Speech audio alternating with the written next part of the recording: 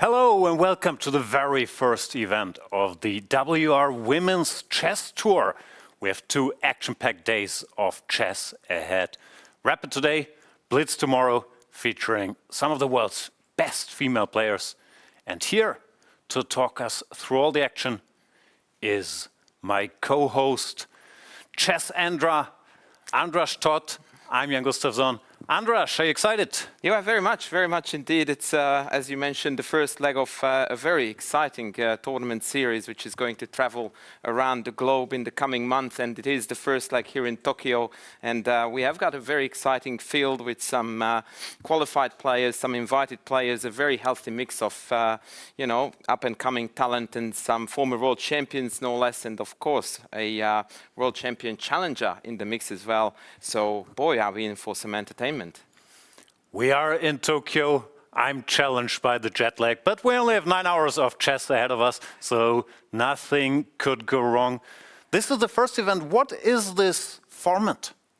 So, yeah, it's definitely a very viewer-friendly format, I would say, since we are looking at a full day of rapid chess. So there will not be, think tanks and 30-minute big, silences for sure, but rather a very action-packed day followed by an even faster-paced action tomorrow when we are going to look at Blitz. And I think this is actually a good time, Jan, that we discuss the time controls. So what we are going to do today is rapid, as you could see on the screen, 15 minutes each plus a little increment, and tomorrow we are going to see 3 minutes plus 2-second increments on the clocks. And perhaps, Jan, you want to talk about the format with regards to elimination? Yeah, this is a knockout tournament. 8 players, not that complicated. They play matches, 4 quarterfinals, then 2 semifinals, and the finals. 2 games per match. If it's 1-1, there will be Armageddon. Who is playing in this very event? Do we have a graphic? Did you do your homework? Do you know who's playing? Roughly, yeah, I've done my homework, of course. So I mentioned already 2 former world champions, so let's talk about them first. So we have got the chess queen on the top of the screen, Alexandra Kostenyuk, and of course we have from Bulgaria, Antoaneta Stefanova. So that's 2 former world champions, and I also mentioned the current world champion challenger, that's Vaishali. At the bottom of your screen you see a local hope, the Japanese player Sakai Azumi, and then we also have players who qualified, went through multiple hoops of the Elite Chess qualifiers, Nurman Alua and Anna Sargsyan.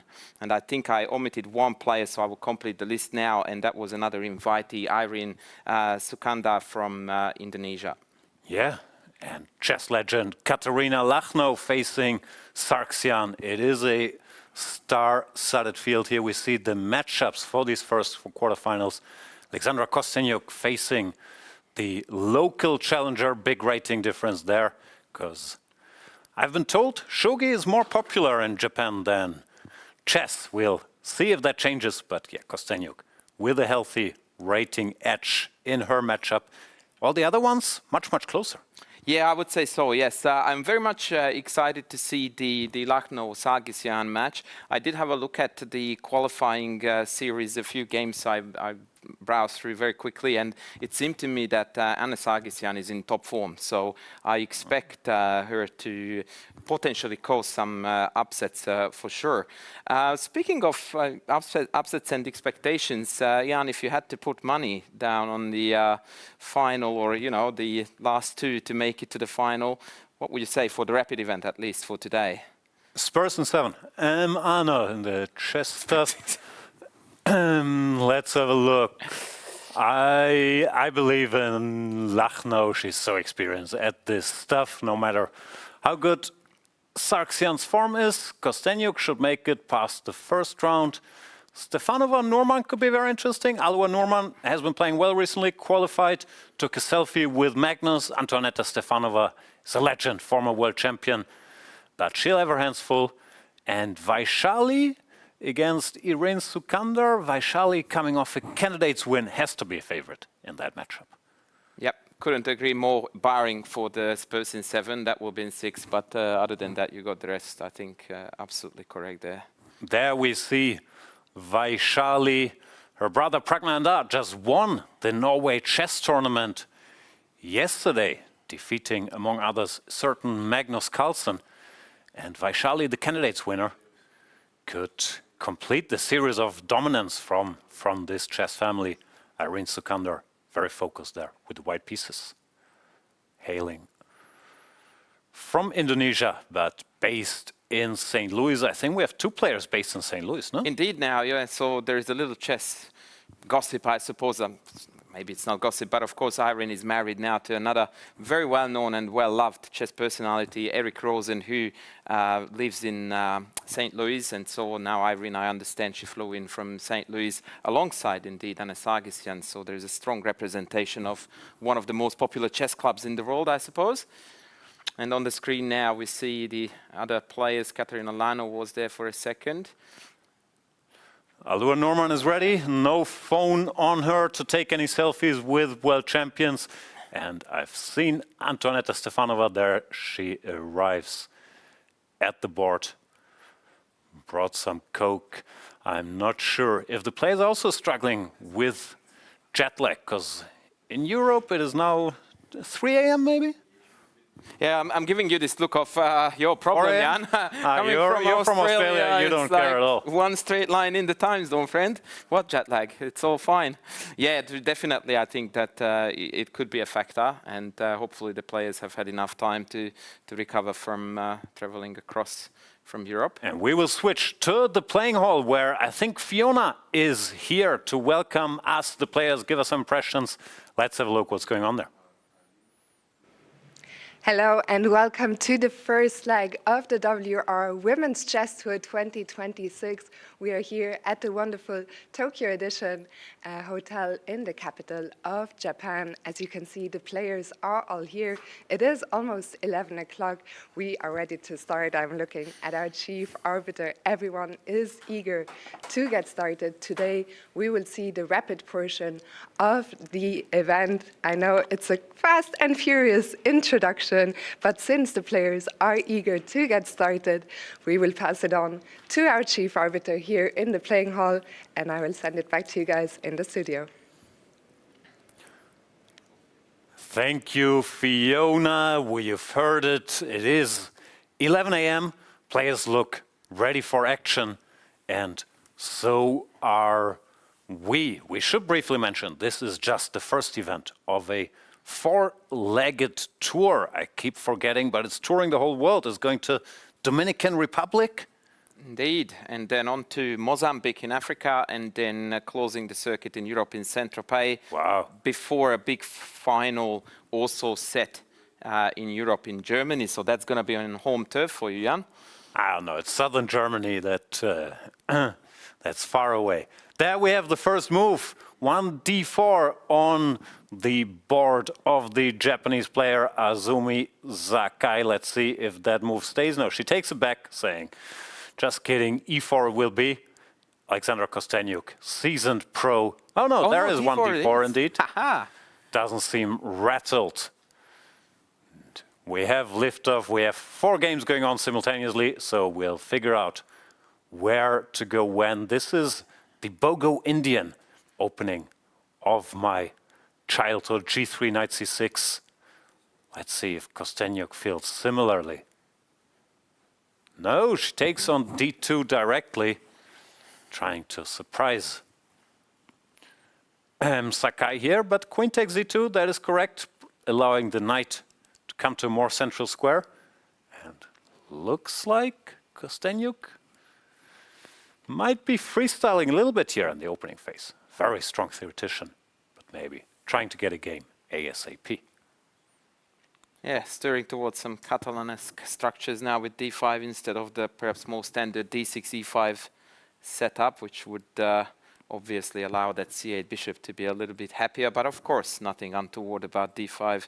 It's merely a different choice of similar value. Very much so. Short castles so far. Some good chess from white. Black normally goes c6, knight out, and then at some point you might go for e5, but Kostenyuk starts with rook to d8. We'll see. Of course, Kostenyuk, an overwhelming favorite in this matchup, we look at the ratings, 2,452, I believe these are the rapid ratings, versus 1856. She's also one of the, at least, spiritual founders of this tour. At least I heard that she mentioned the idea of a women's tour to Vadim Rosenstein. Of course, the WR stands for Vadim Rosenstein and his company. And they brought us 5 exciting new chess events. Indeed, and this may just be the beginning, so it's very exciting to see how this whole series is going to evolve. Here we see c takes d5 by Sakai. I do not like this move. In this type of structure, if you have the bishop here, you usually don't want to go c takes d, e takes d, leading to the Kasbah structure. But this bishop is sort of blocked by the pawn and makes black's life much, much easier to go c6, get the bishop out, get the knight out. So maybe the inexperience showing there a little bit. You should keep the tension here. Move like rook to c1 or queen to c2, and then work on development. After c takes d, e takes d, knight c3. At the very least, black has 0 problems. Yeah, chess coach Andras would say do not release tension in the center unless you have got some substantial gains coming out of it, and it's rather clear that white hasn't benefited at all from this trade, and black seems to have easy equality here. Oh, I didn't know. There was a rule for it looking forward. Oh, yes. So more wisdom. What do you have on this position? Oh, this looks like the Shara's Henning gambit, unless I'm mistaken. Very, very cool stuff. I'm very excited actually about this because I recently taught this to a student of mine. So yeah, queen a4 is the theoretical way to go, queen d4, and then e d5. And I wouldn't be surprised if you were the world-renowned theoretician of this line as well, Jan. So I'm sure that you know more than I do about this. But it's definitely a very exciting pawn sack. So the idea is that after anything captures on d5, we can score a fair few tempi on that wayward queen in the center, knight c6, knight f6, and black has got very fluid, problem-free development, and very much in a romantic style. Lano is playing here a little bit for the crowd, I would say, with this entertaining gambit. Yeah, trying to surprise the opponent in a rapid game. And indeed, white, Anna Sargsyan, is thinking if you should accept this pawn or not. Which I guess you should. Once you get here, black will play knight c6, knight f6 anyway, so might as well be a pawn up. Yeah, you are more or less compelled to take the pawn rather now or next move, so you might as well. It's a bunch of theory here, as in any opening. If both sides know everything, I think it's supposed to kind of work move by move, but barely, as it often is with black openings. So knight f3, knight f6. Queen goes back, let's say. And now you have a choice. Bishop c5, bishop b4. All kinds of potential sharp positions. Sometimes often with queen side here, long castles. Yeah, that's where the fun begins. And then g5, typically a second pawn sack later on down the track, is the way to throw in the kitchen sink. But Anna looks surprised, taking some time here. 4 minutes already, which is not the end of the world, but in a rapid game, that means something. Oh yes, you need to be frugal with your time consumption because, yeah, every minute, every second is a precious commodity that you will never get back later on when it matters the most. Yeah, I'm surprised because she knew, quote unquote, this queen a4 check subtlety, because you could also take directly, but that allows knight to c6, which is another line. But she played this, but now she's hesitating. Yeah, interesting. Would you mind, Jan, if we took a look at very quickly just the one board that we haven't visited yet, which I think would be Vaishali? I think we even have 2 to go. Oh, let's start with Vaishali. Endgame already. Okay. This doesn't look as boring, fiery and exciting as I was hoping, so you might want to blitz through though, just to see how we got here. Boring can be achieved in more than one ways, and the London is chief amongst those openings where fun can be killed very quickly. Yeah, nowadays, I hate to admit it, but the London is a respectable opening, and white can ask some questions. But Vaishali, of course, having just been through the candidates, is very, very well prepared. This e6, queen b6, subtle little move order. The idea is you harass the pawn, white has to react, and now, since you have not put your knight here yet, you can bring the bishop out, and it's slightly smarter to do this with rook b1 included, because it costs white some options, for example. No longer queenside castling. Some very cool opening details there. I can't help but notice, by the way, that one of the most known, at least in the online world, proponents of the London is Eric Rosen. And Irene is now playing the very opening that the husband is known for. Whereas Irene, as far as I'm aware, typically is an e4 player. I don't know. I don't trust Eric Rosen. Like, he brought us the Stafford Gambit. People keep asking me, is the Philidor a good opening? I've seen some Eric Rosen video. So, I don't know. I always take it with a grain of salt. But as I said, the London is a good opening. Oh, please don't finish on that. That's not allowed. Now, so after pawn to c4, this is a theoretical position, where as far as I know, the main move is short castles, and then black wants to go b6. But Vaishali is playing it very directly. D takes c4, and after Irene takes, queens get exchanged. We get an endgame with a roughly symmetrical structure. Black has some minor problems to solve, bringing this bishop out. But I think Vaishali knows what she's doing here. Do you think that she's simply just being smart about, you know, how to play this tournament, and she just is aiming to score an easy draw with the black and then to do the best with the white, or is she hoping to get more out of this endgame, perhaps? Generally, I think people just follow their preparation and what they know, regardless of tournaments. So if after c4 she knew d takes c4 is a playable move and you get an equal endgame, that's what she sticks with. But I could be wrong. I'm not privy to prep. What's going on? Bishop d7, short castles. I'm not sure. Looks like black is perfectly fine. Computer says this very subtle move, but in general, I don't see any problems for black. Nah, I don't think so either. So, Vaishali showing us how to neutralize the dreaded London, but it is slightly dull, so let's go to Stefanova versus Ala Nurman. A little more action here. Oh, hello. Both of the Harrys have been deployed early on. That's something to definitely mention there. Okay, I wish we had started here. So when did those H-pawns move forward? Show us, please, Jan the Goods. How did this happen? I'm very excited to see this. So King's Indian? King's Indian. Right. Ala is old school, saying, I don't care what the engine says. Engines nowadays hate the King's Indian. Yeah, but it is and will always remain a very tough opening to face over the board. It's so hard to control everything. And the computer will say, okay, white is better, you have more space, but good luck.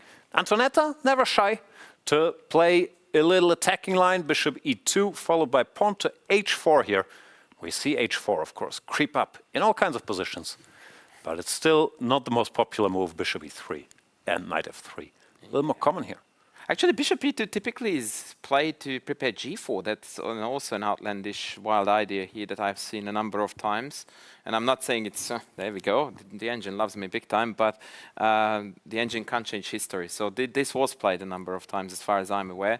H4, I guess, is the modernized version of the same, you know, rush of blood on the king's side. Slightly less weakening. You hint at h5, but if black stops it, as she does with h5, you can still play quote-unquote normally knight f3, bishop g5, which was played. Yep. But yeah, I'm an old man. All these modern h4 moves, like I just want a castle and have these 3 pawns covering my king. People don't care anymore. Yeah, look, for that, I guess you need to go back in time and in place to Manila, where the Backhouse tournament was held, the WR Backhouse tournament, where you get to drop pawns back where you want when you feel the need for a few missing pieces here and there. That would be nice. I mean, to be able to go back in time, like. When the Berlin wasn't a thing, and it's nothing against you personally, Jan, you know. I would just buy Nvidia, like who cares about the Berlin? Oh, fair enough. Yeah. Pawn to c5. Bitcoin, maybe.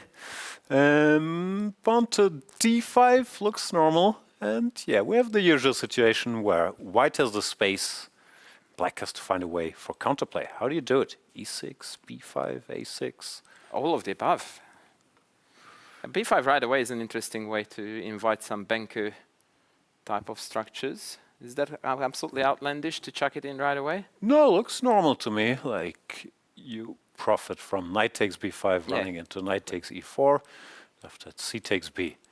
You go for this infamous pawn sacrifice. Some people will say, as always, that white is better, but it's very much a way to mix it here. And I'm assuming it's been played before. Some stuff like this looks vaguely familiar even. Yeah, I don't necessarily see though that having h4, h5 in as an advantage to white in these structures. I would rather take those back, like you said. And likewise with the Benoni, if black goes with e6, I feel comfortable with my pawn on h5 with black rather than with white having h4 thrown in. But that's just me. There's pros and cons like this. Bishop can't be challenged so easily with h6. h6, and after e6, I don't know. Like the comp is saying now you might as well get aggressive, which is very much in Antonetta's style. Wow. Whoa, what is this line? This is a computer line. I didn't think of this. g4, h takes g, e5, d takes e, h5. And white is much, much better. Wow. Wow. We'll see if we get... The engine doesn't need any flammables to set the board on fire, very clearly. That is one heck of a line. Wow. Saying, King's Indian is so terrible. We can even go h4, sacrifice a bunch of pawns, go g4. No, well, that's the drawback of h5. Sometimes white can launch an attack.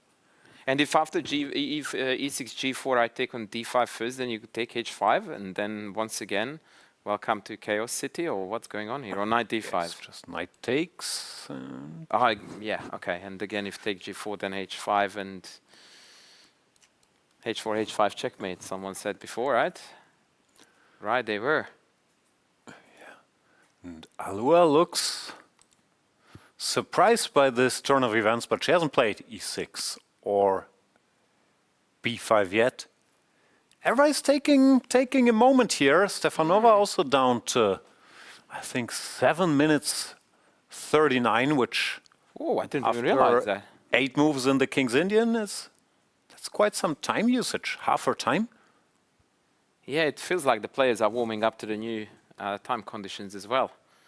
Indeed. Knight h7, is that the engine's favorite move? Yeah, I keep seeing that arrow. That arrow will indicates the engine's choice. Doesn't look that natural to me. We just go away with the bishop somewhere, and what's the knight doing here? Yeah, it's not what my King's Indian heart would, happily warm to, that knight h7 idea.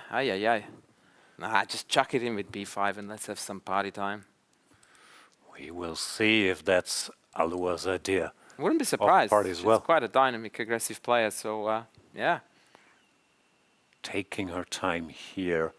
Should be mentioned, maybe that will change with this tour that she does play e6. The top women's players, I think, aren't as used to rapid events, at least over the board. Of course, you have the World Rapid and Blitz and online events. But maybe that's also why we see some time being spent. It's not such a common format for women's tournament. Very good point. And in that regard, I didn't think about it, but this WR chess tour may be filling a void that is going to benefit the ladies to be able to practice on the highest of levels various time controls. So. Good point there.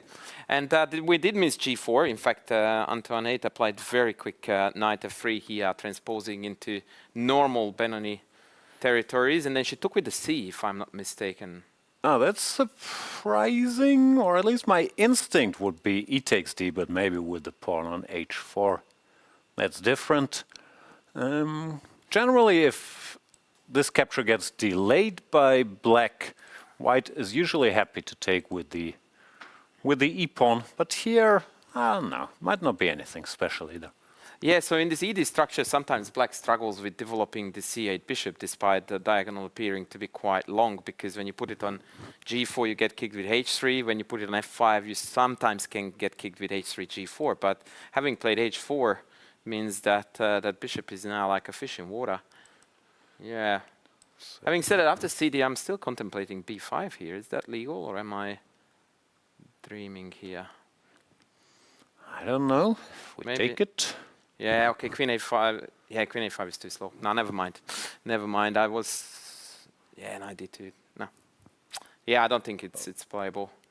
Not in time yet, but how bad is this if I play some normal move? Yeah, Knight just play normal rook Benoni. a8, a6, and still there's a pawn on h4. Yep. So you can also consider bishop g4 once again here, which is what she does. Indeed played, yes. Knight d2 I like, not allowing bishop takes f3. Yep. Because in general, in the Benoni, the battle is supposed to be about the e5 square if white can manufacture the e5 break. This bishop is not contributing to that fight, so if you can exchange it for a bishop, that's normally a good idea for black. While after knight d2, that's not happening. And the white bishop also did not contribute, so I like this. Yeah, Looks- very common themes in the Benoni. Looks slightly more pleasant for white still, in spite of the pawn on h4. I think we just castle, then put a knight on c4, go a4, put the rooks, and see if we can get in some e5 break one day. Yep. Slowing down a little bit, rook to e8 plate. Which game do you want to go to? We have to cover all the games. Yes, indeed. So let's go back to, I don't know, maybe Lionel Sargsyan for a second? What do you think? Let's see.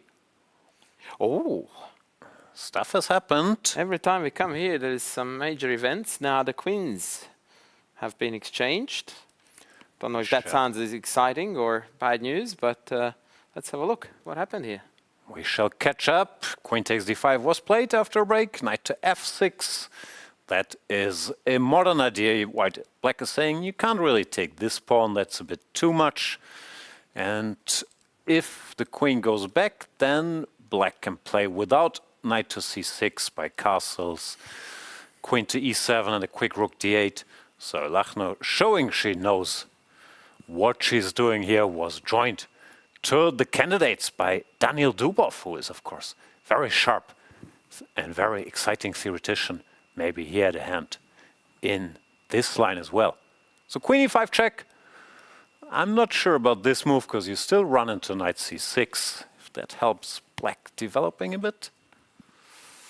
Yeah, maybe she wanted to... Oh, I was about to say maybe she wanted to pull the queen back to g3, but apparently not. It's queen c7, and trade is her way to get out of trouble. But is she getting out of trouble here? Seems a bit time-consuming. Hmm. Queen takes, and rook to c8. Computer was yelling knight b4 for a while, but I think it's happening Can keep now. on yelling now, right? Just Here it comes. Rook to d1. Oh, I was expecting rook to c1, Yeah, but yeah. she doesn't mind the check. Uh-oh, there's a tactic. Ooh, all right. This arrow is sort of spoiling our tactics. Maybe we should switch off that arrow. I agree. Yeah, let's kill that. I don't know how, but I'll figure it out. I can show you how we'll do it in between two rounds. Yeah. Yeah, that's where it is. Yeah, We'll get that's all good. So bishop a4. Let's have a look. See what's going on with bishop a4. Is it going to be knight a4, knight c2, king d2, bishop b4 check, or no? It's not actually. Just check some nice Oh, knight e4, geometry. knight e4. This knight Oh, covers these two goodness squares, me. and the other one Ay. This is will do some damage from here. the cavalry has arrived and is breaking the house. Ay. That is a royal fork and a half. There are so many winning moves. The engine can't keep up with the arrows now.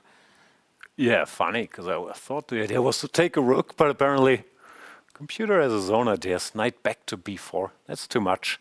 And bishop a4 was not played. Instead, bishop to e6. Natural enough move. Yep. Targets this pawn. Yeah, white lost too much time. This queen e5, bishop f4, queen c7 operation Yeah. was a bit slow. Gotta do your Shara, Hennig, whatever it's called, homework. Sounds like a German name.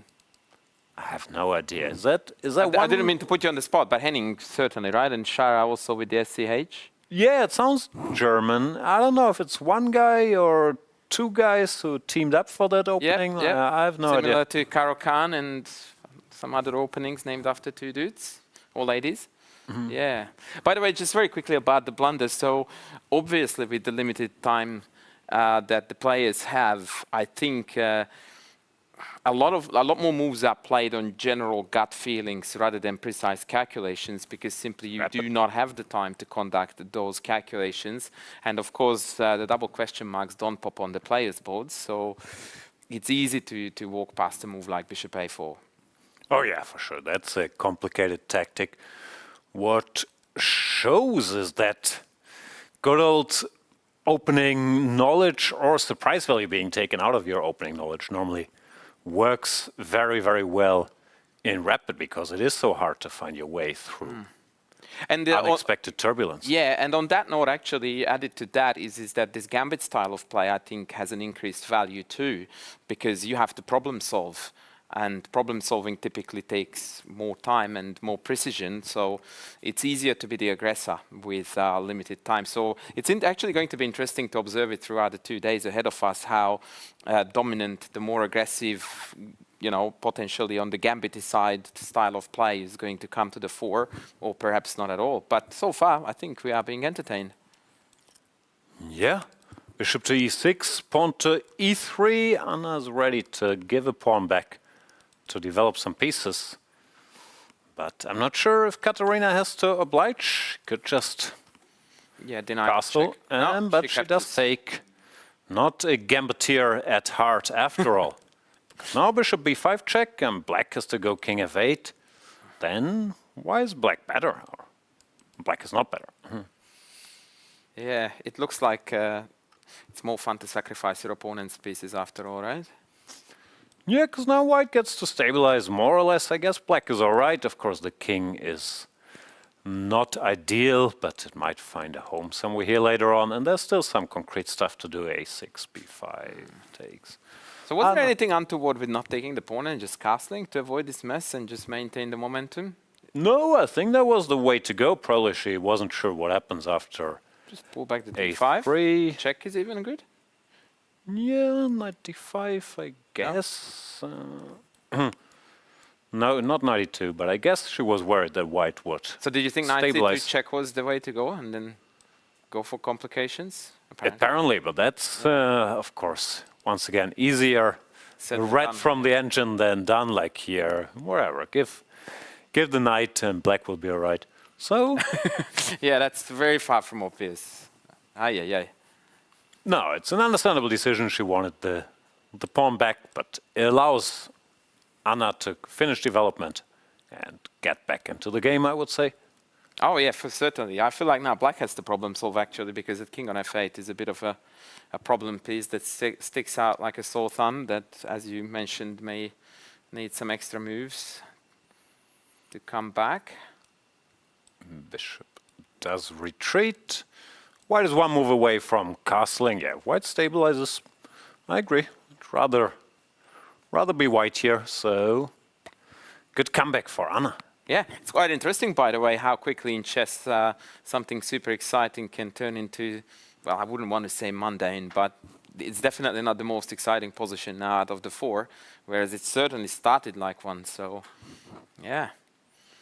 Still pretty sharp, though. I mean, queens are off, but with the king here and black looking for play, I feel we still have potential for excitement. Yes, But Anna looks much more comfortable now. time is ticking away too, so obviously with the pressure looming, mistakes are more likely to occur. And players are actually playing at a very rapid pace, no pun intended there.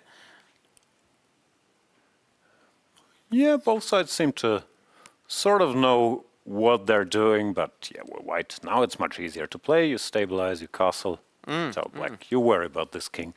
Yeah, I would actually rather take the white pieces here. For sure. All right, let's leave them and their problems alone. Have a look at Vaishali, who's doing well in this endgame. What's the pawn count? Is she pawn up? She up a pawn, yes. I was wondering about the drastic drop of the bar on the right, and then I counted the units on the board, and that explained things. That's typically a good trick. Where did that pawn disappear? Yeah, you wonder. E4, Oh, that's E4. ambitious. Don't like it. E5, running into rook takes d3, little tactic. Oh, that's how it went, yes, and then that's how the double pawns came about too. Nice trick.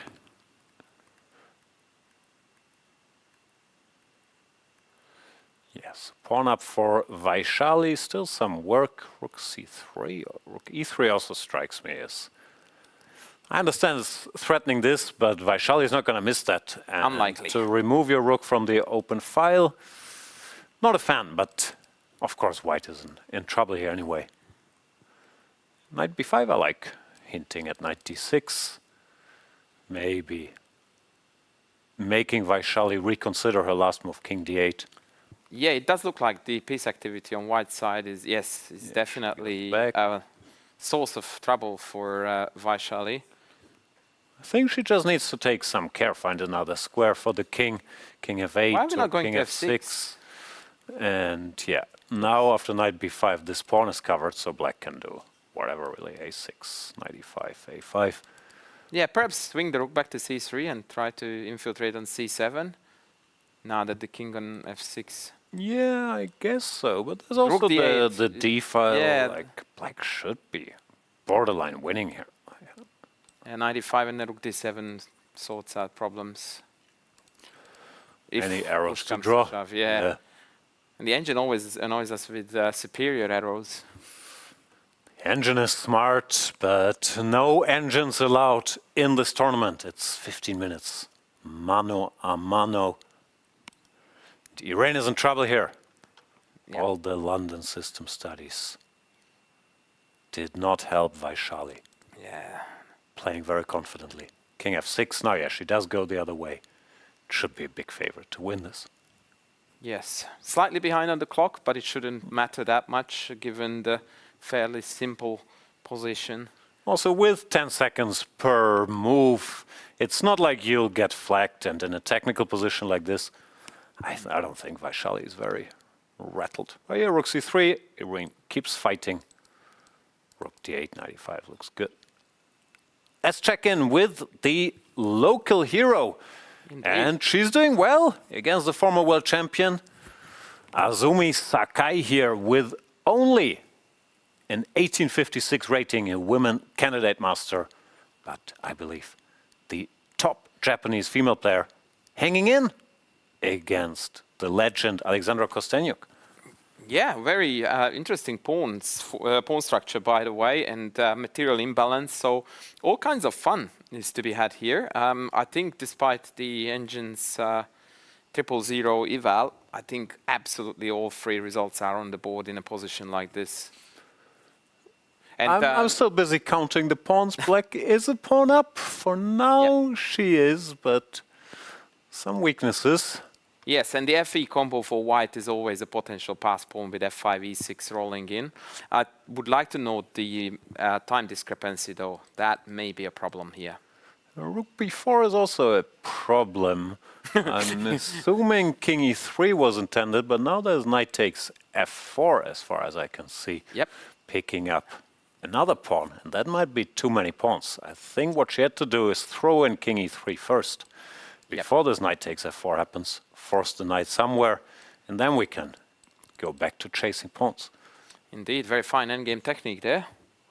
Very fine reading of the engine line. That is my expertise. But yeah, now knight takes f4. It's a problem. Yeah, I think not all rook endings are drawn after all, right? Nah.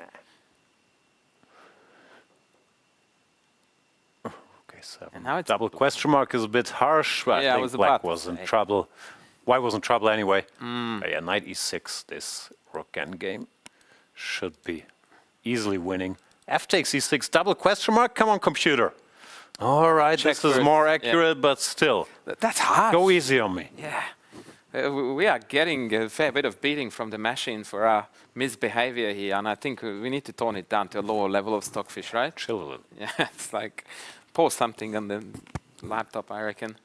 Yeah, but 96 played, and it does look like now Kostenjuk finally managed to get the upper hand here. Rook A8 check, King H7. That's not gonna help White's cause.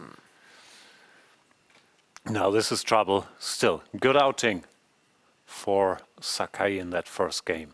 For sure. For sure. Let's stick around, see what happens. Knight takes E6. Whoa, F takes E, double question mark.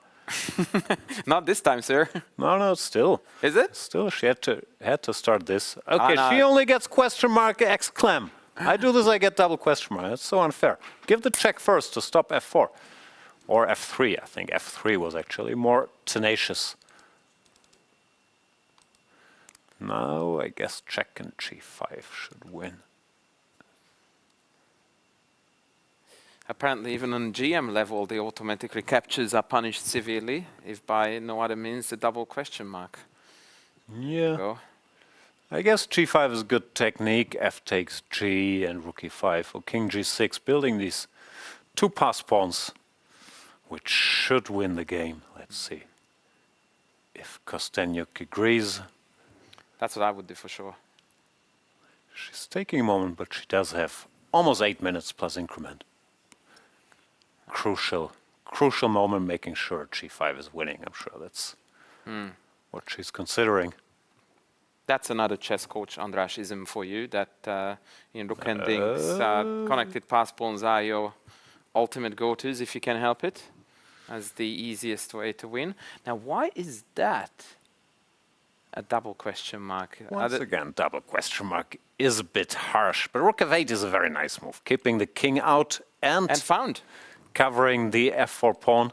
So now it's much harder for black all of a sudden to make progress. So King G6 did miss the moment. The machine is feisty today with these question marks, but we have to acknowledge that Rook F8, and kudos to the local player for finding it very quickly too. Yeah, excellent fighting chance, and Kostenjuk will now wonder, what have I done to this winning rook endgame? Because Rook F8 is such a nice multi-purpose move. Yep. Keeps the king out, this pawn covered. How does black make progress? Because if the king moves, then all of a sudden the e-pawn becomes a target. Or even F5 one day could be on the agenda. So yeah, Azumi's back again. G6 is frozen now, right? Like, it's not easy to come around. H5, King H4, King H5, King G4 maybe, but I feel very slow with that, and it's easy to handle too. And once the king goes astray, as you pointed out, you can also start picking away at the E6 pawn. So, ouch. Yeah. Ouchie. Sasha missing the key moment here once again. Easier set. Sitting behind the computer, but this looked like a very typical measure. Go for the double, the connected passes, rather, excuse me, and go from there. And also, it should be set. Small things, but here, Rook E4 check first, I think, just wins the game on the spot. And that's not so hard, because King D3 takes, and now you're not allowing F4, and you'll just pick up this pawn, and it resigns.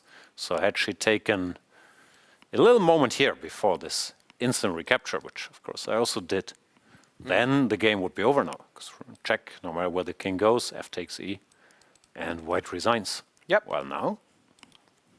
And now, then we might have an upset incoming. We shall see, but certainly not the cruise that Kostenjuk was hoping for in this first game. Indeed. Maybe jet lag and getting used to the time control plays a role here, but overall, we need to credit the Japanese player for being the fighter she is and finding Rook F8, and yeah. Can't blame her for not being jet lagged. Exactly.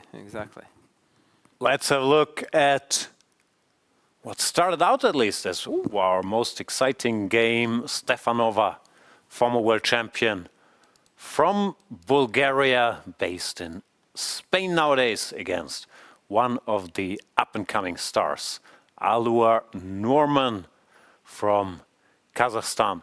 There we have her with the black pieces.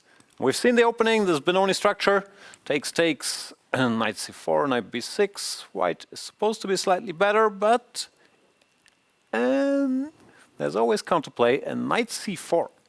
Bad move. Black has too many pieces. They're sort of standing in each other's way. And after knight c4, that problem no longer exists. You take, or she didn't take, she started with knight d7. But you take knight d7, and all of a sudden all of black's pieces are operating. Do you have a chess coach rule for that kind of stuff? I don't know, superfluous, piece, whatever. Oh, that Your chess people call this? see, I can't claim it from Dvoretsky, but I'm thinking you put me on the spot there. To be honest, I'm also stuck a little bit in my head because in the final position, as in the one on the board right now, Stefanova is down a pawn, and I tried to figure out how did that come across, or how did that happen? Let's figure it out. But basically And in the now, meantime, I will come up with the chess theory for this. now black, has all the pieces working, and this becomes a dream. Yeah, it's a dream Benoni Benoni. already. So this knight c4 looks innocent enough, but a serious strategic mistake, actually. As a matter of fact, now that you are at it, typically when white has a knight on c4 and then black challenges with knight e5, very often in the You go Benoni, away. then white jumps away with the knight, even to squares like a3, just to facilitate the kicking of the knight on e5 with pawn f4 or whatever, and then go back. So she lost the a5 pawn. Yeah, Wow, knight That- took the pawn. that stings. That's not how it's meant to be. It's more like we play b5, the en passant, and then we lose the a6 pawn, and black is still reasonably happy in the Benoni. And now, compared to that, we have 2 extra pawns on the queen side with black, so ouch. The good news for white is black is a little stuck, because this knight was already dominating the board, could have gone to d3, and she spent some tempo taking this pawn. But now the True. knight can't move, because then we lose one of these guys. She tried to prepare b5, but white has both rooks, drawing too many arrows, both rooks sitting here, stopping b5, and if that doesn't happen, it's not so easy for black to do anything. So maybe this could have gone worse for Antonetta. Yeah, I think there is a world where black needs to just drop back the knight to b7, give up the a6 pawn, and reroute the knight back to some And toward Kostenjuk, greener pastures. What? just as we were harshly criticizing her life choices, she just won the game 2 moves later. Rook f2, rook b2, and f5 check. That was a bit overzealous looking for counterplay. Oh no. Instead, the way to keep the balance, once again, not so easy, was to start with this and now to run. Boy, that's a tough one to find. That is a toughie to find. So she had the right idea, but the wrong move, or the f5 Oh, so rook and b6 comes back, yeah? And she missed. All right. This rook hustles back to the e-file, taking control. Finally, I caught a tactic, so I'm warming up to the task now. That's a very, very neat tactic and a very unfortunate miss by the local player, but she has another chance to fight back next round, at least. Yeah. So Kostenjuk wins the first game of the WR Women's Chess Tour. Congrats to her. She did, of course, also have the biggest rating advantage.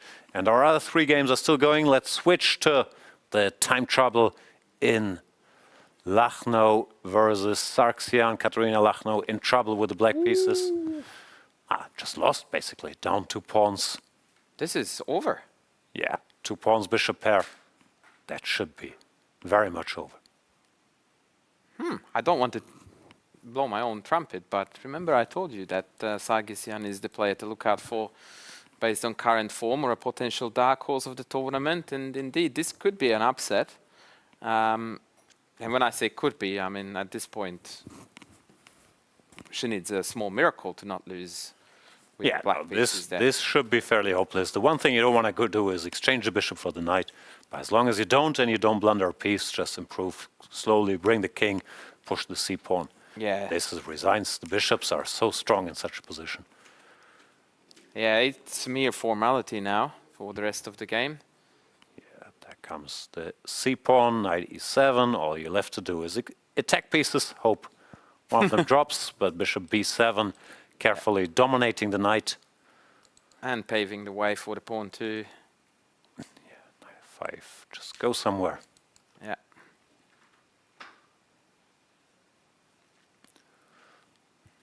Maybe Lano is planning bishop b6, but it's not a meaningful enough threat. C5 is going to deal with it easily. Yeah, I'm not sure. Bishop b6 is a much superior move to resigning, but probably also not worse. c5, bishop c7, and yeah, g3. Yeah, anything wins. Just don't hang a bishop. Okay, so that looks over. Let's check in Vaishali? with Vaishali briefly. Still working. Whoa, okay, this is getting a little bit chaotic. Gave some pawns, playing for an attack. Yeah. In a rapid game, oh, and she's down to 10 seconds too. Ay. That's business as usual for her. I watched her She's during the candidates, calm. where even in classical. Wow, look at how calm she is. Yeah. That is admirable. That is a trait of a true fighter and a great chess player. If you can remain that calm and measured with that little time, I think that's a very, very good sign that bodes well for the future. No, it's also the sign of a time trouble addict who is in time trouble every game. Play a bit faster, Vaishali, how hard can be. Yep. I mean, both are true. She's very good at it, but still, I'm not sure it's a good strategy to always be in time trouble. Oh, no, certainly not. So, f6 played. I don't know what's going on here. This is a total mess. The computer says equal, as you can see, by this bar on the right side. So how can we weave a mating net here, Jan, is the question. Bring the rook to the g file and the knight on f4 would do the trick, right? Yeah. And that's not as Long way far-fetched to as it sounded in my head first, because the knight is 2 squares away from f4, so... That is true. Rook d4 maybe? And again, I don't know. I can do Yeah, some I stuff as can't well. get too cute, yeah. Yeah, I don't know. I guess it's combined with an attack on f2, but I can't see how we arrange it. So let's say I just take the pawn. Yep, take on a2. Takes king here. This is fizzling out into a draw, right? White should be okay.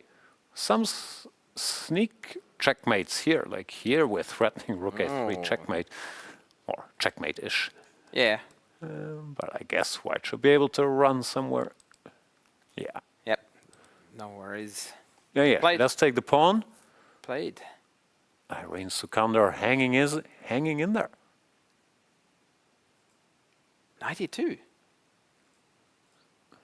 All right. Cheeky.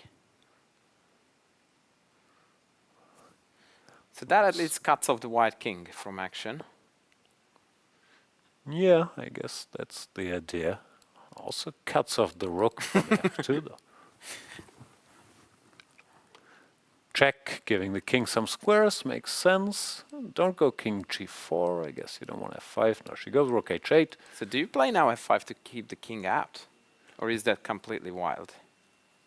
I don't know. I would be looking for a way to make a draw with black if I have some perpetual, but I'm a chicken and Vaishali is not.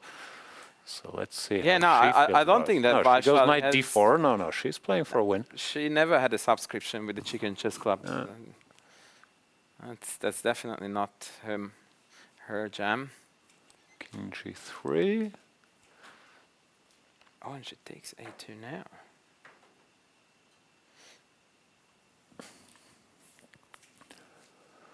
Yeah, it doesn't look like black is threatening anything drastic. Yeah, h4, creating another passer.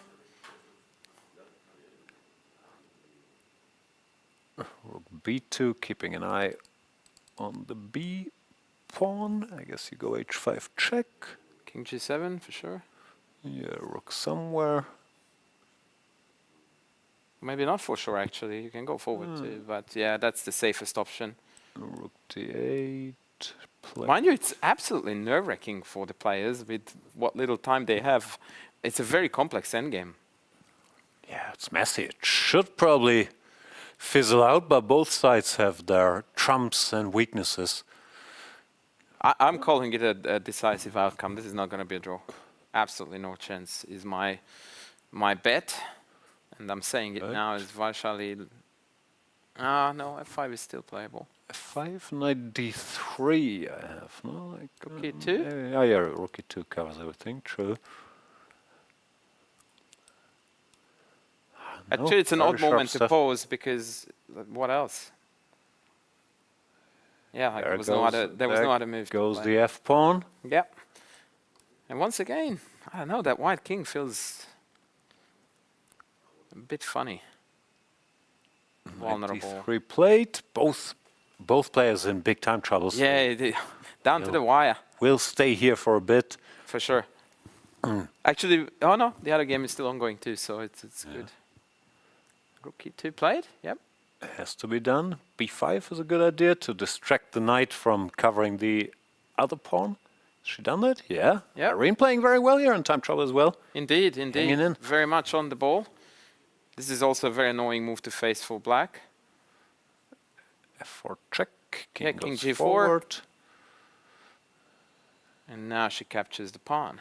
Now white has some time to breathe, like rook check or rook f5. All of a sudden, it's the black king who is now in a bit of a precarious situation. And there goes my call for there is no way that this game is ending in a draw, hey? Oh, anything could still happen. Irene just takes, king takes f3, allowing knight d4 back. Hey, the pawns are becoming fewer. Yep. Proving me spectacularly wrong. Still hope. But yeah, the point is, a rook cannot really, or rook and knight cannot really win against the rook. So if either side wants a bailout here, white can always take on e5 or f4 in order to make a draw. Vaishali is aware of that too. Tries to keep it going with f3. Keeps asking some questions. I guess rook takes f3 makes a draw if we really want to, but not sure if you have to be desperate here. And now she gives a check first. King should go somewhere. King h7. Back, And now just to illustrate my point, it's not needed, but you could take, and the rook cannot keep touch with the e5 pawn. That is actually a beautiful way to liquidate into a forced draw. That's kind of training we do in the chicken chess club. Any normal person would go rook, king g5, go for the attack, but rook takes f3, force the draw. That's a 0.51 when you score a draw like that, right? Like it's not quite a half a point. Yeah. You get a tad more. Instead, we get more action. King g5, e4. All results in play again. Yep. Knight e5 takes. Aye. White should be active enough, again, with threats against that king, to at least not lose, but clock's ticking, 7 seconds. Knight f4 played. White this way. Now she wants to cover the g2 square maybe, although it's not really covered. Check. King looks like Don't we have rook Irene g2 is check against drifting king a little. g6? Yeah, exactly. She went king Oh, that's why she went f6. f6. Very nice. Okay, cool. Because the king goes here, there is still this option, and there was also the problem that if the rook goes somewhere, c2, a2, now we can Yeah, the give sixth a strength. check from the side. Which is exactly what Vaishali just played now. Still does it.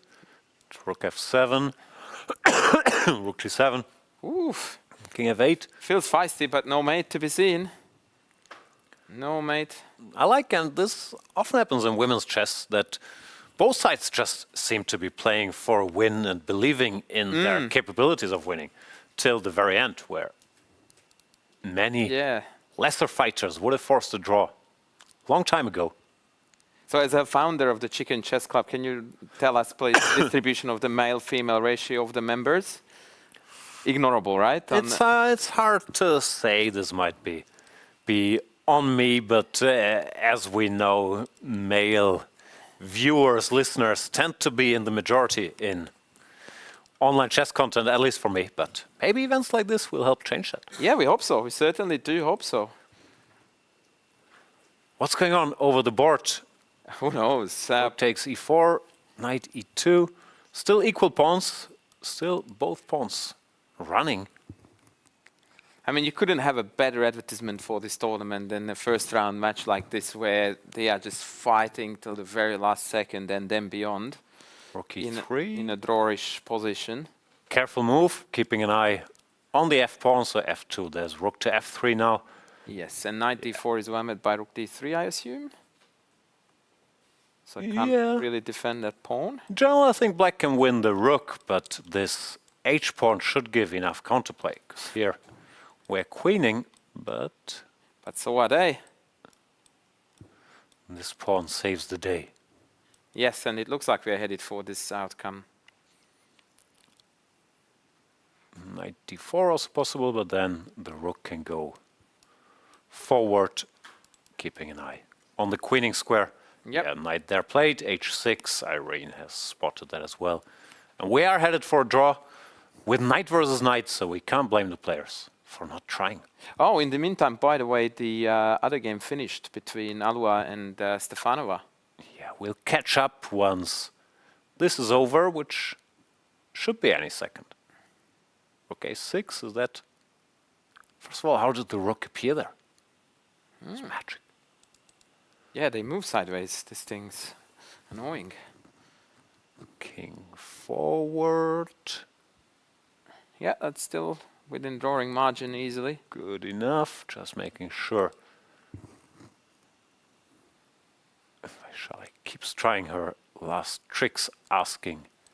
This king goes back, maybe? It's Yep. a longer draw, but king j8, keeping an eye on h7.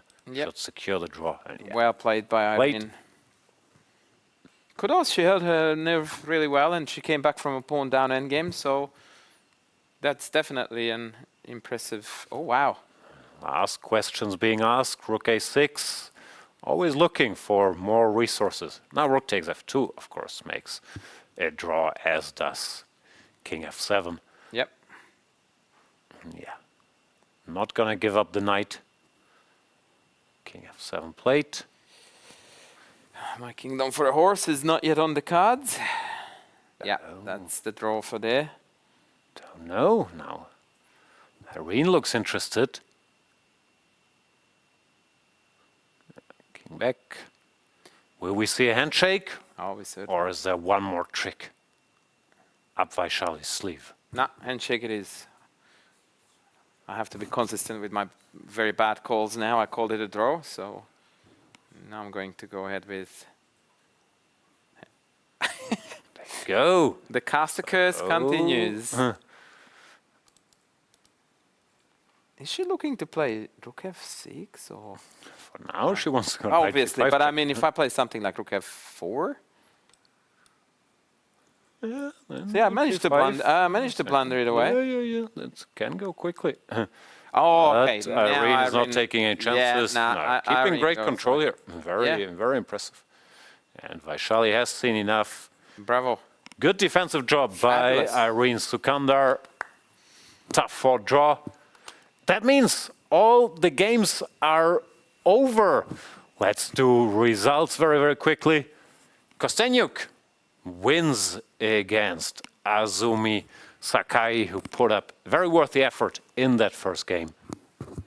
Katerina Lachno loses to Anna Sargsyan. So I'm not sure how much credit you can take given all your horrible other predictions, but you did call that one.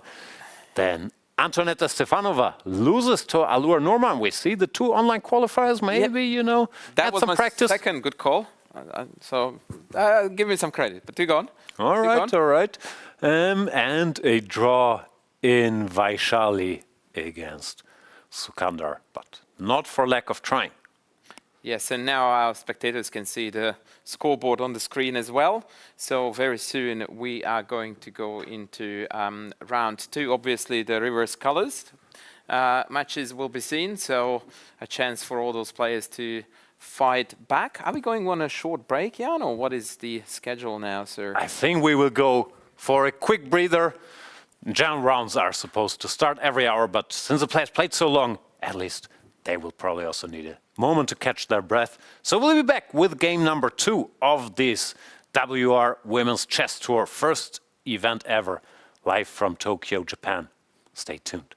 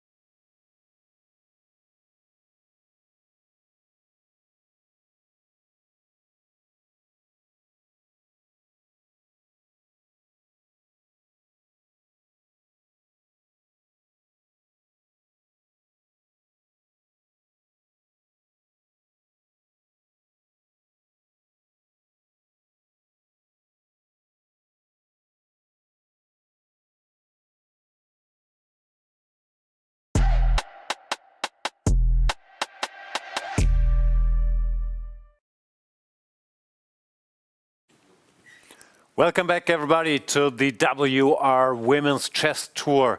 This is the inaugural event live from Tokyo, Japan. So hopefully our Asian, maybe American chess fans are still awake, because in Europe, people are sleeping, no? Yeah, but what about the Australian chess fans, Jan? That's where we have all the support coming Plural. from. Of course, plural. All the three of us. So we are waiting for game number 2 of the quarterfinals to start. We've had 3 decisive outcomes in the first game. That means 3 players are now in a must-win position, or this could be a short event, at least the rapid bracket, because today they're playing rapid and tomorrow everybody will be back for the blitz. It's must-win for Azumi Sakai, Katarina Lachno and Antonetta Stefanova, or they're out. Here we see the pairings, only 1 draw. Yeah, it is a unique feature of the format that indeed the drama kicks in very, very early. All we needed to do is to have 1 set of games, and some players are already on the brink of being eliminated, which certainly does add to the excitement, and perhaps said excitement will be most felt the only board where there was no decisive outcome, which was Vaishali's game against Irene Sukanda. So that will be definitely an interesting game to follow too, because yeah, who knows what's going to happen in that game. There we see Kostenyuk, who won her first game, but not without having to work. And yeah, must be a rough spot for Katarina Lachno, for example. I saw her arrive yesterday morning, and I should stop complaining about the jet lag. But for the players, you arrive, you lose 1 game with the black pieces. It's 3 a.m. your time that we see. She looks slightly tired, and now you're in a must-win, or this event is over. Yeah. Whoa, wake up, Katarina. Maybe she needed that coffee that you got delivered, Jan, just then. That was missent. Access to Mark, like I do, who just brought me a coffee, which will help. Yeah. That being said, they do have access to a fabulous room adjacent to the players' hall that you are seeing now on the screen, where refreshments are abundant, so the players can also have their access to coffee. But then again, there's only so much caffeine you can drink, and try to get back to it, I guess. Jet lag is still a deadly weapon to combat. Caffeine will help. Hope it comes in time. We should mention the playing conditions are amazing. Of course, this is a small tournament, only 8 participants, but beautiful playing hall, beautiful hotel here in Tokyo. And we will switch to that playing hall, catch up with Fiona.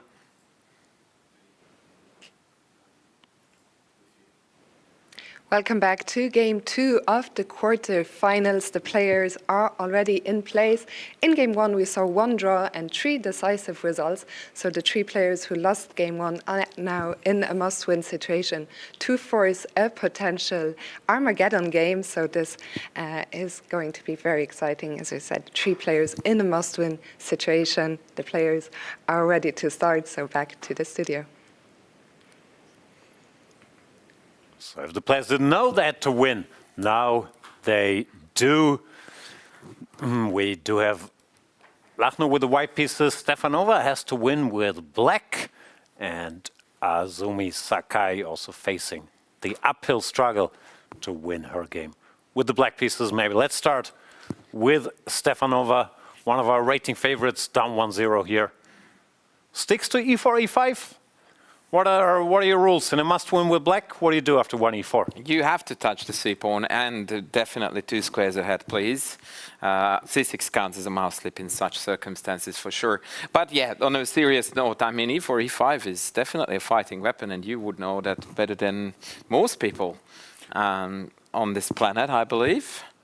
I don't know, it depends also on the opponent. I think if you get a Spanish or an Italian, you're fine. You will typically get a game. If you get the 4 knights, then it's much tougher to make something happen with white. But I think Alua is not concerned with making a draw, just wants to play. Stefanova plays, what is this called? The delayed Steinitz? Yeah, the deferred Steinitz. Deferred Steinitz? Yep, yes. And it's headed actually for a King's Indian structure with G6. So very often it transposes into King's Indian structures with a D5 push. And then white claims some degree of advantage on account of the light squared bishops being traded, which typically is a very useful piece to have once that kingside pawn rush begins in earnest. But I'm getting ahead of myself because rook e1 played first, and even after knight f6, d5 can still come. Yeah. And knight e7 also, sorry to cut you off, there is a move here. Needing a draw, I'm not sure I would go d5, which of course is a principled move, but this structure, normally some fight will arise. White should be a little better, but these are tough positions to play as usual. Black does have multiple ideas, so I kind of like what Alua is doing, keeping the tension, so keeping the option of going d takes e. Let Stefanova guess after knight f6. You can also play whatever. A move like h3 castles, and without this defined structure, normally it's a little harder for black to make it a game. We'll see how it goes. Stefanova goes b5. Whoa. Okay. That is definitely feisty on her end too. Bishop to b3, c2 also an option, of course. And knight to f6, naturally enough. h3 is still very much a move. Now I guess you don't want d5 anymore with this bishop stuck here. It looks like it's blocking her own bishop. But it seems like, yeah, we'll get some sort of fight. And maybe let's have a look at Katerina Lachno's attempts to keep the tournament going. Good call. And here is my Sicilian. See, I just needed to request it, and here it comes. Yeah, there it was black who just needed a draw, though. So then I'm a much bigger fan of e5. All right, so that's a double whammy for me because I demanded the Sicilian, but I got it on the wrong board in the wrong circumstances. Yeah, well, once again, I think people just play what they know, and I'm assuming this is Anna Sargsyan's main weapon. Looks like some theory here. I can't claim I'm a big expert. Guess you take white because this square is slightly more weakened than this square, but still looks like a standard, whatever you want to call it, Sveshnikov or e4, e5 structure. Yeah, Kalashnikov, Sveshnikov, kind of hybrid, I guess. The interesting thing to note here is that with the bishop being on d3, if knight d5, then bishop e6 can at times challenge d5 effectively because you don't have sufficient firepower to recapture on d5 continuously with pieces, and taking back with a pawn typically is meant to be not that great news. Having said that, having a bishop on e7 and then a rook on b8, funnily enough, cuts out the knight's retreat squares from c6 quite a bit, but maybe we can jump into d4 ultimately. So, yeah, I think black is fine here. I find this setup a little bit unambitious by white, to be honest. I don't know. I'm humble. I still like white, and just to illustrate what you've been saying here, this knight doesn't have great squares. Could go to a7, but in the middle it could... Yeah, knight e4 obviously now is no bueno. And yeah, that's what I was referring to. That knight on c6 is a bit funky with all these black pieces in the way. And Sargsyan taking her time here, trying to figure out how to arrange the pieces. Rook e8, bishop f8, and h6 are also sort of typical moves if you don't know what to do. Compi says bishop d7, but that looks a little off topic. And she does go knight d4 directly. Interesting. Can we still try to surround it with knight d5? Yeah, that's what I was thinking. c3? I think Maybe she might want to keep reroute to jumping. e6, c5, right? Yeah, maybe. Also, if you put the bishop on b7 in the structure, you don't need to worry too much about the knight being hassled because you can always drop back to e6. Yeah, fair. Knight d5 plate. I don't know, I still like white. You also have some potential here with c3 and a4, trying to create some weaknesses. Yeah. But the biggest challenge for Katerina will be to wake up, be sharp when it matters. 'Cause not an expert, but she does look slightly sleepy still. Yes, I think that she's out of book at this point, or approaching that point. Okay, let's continue our tour and go to another theoretical debate, Vaishali against Irene Sukandar. First game was drawn after a tough fight. Here, this is a line I happen to know, the Italian with pawn to d4, very direct. E takes d, e5. Pawn to d5, typical counter, hitting the bishop, bishop here, this is all theory. And now, Irene, you will like this, not going for the quote-unquote solid bishop d7. Did she play bishop c5? The more aggressive bishop c5. Yeah, I think that's Eric's influence. This is a fun line there, where c6 is not capturable. Yeah, now you take it and then black has to... No, I meant immediately. Yeah, I know. Black has to show compensation. But this has all been played even in top-level games. Yeah, this is all Nakamura, Onishuk, for example.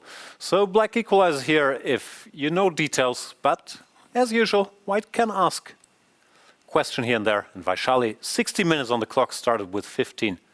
Seems to know the ins and outs. Rook d8.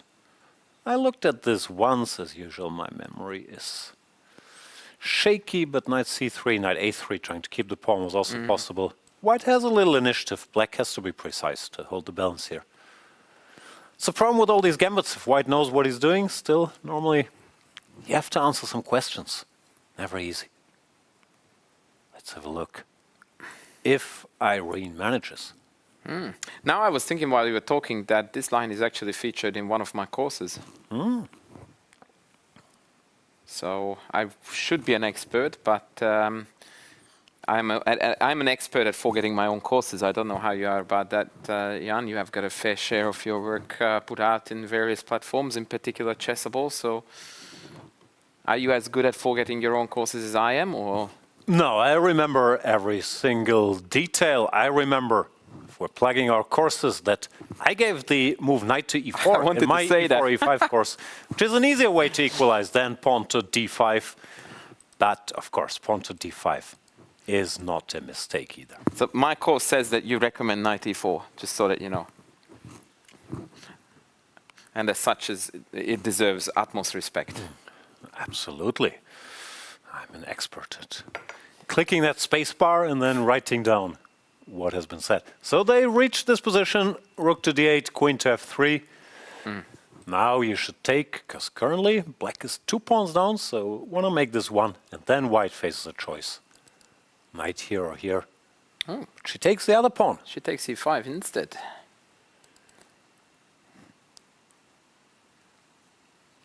Dangerous, because now white's development is very speedy. Knight c3, rook e1, yeah. knight d5. Yeah, trouble could be brewing there very quickly. Vaishali finally out of book, taking a moment. It's always a mixed blessing. If your opponent is blitzing and then starts thinking, think good, she's out of book, but you also think, my last move was probably bad, or she wouldn't be out of book. Yeah, but then again, how long is the book, right? So ultimately they will be out of book. Yeah, but typically the book knows the first computer line, but sometimes it doesn't know the second or third. I think the problem here for Irene is that she's the one constantly having to find the difficult moves. So when you are down a pawn, you're playing black, you're down on the clock, and you constantly have to find accurate defenses. From a competitive point of view, that's not a pleasant spot to be in. But of course, playing with the black pieces, there is only so much you can do. Well, play the Sicilian for starters, but... Yeah, no, it's always always a tricky equation. I don't mind bishop c5, and this line is good, but you have to know details, and if you don't, then sometimes, if you play this and castle and bring the knight back, you don't have to know as much, but it might also be more of a game. So it's always a tricky balance. But here she's in trouble. Knight here, if that will be played. Rook takes, and the knight can keep jumping. There's so much activity for white. Yeah, it does look scary. It seems like white has the material and the compensation, as we like to say it in the biz. Yeah, knight c3 played. Also, Vaishali is extremely good at these small tactics with the initiative. Yes. This is dangerous for Irene. Indeed, and we haven't seen one board yet, unless I'm mistaken. Oh, have we looked at all four now? No, we haven't seen this one. Kostenyuk against Azumi Sakai, the local player who's in a must-win with black. Of course, tough spot. And it looks like she went for some kind of stonewall here with knight to e4, intending to play pawn to f5. And typical maneuver from the former world champion, putting the knight on d3, controlling all kinds of nice squares, using it to exchange these dark squared bishops. Yeah, this is a nice scenario for white against this stone wall. You exchange the dark square bishops, you will take control over the dark squares. The difference is, as usual, that this square cannot be defended by a pawn, while this square can. So, looks pleasant for white. Yeah. She's trying to fight over the e5 square, but this probably will not last forever. h3 would kick the knight back. Not sure what knight g4 is about. Yeah, that's a bit of a strange one for sure. Maybe she wanted to provoke h3, but I don't necessarily see what is achieved by that, because it's difficult to see how you can latch onto that h3 pawn. Yeah, no, it has some pluses. If the knight shows up here, then it's a bit harder to play pawn to f3 later, because this pawn would be weakened. Kostenyuk rightly is arguing, you know what, the knight can stay on g4 for now, I don't mind. Yep. Grab some space on the queen side. Easy peasy. a4, b5. Yeah, white's position is most certainly a lot easier to play than black's. Yeah, white is just better. The stone wall, if these bishops get exchanged without a concession, then it's normally not great for black. So, Yep. the favorite seems to be cruising here, which of course is not a surprise. Let us jump. Where you want to go? Lano. I think she has got things to prove. Ooh. So she's proving. Okay, now that I looked at as a very pleasant change from white's perspective for multiple reasons. Position has opened up, two bishops, attacking prospects, all of those things I associate with Lano's play, so let's see. Yeah, this looks mildly unpleasant already, but knight to d4 does seem That is a bit desperate. like a bit of an overreaction. Yeah, I agree. Ruining the structure and not really solving the problems, because now white has the two bishops, the better pawn structure, and attacking chances. Now this looks pretty bad. Yeah, no, this is definitely what Lano wanted. So yeah, I would expect her to strike back, which would mean that we were looking at an Armageddon finish for this particular pairing. Am I going to put you on the spot? I don't know the time control for the Armageddon, Jan. We haven't spoken about that yet. What's up there? There's a bidding. So whoever bids the lowest number will play with the white pieces and be in a must-win situation. What I do not know is what the fixed time control is. Right. For black, but we will hopefully find out. Yeah, right. So typically it is a little bit more time for black, but white has got... white has the draw advantage, or black does? No, black has draw odds. Draw odds, right. With less time. Sorry. With less time, yeah, yes. I was saying it exactly the wrong way around, yeah. No, I think I misled you as well. So Armageddon means white has to win, and the players can say, you know what, if white gets 5 minutes, I'm comfortable taking 3 minutes with black, But or 3.5, and whoever bids the lower number Right. gets the black pieces. We will find out, but we're not there yet. That's a very interesting strategic or tactical fight, by the way, that bidding process itself, of how much time you feel comfortable with the draw odds. Yeah, I'm still not sure if we have enough statistics to know where the break-even point typically is, but of course it also depends on the dynamics between the players. Like, are you comfortable? You can neutralize your opponent's openings, then maybe you want to take black, or you feel like white is always putting pressure, then you want to take white. So many factors, but yeah. Look, I'm a pretty bad blitz player by most measures, but I would think that the extra time weighs heavier than the draw odds. Yeah, I think If I try to figure out the landscape of what I would pick, I think I would gravitate toward the more time and white. Yeah, exactly that. Rather than the two results, yeah, that would be my pick. No, yeah, I think I generally agree. It probably depends slightly on the level. I guess the higher the level, even in blitz, the more chances for a draw. But I don't know. In my blitz games, there's not that many draws, so extra time and white. I think, yeah, I will also way more heavily than the draws. Rook e8 played, but just f3, stabilize everything, and the black problems very much remain. Can even go after this pawn. I was just about to say that we can just round up the d4 pawn with b3, bishop b2, queen f2, and off we go. Yeah.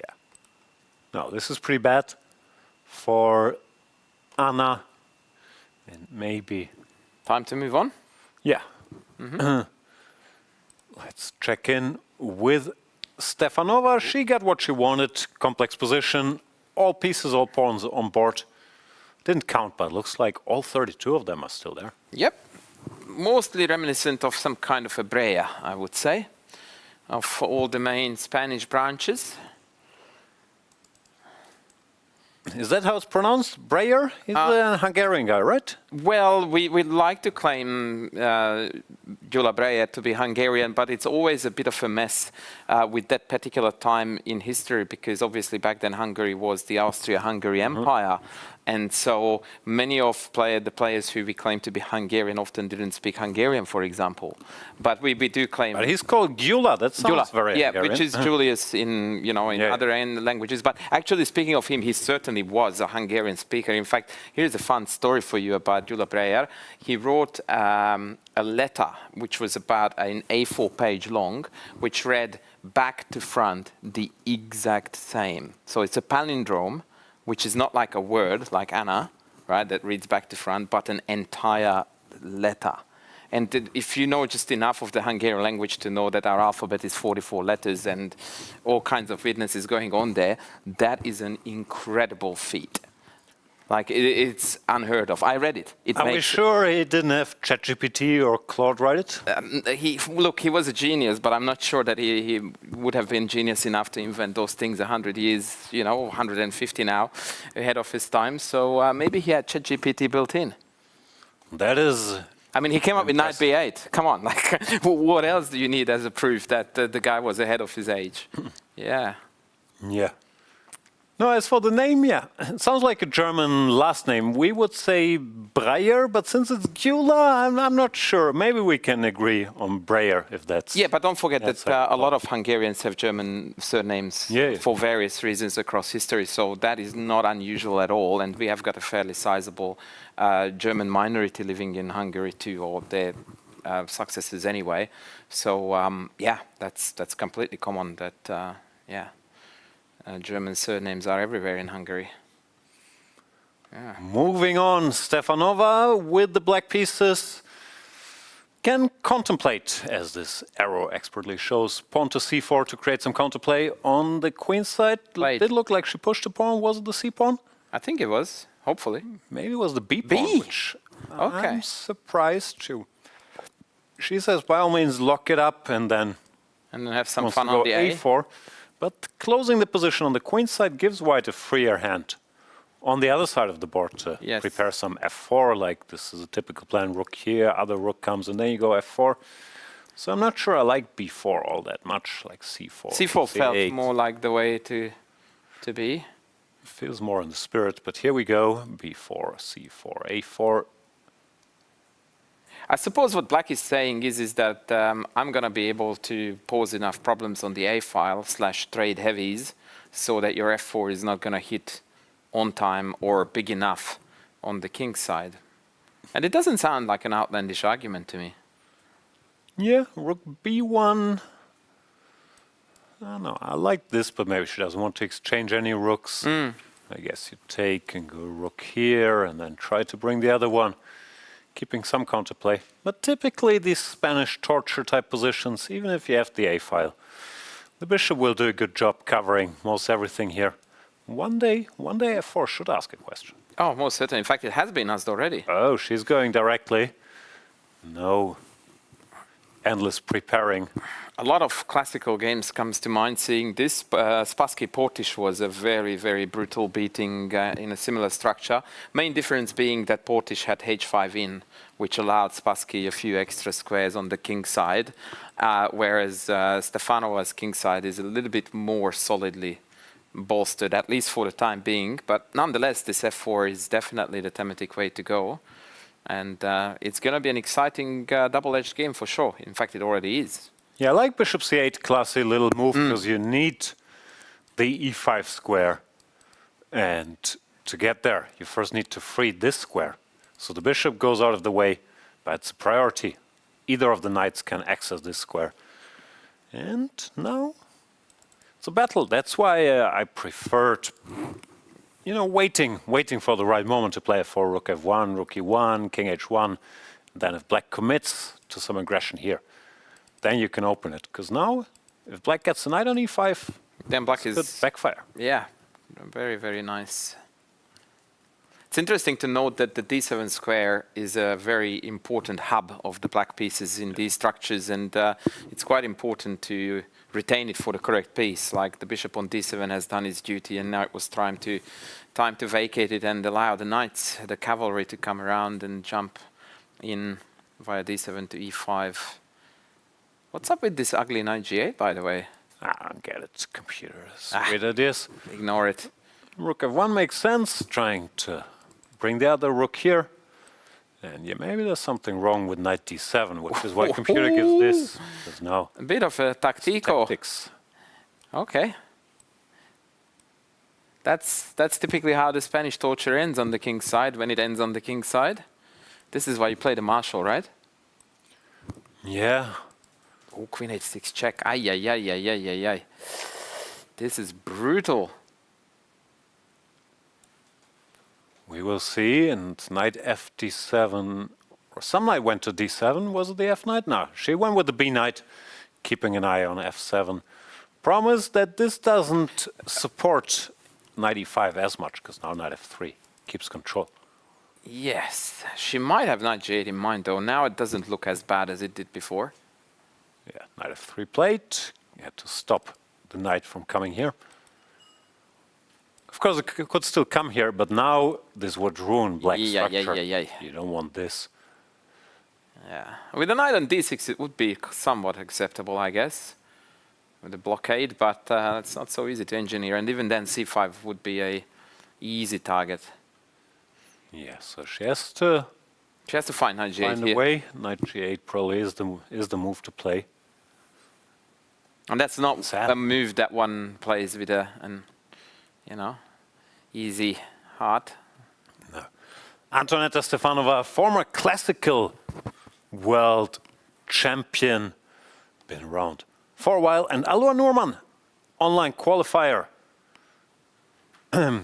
got famous, or internet famous, I'm not sure what the status is, after she took a selfie with Magnus Carlsen during that Kränke freestyle event in Karlsruhe.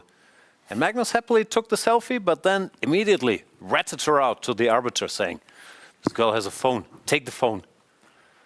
But she didn't seem to mind all that much, and has improved a lot as a player recently as well. So knight g8 found by Stefanova, h4, typical move, trying to soften up the king side with h5 or provoking black to go h5. However, the timing seems a little off, because now knight to e5 was taking control. Stefanova goes bishop here first. Not sure what that is about. Guess she still wants knight e5.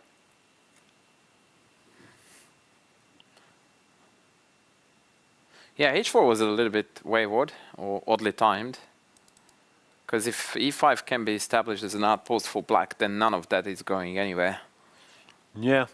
And she takes some b3 first, whatever. A, B, A, B. Now it's time. Yeah, 95 played. Now Stefanova has taken control here, and might be a bit too early to call that, but good chances for a comeback in this one as well. Yeah, I would definitely prefer to take the black pieces now because white's attack has essentially vanished and all is left is just weak squares all over the shop. And that's always the story with this f4. It's, of course, the idea to make progress, but if you mistime it slightly, or if you don't follow up very precisely, you can end up in a strategically lost or bad position very, very easily.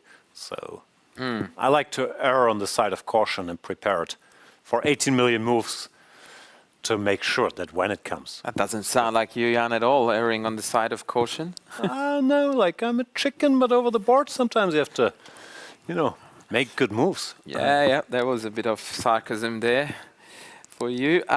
Should we perhaps look at some other boards while this is now coming to a bit of a standstill? What do you say? Which one? How's Irene doing? Yeah, she's in trouble. It looked like it was headed that way. After Yeah. Queen takes e5, knight c3. She did not dare to take. But now she's just a pawn down with a worse structure. h6 apparently was also not the way to do this. But yeah, gambits are exciting until you're pawn down with nothing to show for it. This is what happened here. That's how you work on your endgame technique, sir. Coming back from the brink. No need a lot of technique to survive that. Yeah. Okay, what's wrong with 94? C3. Yeah. Those pieces are loose. Queen e3 played looks very natural as well. No, it looks completely lost for black, frankly. Not just the pawn balance, but the structure, the tactics. I think this game is not going to last very long. No. I don't even see how we save a piece, frankly. Because f3 is a threat, c3 is a threat. Maybe even c4 could be a threat one day. Yeah. It just looks like it's, Queen here, then we give a check. and then we take with check. So computer is doing some gymnastics. f5, f3, rook b6, which also looks terrible. Oh, but yeah. I think Nah. this will just. If that's the best you can do, you know that that boat has well and truly sailed. All right, maybe another moving on, or you want to see the outcome of the snare? I have a feeling we might get a handshake here soon. Irene also Actually, down to 1 minute, so I thought we could No, stick good call. around for her Good final call. moments. Good call. I just realized that Irene's clock is also running down. There's no obvious way to save the piece at all. Yeah, I mean, other than f5, you don't really have anything there. No, on f5, f3, it also looks like you resign now. You can go queen c5 or rook b6, but they're both fairly sad as well, I guess. Something like this is the best black can hope for, but it's very, very, This very is bad not the endgame. position to demonstrate your endgame technique, is it? No, this is going to be tough. And time is Irene ticking away. Has to down make a to move. a few seconds, goes bishop to f5. Keeping an eye on this, but knight g3 would sort of pronounce that black is a little overloaded. Knight here, exploiting this pin, and all the black pawns are still there. I think just lose a piece. Yep. f3 is bad for some reason. I guess it's fine, but queen c5 just still saves the piece well now. Can't I take in the rook d5 there? greedy. What have you got there to save the day? I don't see it. Ah, sorry, that wins directly as well. I missed that. Yeah. That's a nice touch. Yeah. Just wins directly as well. Okay. Looks like I haven't lost it yet completely. We have got our chief arbiter in the background, by the way, with his absolutely sensational tie. It's perhaps not easy to take it out, so I will just tell you, the viewers, that all of those things on the tie are chess pieces. That's the commitment I like. When the arbiter has got chess pieces on their tie, that's... I can't stand it. You're at a chess tournament. You're the chief arbiter. We know you're involved with chess. Get a normal tie. I'm glad we agree on everything.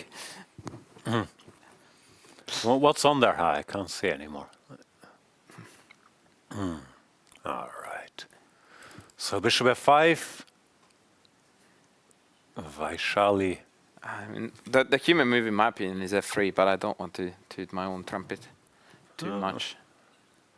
No. Knight g3 doesn't look terrible to me either, but f3 played. There you go. Yeah, I mean, as long as you don't hang your queen, you are winning with white here, no matter what. Yeah, queen c5 played, and yeah, this takes rook d5. Should wrap it up. Yeah. There you go. Game over, expecting a handshake.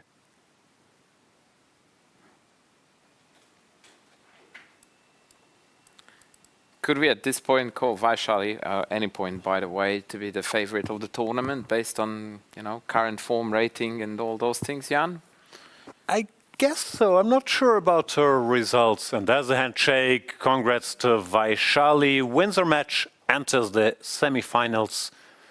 Good fight by Irene Sukandar, especially that first game was very interesting. But the second game was a bit of an opening disaster, which, yeah, like we talked about. If you choose a sharp line, you really have to know the details here, because Vaishali, coming from the candidates, she knows her stuff.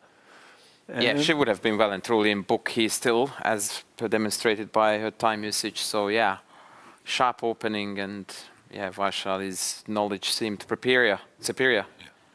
As for the favorite, I don't know, frankly. Like, Vaishali currently, for sure, after winning the candidates, looks like. But in a rapid blitz format, Kostenyuk and Lachno historically have had better results than her, and Dominator also still ahead on the ratings. So I don't know, but if we price in that she's already in the semifinals, then my usual theories on jet lag, I wouldn't bet against her. Yep. And speaking of Lano, by the way, we are seeing her on the screen now, contemplating her next move in a very clearly superior, in fact, we can probably call it winning position, extra pawn. And the opposite colored bishops here actually work in her favor, as it also means that the kingside attack is going to gain extra oomph, since all the dark square threats will be very difficult to manage with the light squared bishop. f5 is indicated by you as well as by the engine.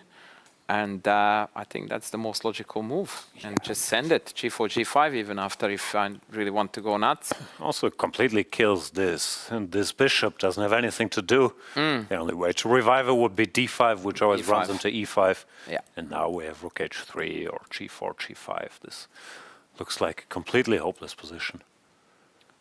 Yeah, with extra time on the clock too, so it looks like we are definitely going to figure out the conditions of the Armageddon, that's for sure. Yeah. Interesting there. I'm very glad to see that Lano is fighting back, by the way, not being partial, but I think we want to see as much chess fight as possible. Very much so, and yeah, this is also a typical illustration that opposite colored bishops can be drawish in end games, but typically not in middle games. The side with the attacking chances really profits from being able to attack on one color complex that the other side can't really defend. Here after f5, it's particularly stark. This bishop does nothing, and you will just get checkmated on the dark squares. Did she play e5? That's a very strange move. I mean, keeps the advantage, and she's trying to open this bishop. But why not kill this bishop? Yeah, I mean, Really don't like it. it's a very concrete, very calculable choice, I suppose, but it gives the position a very drastically different character, and the main issue is that revives the bishop on c8. But on the other hand, it does put the onus on black, who now has very, very imminent problems to solve. Yeah, no, white is still better for sure. But just f5 looks Can I like play such a clean F5? winning position. This looks normal. I'm assuming there's some e6 ideas. I was trying to calculate Some bishop takes. And if we can do something direct, rook g3. g3, rook g8, then rook g7 hangs. and now Or anything something. g7 wins, no? Something takes, Yeah. exactly. So I'm assuming that's what she's looking for. Yeah, maybe. My criticism was harsh. If she wins directly, can't be too bad. Takes in g5 plate, Okay. Oh la la. trying to fight back. Yeah, that is definitely a desperate measure, but understandable. Obviously, queen g5 is not playable because in the end d4 hangs. No, gotta stay in touch with his bishop, so I guess queen here. Now f5, there's still e6 check, yeah. That's the downside of g5, that now the f5 source appears to be far less likely to come to the rescue for black. Yeah. Compi says move out of this diagonal and white stays better. Oh, then rook g5 is now put on the map by rook g3. That's an interesting tactical source. Yeah, rook f6, I guess, is... The endgame is not that great. It's not that easy anymore. There's some play. Yeah, I don't know. Looks like white should still win. Still, I'm puzzled. It looks like this, you just win. By hand, what could black ever do? Yeah, that was, I think, the more pragmatic solution, just to completely kill the game and give zero chances to the opponent. Now she still has some work to do.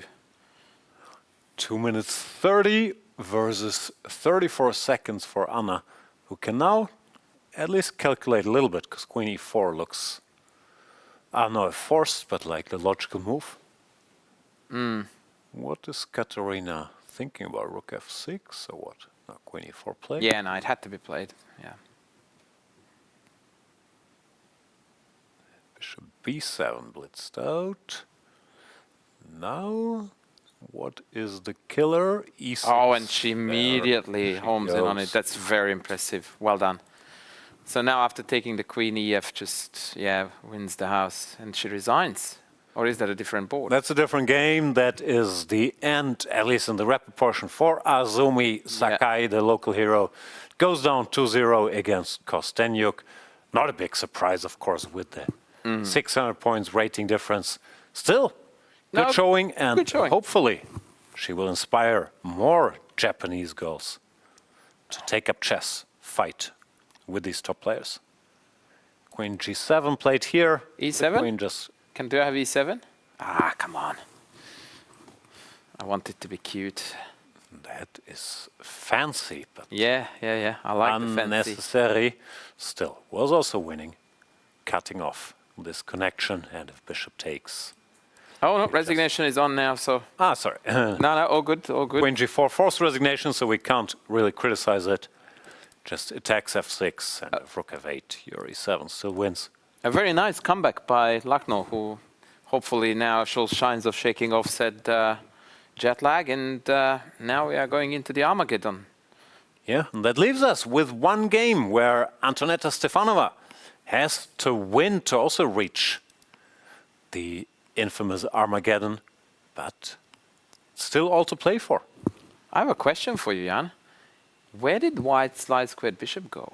Was taken by the knight, and my question is Why? Yeah. Exactly. That's what I was thinking. That how did that Knight come e2, by? She took. Oh, I see. Okay, so she wanted to win e4. She didn't, though, so I don't know what happened there. Maybe she was intending to take and then She realized that it wasn't a on. change of heart, Yeah. because I don't know. Probably because knight takes d3 is such a strange move strategically. She missed Yeah, some that's why I tactic. was questioning it. But somewhere this line down is the by line no here. means an easy one to Yeah, I don't know. figure out as I shouldn't have taken that kind of thing, right? So if you say A, say B, we have that expression in Hungarian, and I think it would have been prudent even to follow it up with queen, because otherwise it's just a strategic mistake, right? Without any benefits. Like when the position showed up without the bishop, I was quite shocked that where is that guy? How did that get traded?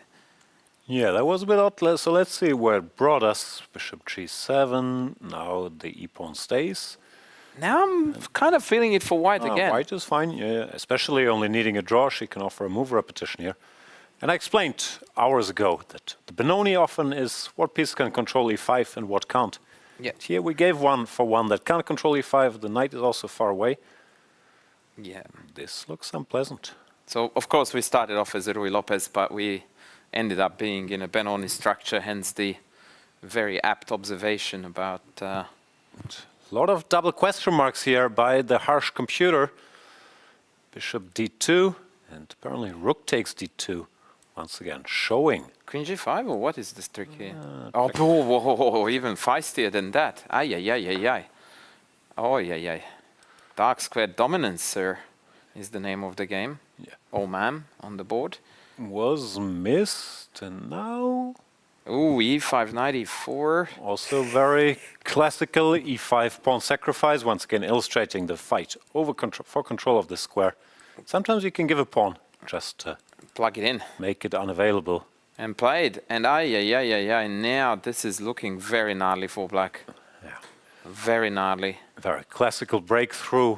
Penrose Tal, I think, is the Good one. from Good one. the old books. Indeed. And now d6 and knight e4, and all of a sudden, black collapses because there's too many threats. That would be an upset. She starts with knight to e4, which I guess is also good enough. So the only question is, how do we win after f5, right? Because every other... Oh, she took with a queen. Yeah, queen Okay. takes, and I don't know. I liked d6 knight e4. It's a direct way to kill it, but white still has tremendous compensation for the pawn. She just takes rook f3, has this passed pawn. I'm Now just it's somehow not a attempted to fan double. of that knight on g3. Yeah, One that on- maybe yeah. one day. But again, it does a tremendous job of cancelling bishop f5, which is black's only defensive resource, or main defensive resource, I should rather say, on the f-file. We see the intensity there, Alua. Very focused. Stefanova goes h5, asking for some knight takes h5 business, but not there yet. Rook f1 played. Very sharp. Bishop g4, that was the idea. Does this work? Yeah. Rook f7. I'm assuming the queen and knight will be overpowering here. Rook f7 takes, then d6, queen somewhere, d5 or b7, knight to e4. Yeah, d6 See, is an those important detail there, well spotted, because you need to bring the knight in, for sure. Yeah, Time is ticking, 23 seconds. she's gonna go for it. I would guess so. Going with my... Yeah, Oh, rook yes. f7 played. Yes, I predicted something correctly for once. And d6 has to be played. Yes. There she goes. Very good quality, very Very aggressive sharp. chess by the qualifier. Bravo.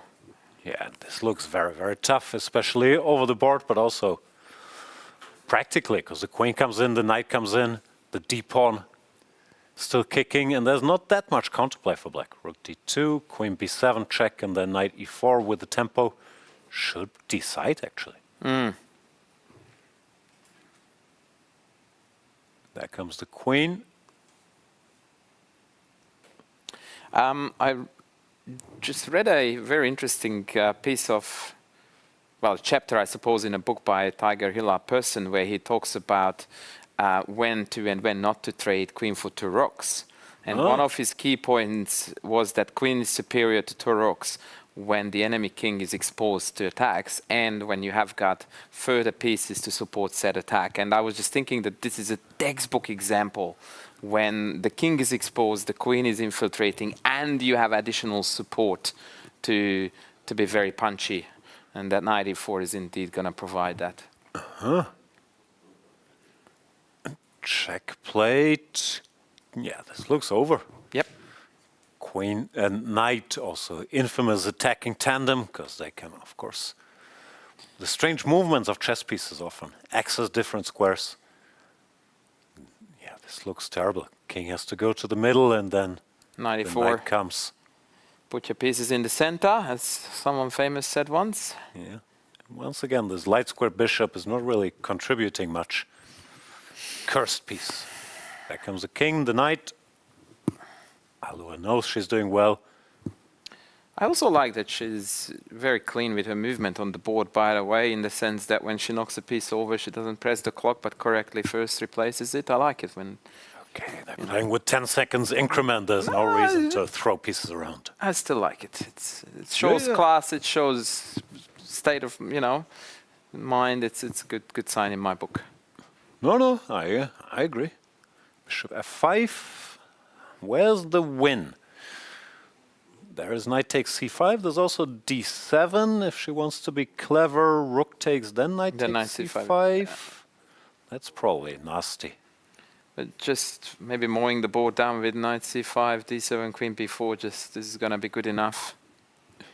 What is the time situation? Oh, we can see it on the clocks on the screen. 19 So seconds. Alva needs to watch a little bit.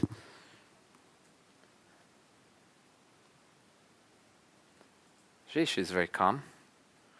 Yep. She finds d7. Yeah. No, she's been putting in the work. One can see she's not faced by pressure, big names. Has been playing her title Tuesdays. Rook d8, queen check.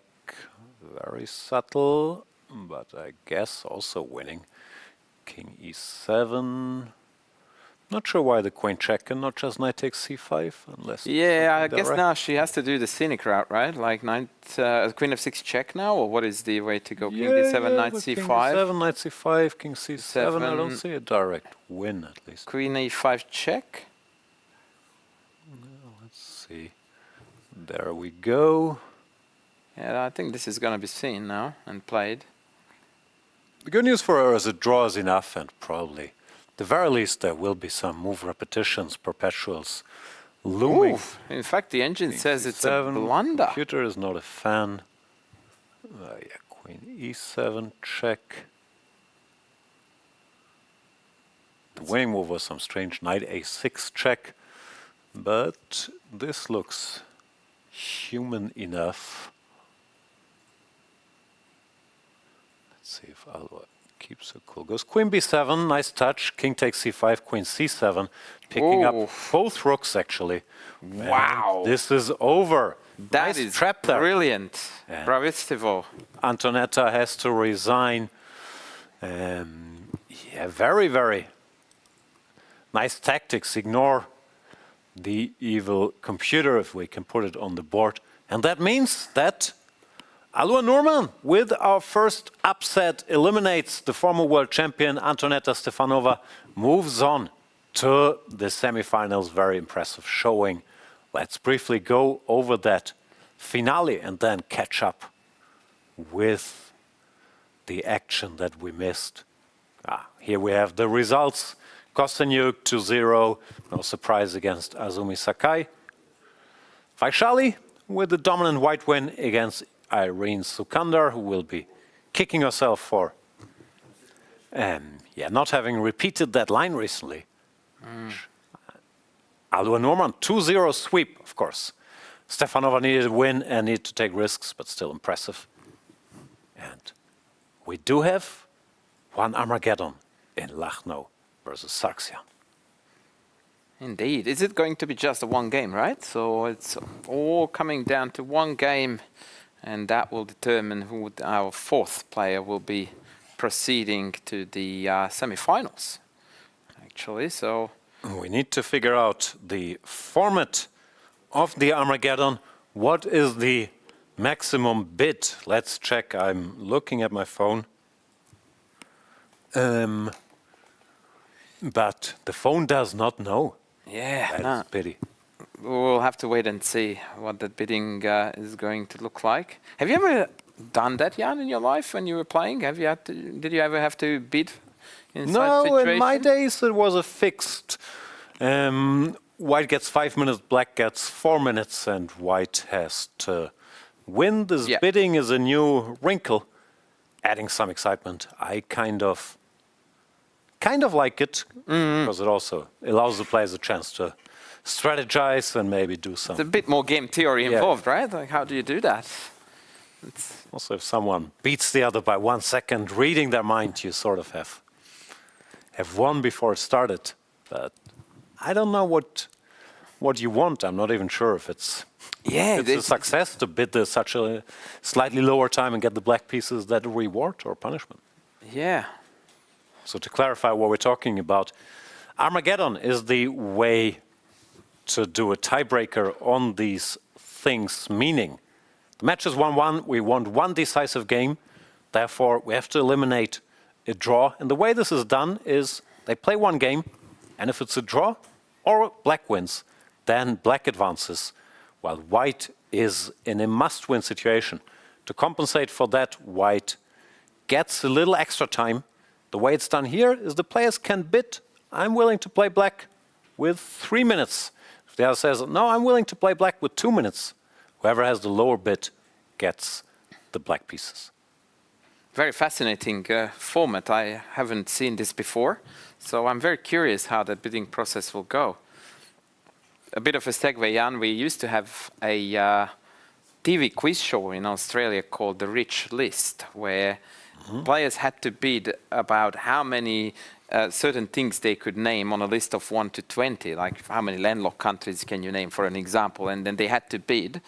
But obviously at one point the other team would be like, well, your bid is not going to be, you can't live up to that. And so that was a similar story that you not only needed to take into account your own knowledge, but you needed to estimate what your opponent was capable of. And in that regard, I think there's a bit of a similarity here, that sometimes if your opponent says, okay, I can play black 3 minutes, instead of you trying to bid and go under, you just go like, there's no way that 3 minutes is enough. You're not going to hold me, so let's go. And 5-3, I guess, is already a too big advantage for white. Yeah, at least if you overbid, you still get to play. How does your list work? So if I say I know 13 landlocked countries and I can only name 12, then I lose, yeah? Correct. So if you are left to your own bid, you had to own up to it. No mistakes allowed. Very fun quiz show, by the way. I don't know a single landlocked country. Look at your co-host. Australia? Close. Country of origin? Hungary. That would be it. Yeah. Mongolia is another one, just to give you a few obvious ones. Switzerland, Liechtenstein. Bolivia? Yep. Very good. Nepal. There are a fair few. In fact, I think there are a few double landlocked countries on the planet, but don't ask me for any of those. So landlocked countries that are surrounded by landlocked countries. All right, this is fascinating stuff. We will Nerding go it on a out. break. I will Google more landlocked countries, and then we'll be back with the Armageddon. See you then.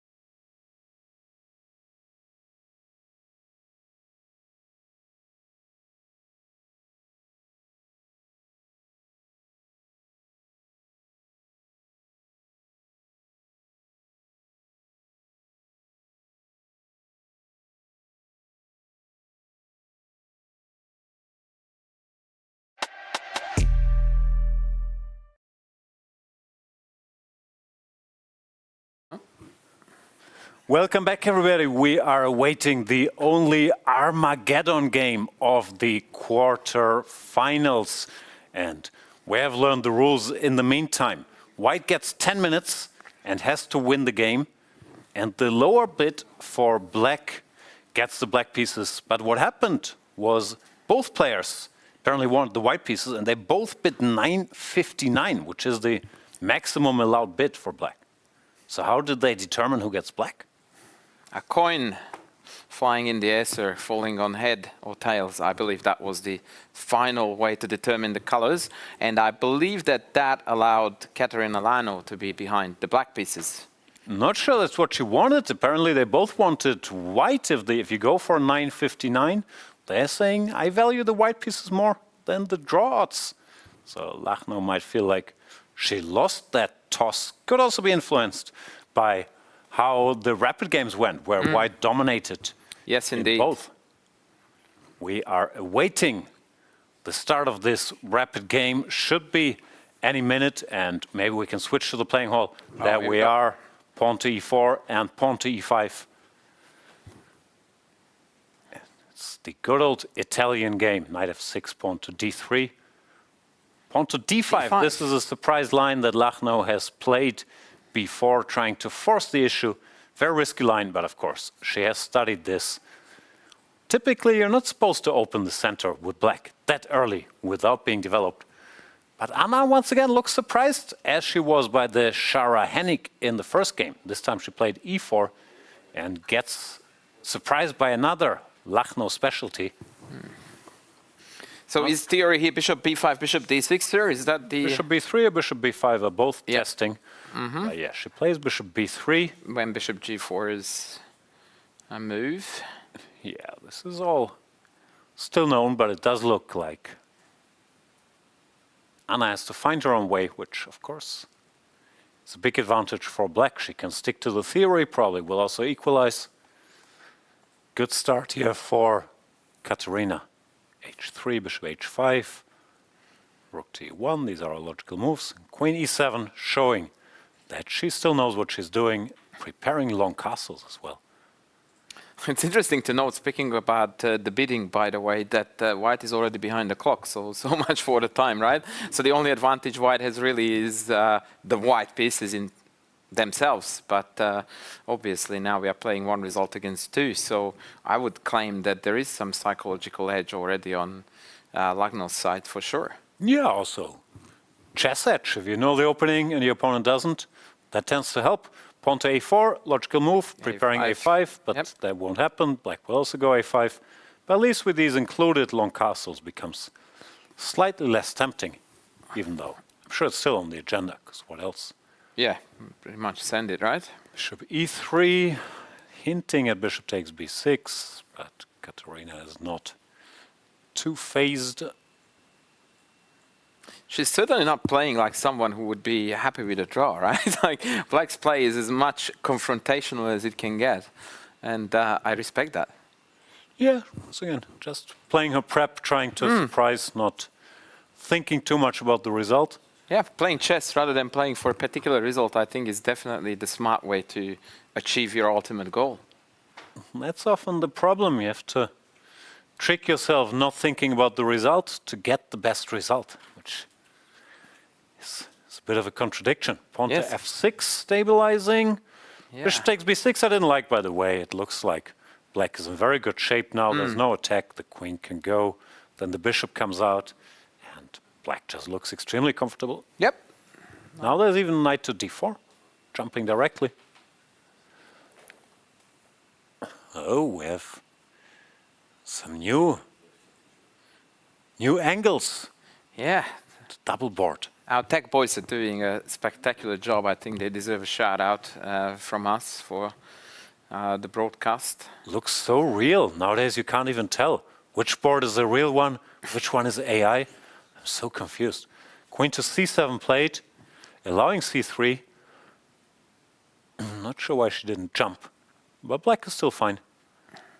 I guess she wanted bishop c5. Not sure if it walks into any kind of problems, but if so, then bishop d6. But I don't necessarily see anything untoward. No, nothing direct. We'll just bring the piece out. I don't know. Bishop e7, rook e8, king b8. Yeah, Some bishop order. e7 is probably the least confrontational way to go. King b8 looks normal, and then we can start thinking about some wild ideas like g5 and g4, but she went for bishop c5. Yeah, also can't be too bad. Knight to e4, but Anna now looks in the game, at least nothing too bad happened, and she found some squares for her pieces.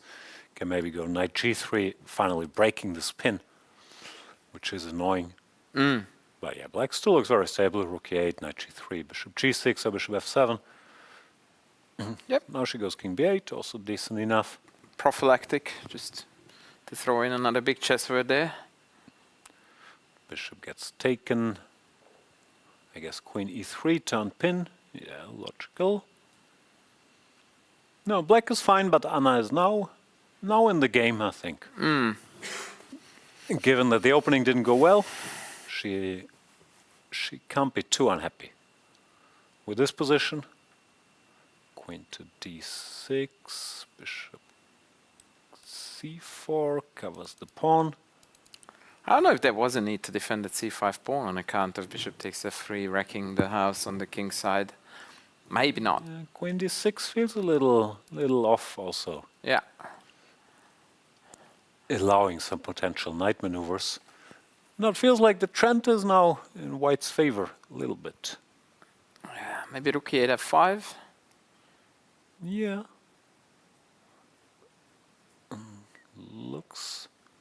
Looks logical. I don't know, rook e8, knight d2, or bishop b5, or knight b3. I was. At least, yeah.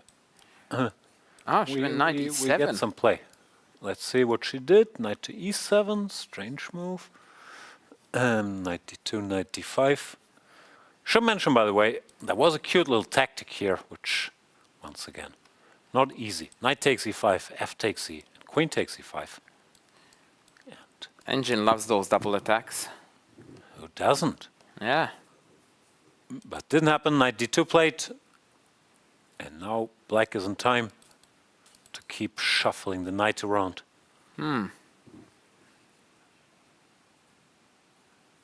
Tough spot, because you don't want to take on d5, simplifying. But if you go queen g3, I'm assuming knight to f4 is something to worry about. Only not. The engine doesn't worry about anything at all. You just do eats whatever. your pawns and see ya. Wouldn't want to be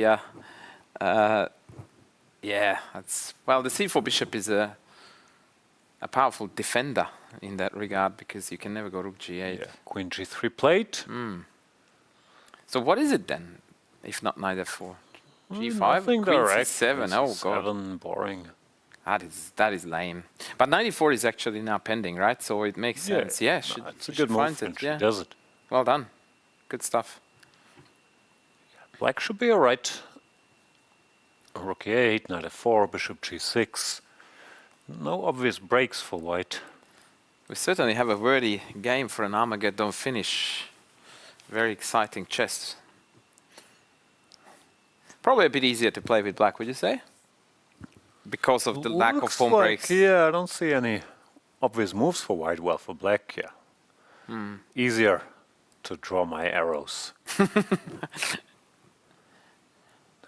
knight gets centralized. It's not a very stable outpost, f5. Whenever black feels like we'll kick it. I guess you wait a bit to not have to worry about knight g5, knight e6. How are we doing on the clock? Yeah, almost. Balanced. Yeah? Almost level, yes. Bishop As is G6 the back. position. Bishop g6. Also solid move, although I was still dreaming of some knight f4, knight e2. Keeping the bishop here. Yeah. This one is a very level-headed decision, though, keeping everything rock solid. Yeah. Perhaps keeping in mind the fact that the draw can hurt for black. Still hard for white to do anything. Like, where do you put the rooks? Like, rook a1 looks D1, I kind of suppose. normal, Yep. but it doesn't really do anything. So, Doesn't that put d4 on the map? I don't know if d4 ever is a big... I mean, granted, with the results Topic, in mind, that obviously d4 is likely draw, and that means elimination for Anna. She can't really play for that. Yeah, no, well, that's the problem White has. There's no obvious breaks or ways to improve the position or attack anything. I know what you do. f3, queen f2, but it looks sad. Yeah, that's She goes yucky. Queen f3. Once again, knight f4. Queen f3 at least sort of threatens something with bishop takes d5 followed by knight takes f6. So what do we do in response? think Bishop just knight f7? f4. Knight f4? Yeah. Go forward. Forward.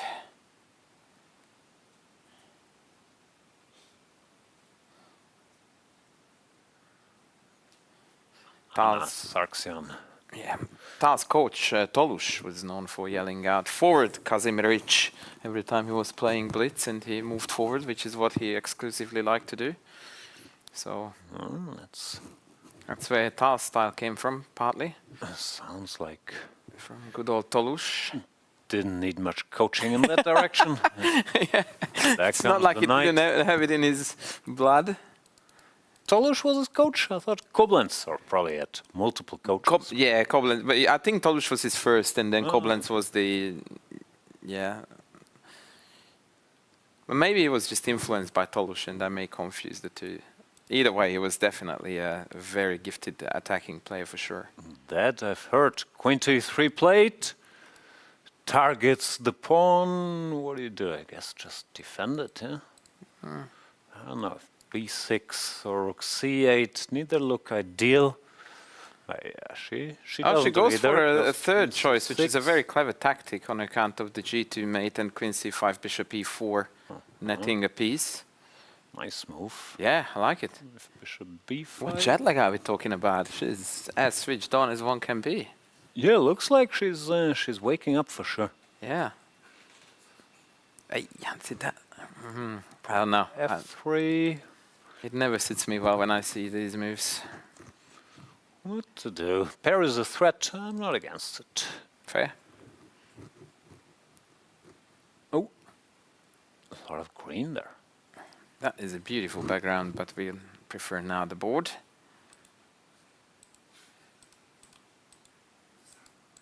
It's not so easy for black either now to make something happen.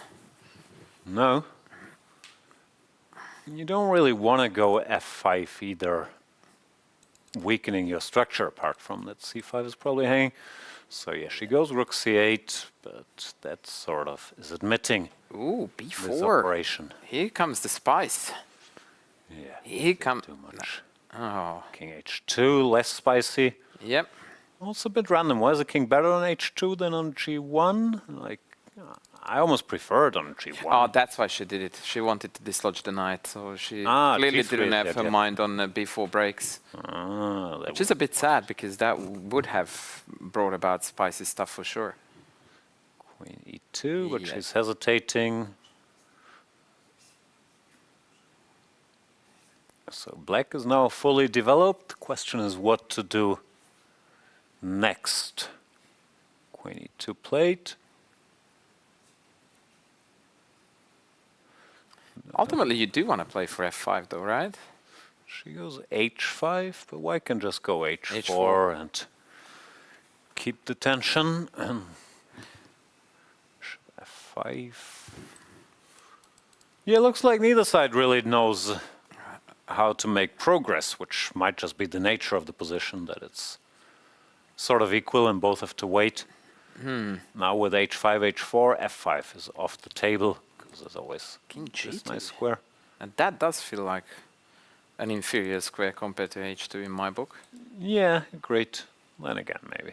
There wasn't much to do, so they're both just I would have thrown in rook d1. eyeing each other, yeah, Oh, actually, a4 was hanging there, but Yeah. then again, would you take that thing? probably. Yes, you would. Rook c1, hinting at d4 or b4. b4 even, yeah. Whichever.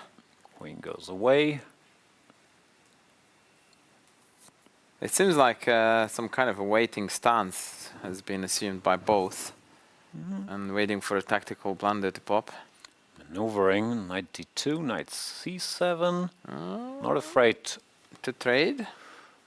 But knight c4, I guess queen a7, although it's slightly sad square. Wow. The things you can get away these days.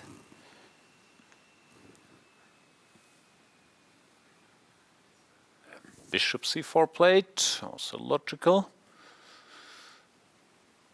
Knight could just go back, but no, she goes rook to d7, intending to double against this weakness. And the knight makes it the beautiful c4 square. I'm surprised, by the way, after bishop takes e6, she didn't take with the queen. Yeah, I was also a bit thrown by that. Now it seems like white is getting some momentum, but the d3 pawn is going to be needing some babysitting. Yeah, it doesn't look too terrible yet, but it feels like white made a little progress with this knight on c4. I second that. Yeah, I would have avoided the bishop trade by dropping the knight back to d5 with black. Yep. Rook to d5, maybe preparing queen d7, but that runs into... Oh, tactics! Knight d4. Did I? Oh, f4 rather. Knight f4 is nice. Knight f4, yeah. Decides to threaten it, but could have done it directly. Yep. Can you take the pawn on h5, or is anything happening? Told you that king g2 was misplaced. Well, if worst comes to worst, you drop d3, I suppose. Yeah. But I was wondering. No, knight takes e5. We don't have. Okay. Yeah, nothing direct. Maybe move that king again to avoid the threat. Knight f4, followed by taking the queen. That would be a tragic blunder to miss that. Yeah, that she will see. Oh, what? No, knight no. b6, Oh, wait. knight f4, queen f4. Queen f4, yeah. Queen f4 is on. How does that end? Knight f4 played, queen f4, and in a ef, bloodbath. going for the end game. I don't see how it could be good for white, though. Who needs to win? Oh, yeah, white should not be better, at least. Yeah, unfortunately, yeah, okay, we caught up. Yeah, you're not winning this with white, no chance. I don't know, I've lost many a rook end game, but yeah, black is not worse to start with, at the very least. Rook g1, still nothing to attack there.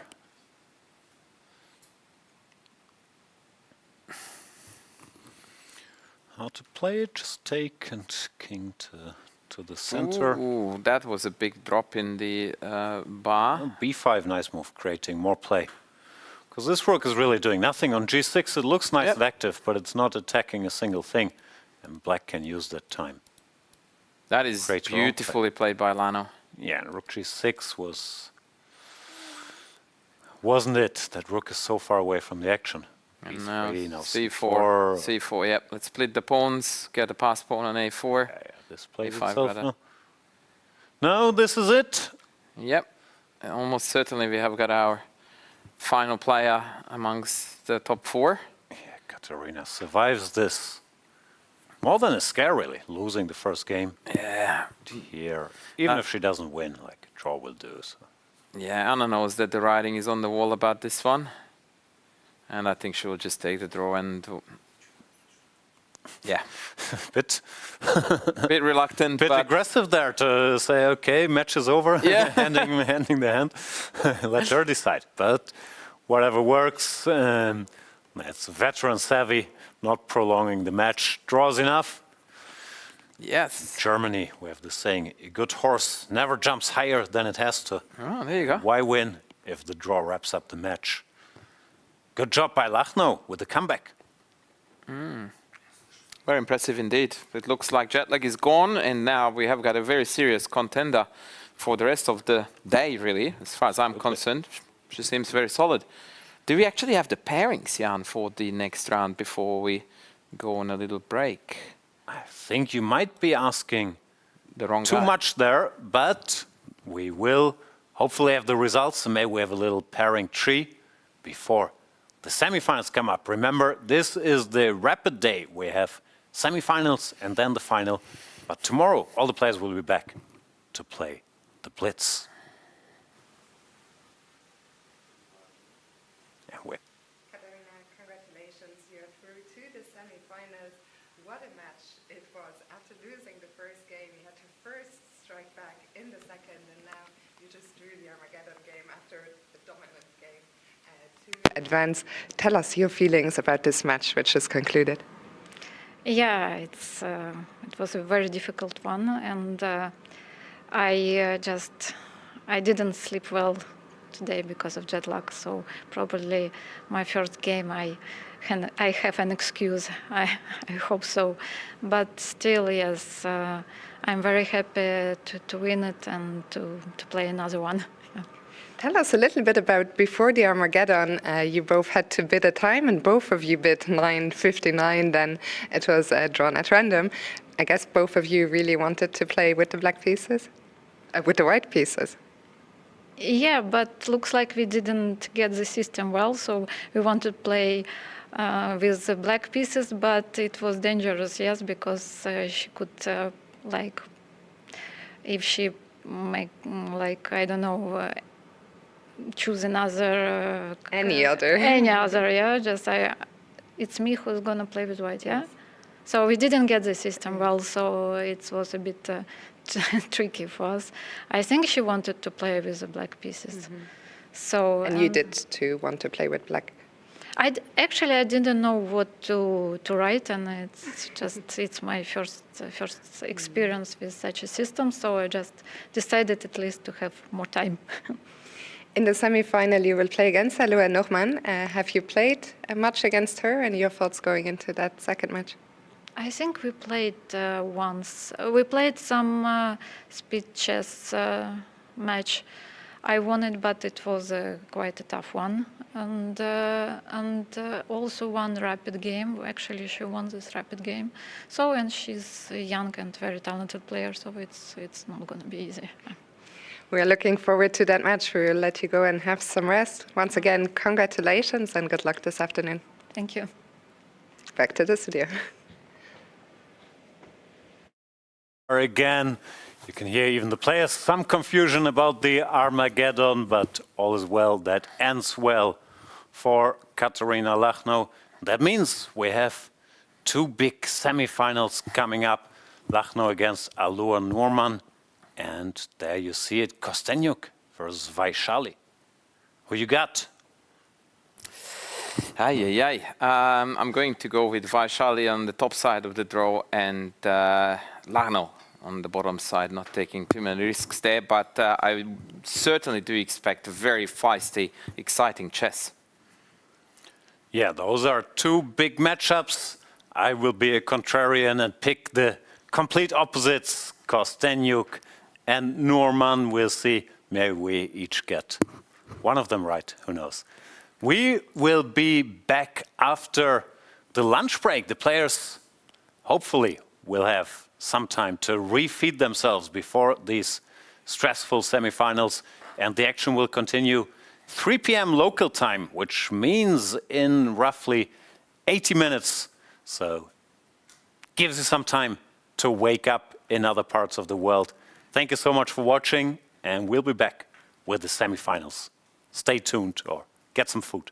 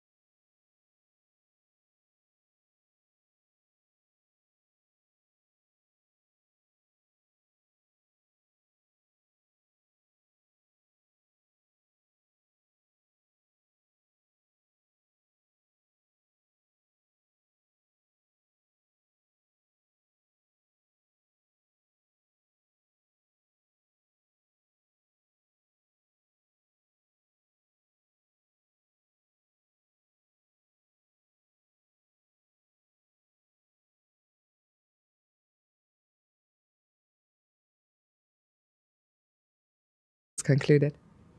Yeah, it was a very difficult. Your feelings about this match, which tell us your feelings about this match, which is concluded. Yeah, it was a very difficult one, and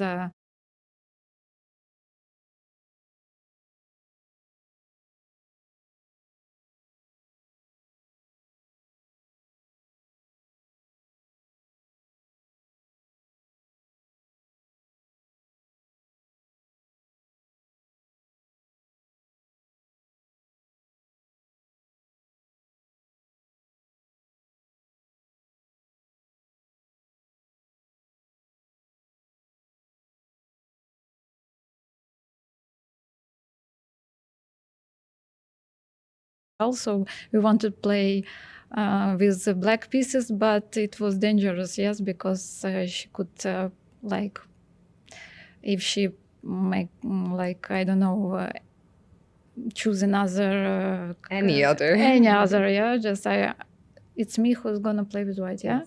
So we didn't get the system well, so it was a bit tricky for us. I think she wanted to play with the black pieces. So And you did too want to play with black. Actually I didn't know what to write, and it's my first experience with such a system, so I just decided at least to have more time. In the semi-final, you will play against Salua Nochman. Have you played a match against her, and your thoughts going into that second match? I think we played once. We played some speed chess match. I won it, but it was quite a tough one. And also one rapid game. Actually, she won this rapid game. So, and she's a young and very talented player, so it's not going to be easy. We are looking forward to that match. We will let you go and have some rest. Once again, congratulations and good luck this afternoon. Thank you.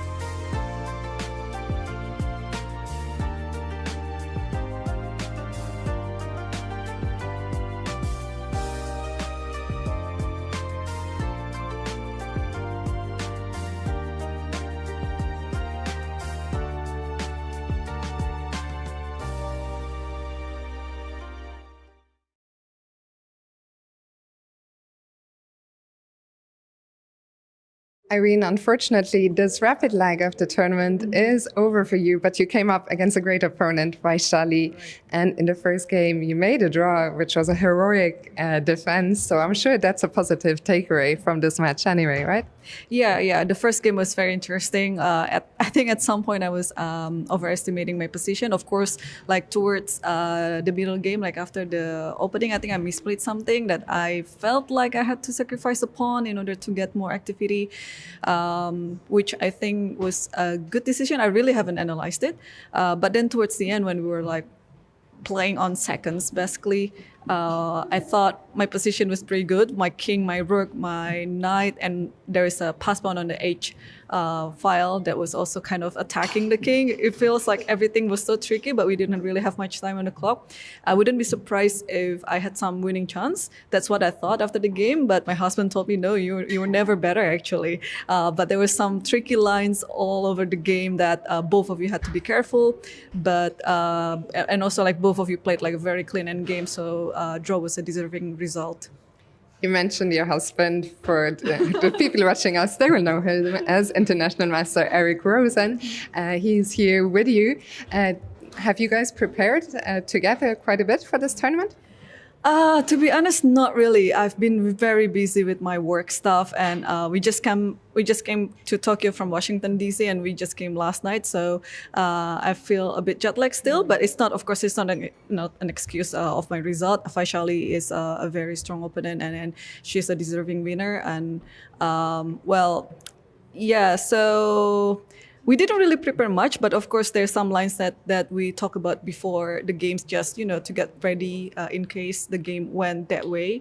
And especially as black today, like Vaishali played literally everything, so it was very hard to prepare against her. So I was just hoping for the best, and I think we went to a very interesting opening where I kind of like forgot the lines. The lines where it was transition to the middle game, because opening I think it was fine, but then there was I remember that black had to sacrifice a few pawns, but then in the end I had to take one of the pawns back, but I think in the game I took the wrong pawn, so that's why she could get away with all the consolidating moves, and white was just a clear pawn up until the end of the game, until I blundered it. Tomorrow, new chances in Blitz. You mentioned your work being so busy. You've actually been on the other side of the microphone quite a bit as well, doing quite a bit of media work with chess. How does it feel to be back at the board and playing? It feels great. I mean, I'm a chess player to begin with, so it feels great to be back on the competitive chess again. So I really treasured this opportunity, because after this I literally have to go back to work again. And then my days of being a professional chess these days, like within a year, I can actually count it. Like I rarely played tournaments these days, but I'm hoping, I'm hoping that my next year's schedule would be better. Like I would play more tournaments, I would play more chess, and of course, I would still be working as many things. Actually, I do some media stuff too. But yeah, hopefully, my schedule in the next few months or next year, it will be better with more chess. We hope to see you at the board more. And finally, we are, of course, in your part of the world, still a bit far from your home, Indonesia. Yeah. But in Asia, what does it mean to you to have a tournament in Japan? And also, how have you liked everything here so far? Yeah, so I've never been to Japan. This is my first time, so this is a very a unique opportunity. I'm really happy to be here. Of course, during my travel days, I transit through Japan I don't know, a million times maybe, from Indonesia to the US back and forth. But I've never really left the airport. So yeah, this is my first time, and I love all the vibes so far. Tokyo has been great. The hotel has been great too. Both me and my husband's okay. This is still day one, but we were okay, we're gonna come back to Japan one day. Yeah, I mean, it's been great. And then the importance of having this in Asia is, of course, very, very important, because Asia, as we know, that it is a growing continent for chess these days, and especially for women. We had dinner last night, and there was some tournament that I told to Alexandra that some Asian representatives are usually rare to be seen, but here we have me, We have Vaishali, we have Azumi, the local player, and also we have Alua. So it's been great. Irene, that's so fantastic to hear. It's our pleasure to have you here. Thank you so much and best of luck for tomorrow. Thank you, Fiona. Tell us your feelings about this match, which is concluded. Yeah, it was a very difficult one, and I didn't sleep well today because of jet lag. So probably my first game I have an excuse. I hope so, but still, yes, I'm very happy to win it and to play another one. Tell us a little bit about before the Armageddon, you both had to bid a time and both of you bid 9:59, then it was drawn at random. I guess both of you really wanted to play with the black pieces? With the white pieces? Yeah, but looks like we didn't get the system well, so we wanted to play with the black pieces, but it was dangerous, yes, because she could, if she make, I don't know, choose another Any other, yeah, it's me who's gonna play with white, yeah. Yes. So we didn't get the system well, so it was a bit tricky for us. I think she wanted to play with the black pieces. So and you did too want to play with black. I didn't know what to write, and it's my first experience with such a system, so I just decided at least to have more time. In the semi-final, you will play against Alua Norman. Have you played much against her, and your thoughts going into that second match? I think we played once. We played some speed chess match. I won it, but it was quite a tough one. And also one rapid game. Actually, she won this rapid game. So, and she's a young and very talented player, so it's not going to be easy. We're looking forward to that match. We will let you go and have some rest. Once again, congratulations and good luck this afternoon. Thank you.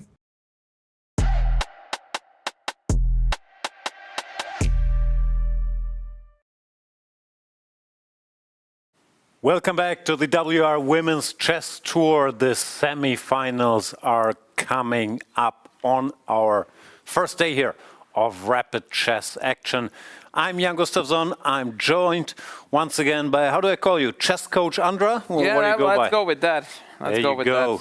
So how are you feeling, Andra? Have a good rest? Look, very good, actually. I think we had a tremendous first round, lots of exciting chess, even an Armageddon sprinkled in for extra measure. So I believe that the viewers are absolutely entertained, or at least we hope so. And I'm equally excited for the next round, where we have got some juicy pairings that we might want to have a look at. Let's see who's playing. Indeed. No graphics, so I can actually find out. We have Katarina Lachno against Alua Norman. Bit of an upset there, although not a big one. Alua has been playing well recently, eliminated Stefanova in the semifinals. Lachno had to dig deep to make it past Anna Sargsyan. Katarina mentioned her struggles with sleeping, jet lag. She did look sleepy. I asked her after the round. She said, no, still sleepy. Let's see if the break helped her. And who's in the other one? Indeed, we have got Kostenyuk, the chess queen herself, who managed to defeat the local hope, Sakai, in a convincing fashion 2-0. And she is definitely facing a very serious challenge in the face of the challenger herself, Vaishali, who seems to be in perfect form and playing solid chess. So I think that is definitely going to be a fiery encounter between the two. Yeah, two very well prepared players. Kostenyuk, the former world champion, against Vaishali, who has her shot at the World Championship, facing Zhu Wenjun in the match for the title after, as the lowest rated participant, winning the women's candidates event earlier this year. She will be looking for more victories, facing Kostenyuk with the black pieces. Who you got? You predicted Vaishali and Lachno, was it? Indeed, indeed. All right, those are good picks. So I'm not sure how my team of Kostenyuk and Alua Norman will fare, but we will find out any minute now. It's 5 minutes to 3. Do we have Fiona in the playing hall? If not, we have to keep talking about landlocked countries. Yeah. Happy to take stand on that. We haven't discussed famous and favorite German authors yet.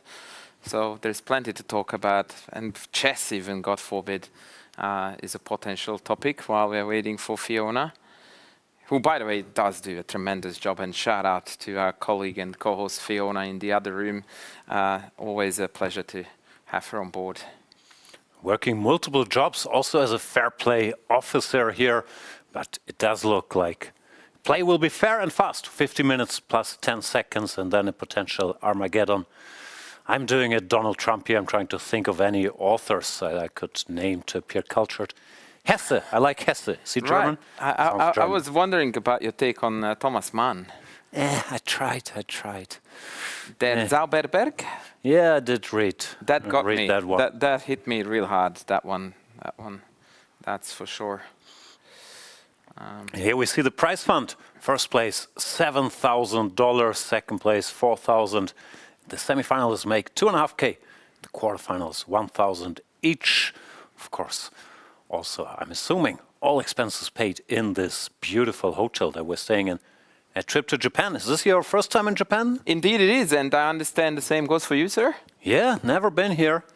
Loving it so far. What I discovered, I thought this was an expensive place. I had some great chicken rice egg bowl yesterday for €3.79.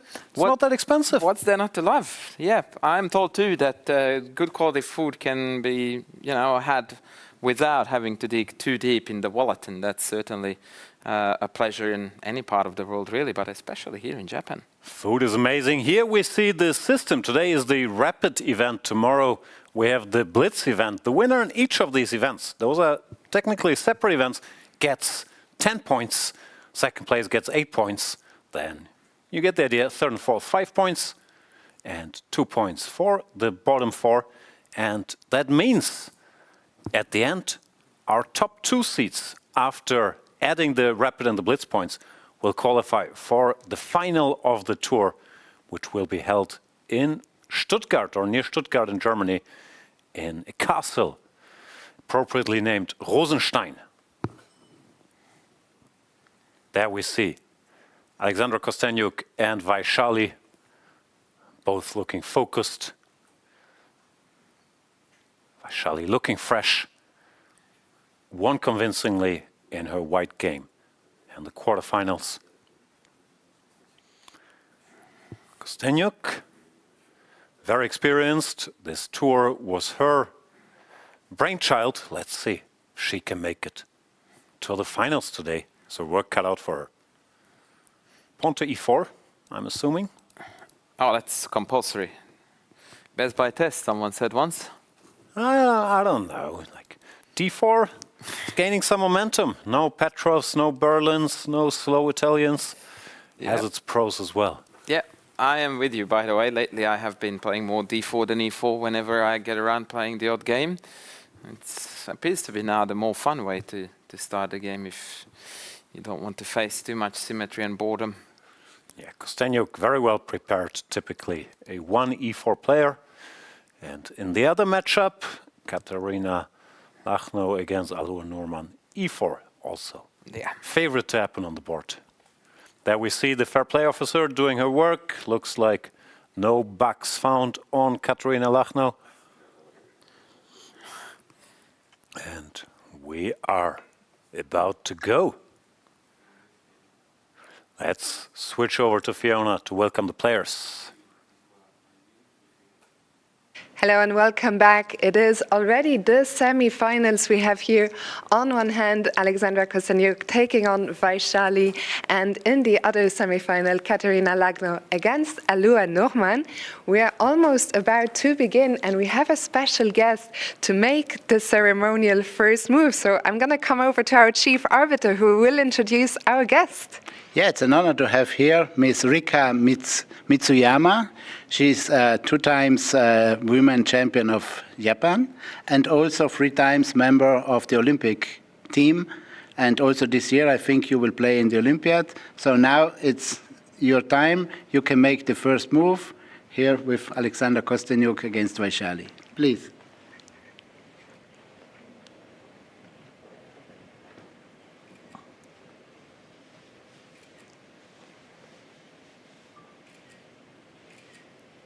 And we're going to wish best of luck to the players and head back to the studio. Beautiful scenes there. Nice to see the local chess elite also included in this event. What do you think? 1c4 is going to stand? No. No, but I like a little bit of a difference there. In fact, we already have e4 on the board, if I'm not mistaken. e5. Our board says c5, but the eye test says e5. Are you on the this is right the other board? game. Yeah. No, you're tricking the viewers. No, they can only see the board. There is the Italian and h6, bit of a Vaishali special, also what she did during the candidates. Always pays. If you have one of these big tournaments, you do a lot of homework, then you can cruise on it for typically quite some time afterwards, even if you didn't get to use all your prep. Yeah, especially if you have the work ethic of Vaishali, who I'm sure would have put in very serious legwork into the candidates. Not saying that the rest didn't, but she strikes me as a particularly hardworking individual, just like her brother, by the way. Yeah, don't doubt it. We get a modern Italian with h6 and a6 played early on, avoiding unpleasant surprises. Don't try this at home. The good old wisdom to develop your pieces first still stands, but people are doing all kinds of different things here, and we've seen Vaishali play like this before. She's going for bishop g7 short castles, and once again we get King's Indian adjacent positions, especially if white chooses to go d4, maybe d5 later on. Yeah, very strategic, very complex, very deep, and not combative for the time being. It's putting off the battle for the middle game and just completing development, nice and quiet. Typical e4, e5 stuff. No, the funny thing is, as you're saying, non-combative, often that's the more combative way to play. Keep the pieces, slow it down, avoid immediate confrontation. And that means there will be a lot of pieces once the battle escalates in the middle game. Yeah. So in a way, it's ironic that the more active lines often peter out, the more quiet lines often lead to a big fight. Yeah. As soon as I said it, I realized that that was a bit of a contradiction in itself, but indeed, it's quiet now for the sake of making it louder and flashy later on. Speaking of flashy, any chance we can have a look at that Sicilian for a hot second? Yeah, we only have 2 games in these semifinals, so we should be able to look at both. This is a theoretical debate in the good old Sveshnikov. Indeed. Do you call it Sveshnikov? Do people still call it Pelikan? What's the official name nowadays? Sveshnikov. Let's go Sveshnikov. 1, right? Yeah. So bishop g5. Knight d5 nowadays is considered arguably a more critical test ever since that Carlsen Caruana World Championship match where Magnus played the Sveshnikov throughout. But bishop g5 is a classical way to play. Alexandra, of course, very classically trained. Solid, yet aggressive player. Takes, pawn to c4. Also, nowadays the trendy move, the older plan is c3, knight c2, that's c4. Forces the issue a bit, b4, knight c2. And now, I'm not a big specialist. The main line here is g3 as far as I know, then h4, maybe bishop h3. But Katerina chooses a different way to try to exchange these bishops. Goes bishop here, pawn to a5, and bishop to g4. What do? You go away, you go here. John, we don't want to take, I'm assuming, because that leaves black with a bad bishop. Yeah, e6 for sure. I was trying not to butt in, but I have got a big home secret to tell you. Oh. Before I left for Tokyo, I left a chessable course recording halfway through, which is a Sicilian Sveshnikov. So everything you just did, I recorded 2 days ago. Wow. This particular C4 line, like I said, I am the world champion of forgetting my own courses. And actually, this is not even my course, it's a collaboration, so I'm doing only the recording end of it. But it's a Sveshnikov from black's perspective. And actually, castles was an interesting move order there, by the way, because it temporarily hung the pawn on b4. And the more popular move, actually, based on numbers, is a5 to defend it right away, or rook b8, whichever. But having recorded and analyzed the lines that are in the course, I came to the conclusion that I think castles is more fun. Yeah, castles is supposed to be More fun. accurate, because taking here, this is some force stuff. But black Yeah, is they fine. always get into some trouble that, the knight on b4 becomes very clumsy, and very often the dark squared bishop actually comes around via d8, b6, and becomes a very dominant piece, and planting it on d4, well, it justifies even if you can't recover the pawn at all. Yeah, very fun lines. So let's have a look what they're doing. Bishop e6, takes, knight takes f6. It looks like both sides following their preparation, not a lot of hesitation. Queen f6, threatening checkmate. Yeah, I don't feel this for white, to be honest. Like, this seems a little bit lackluster for my liking. Yeah, I don't know if there's much there in these lines anyway. This is a position, queen d3, rook d1, a3. I think I would slightly favor white, but of course it's not going to refute the opening. I mean, this is your bread and butter, right? Like a little bit of a positional pressure. Nothing bad can happen to you, and if things go well, you win with white. That sounds like the best deal ever. Yeah, no, I don't think black has any particular problems, but with these pawns, they control a lot of central squares. They can, once the battle opens up a bit, turn out to be slight vulnerability as well. Not only can the d6 pawn be a little weak, but this king long term can be slightly weak if white ever gets, I don't know, c5 activates the queen. So I think the white position is slightly to be preferred, but nothing wrong with the black setup or position. I don't know. Cover this guy, push here, create a distraction. Yeah. Playable for both. All right. Let's switch back to Kostenyuk against Vaishali. Pawn to b5. Whoa. I don't like that move. Whoa. That is bold. Bad.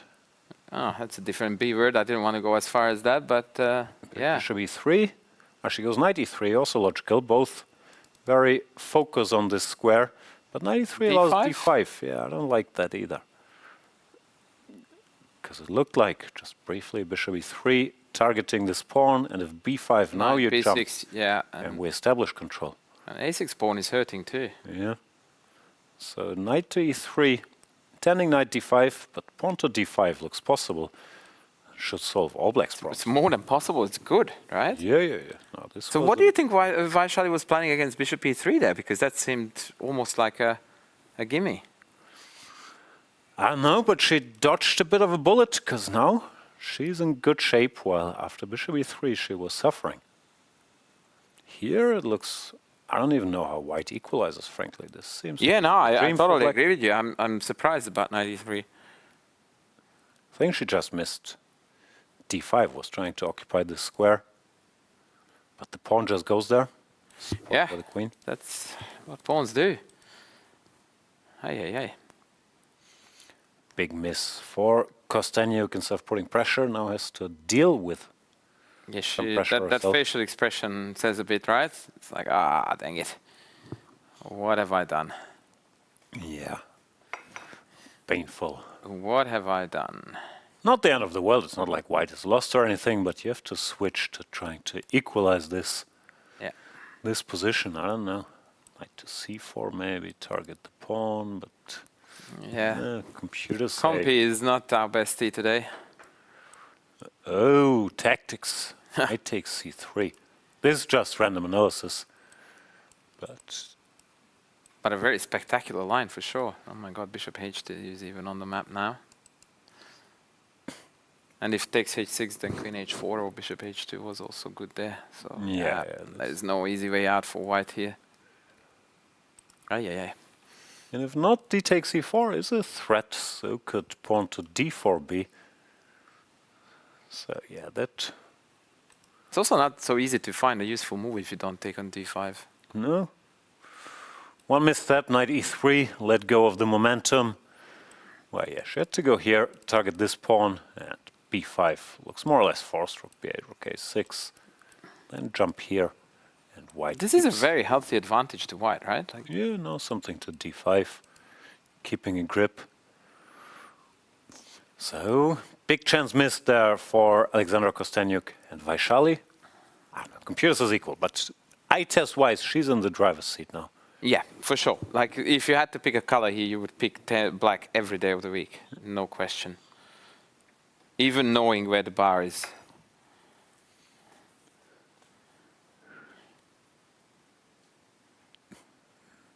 We see Kosteniuk also burning some serious time now. So let's have a look at how she can actually equalize, which is e takes d, knight takes d5. And now there's a sort of counter tactic, pawn to d4, which looks bad, but nice. black cannot take, because then knight takes d5, And e8. bishop takes, and white wins a piece. Neat. Put your pieces in the center, hey? Central break with d4 is the name of the game. Nice. Yeah, I guess it's defensive. Black should have no problems here. Takes, but probably white manages to equalize barely at the end of this. Was rook d1 playable instead of taking d4, or d3 was on? Too complicated for me. I guess it also holds. Nah, it looks fine for white. Yeah. Queen c4 maybe. Still not pleasant, and in order to survive, she now more or less has to find this e takes d. d4 idea, And yeah. d4, because if black gets to stabilize here, I mean, this pawn is always very weak. Even takes.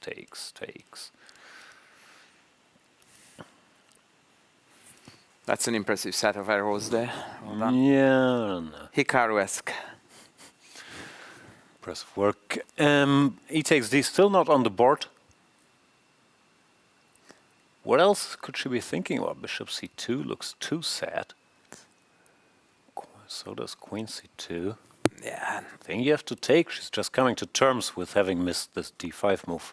Yeah, the problem though is that in Rapid you have only so much time to, spend on coming to terms with unfortunate events. Yep. 10 minutes and 10 seconds left.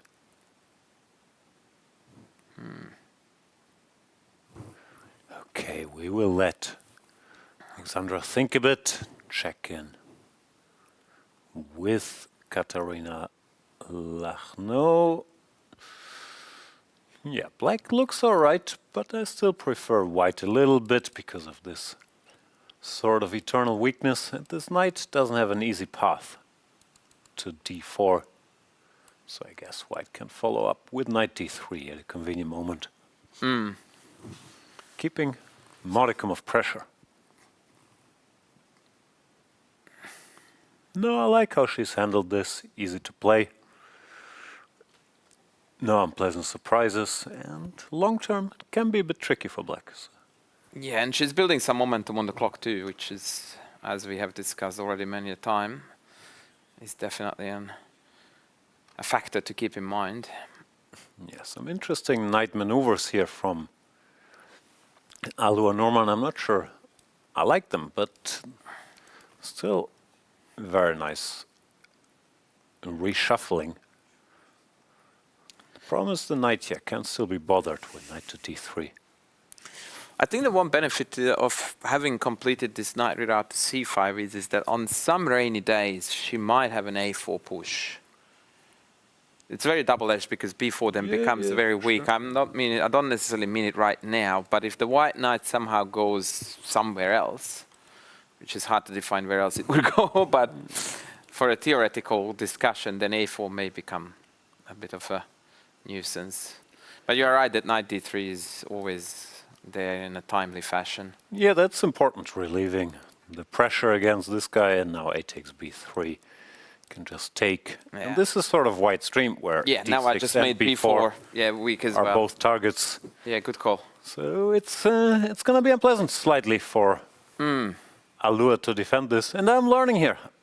Katarina, very strong theoretician, and is showing a nice way, risk-free way to play against Sveshnikov. Maybe that course of yours needs some work after this game. I need to look into this. I don't remember exactly the bishop g4 line.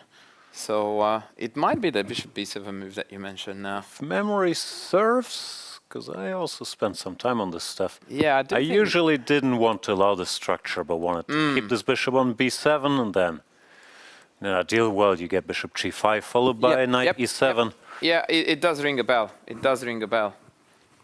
I'm not saying bishop e6 is wrong, but you lock yourself into this fixed structure, which is mildly unpleasant. And I think both here and in the sister line, let's say g3, a5, h4. Yeah, similar ideas I with was bishop looking h3. for bishop b7 and potentially knight e7.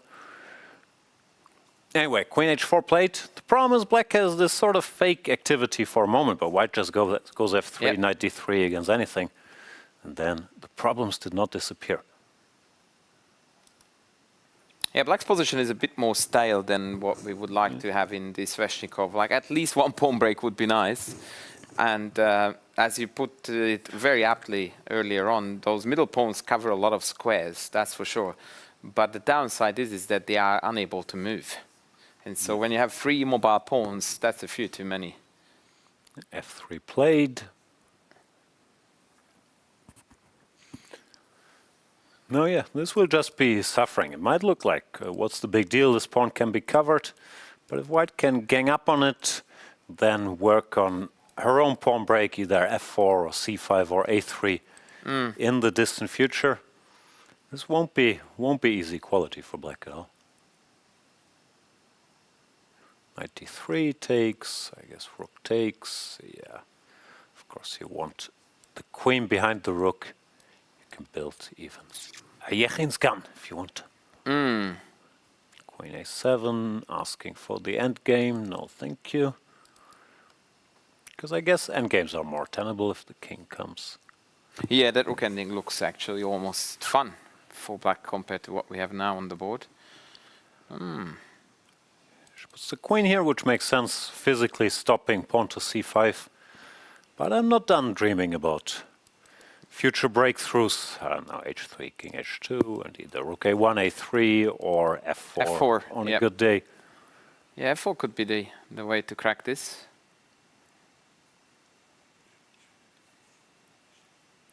I was about to say that black is also running out of useful moves very soon. Yeah, once again, nothing. I mean, you can shuffle the rook b6, c6, but that's hardly what you want to do. Yeah. It's unpleasant to play these positions. White can take her time as well, bring the queen around to g4, maybe go h4, h5. Yeah, she goes h4 directly. Also possible. Fix this a little bit first. Yeah, I'd be... This looks like a Karpovian dream for white. Yeah, it's also so frustrating to play with black. There's no imminent threats, but you can't do anything active. You have to move back and forth. Any pushes normally just weaken your position.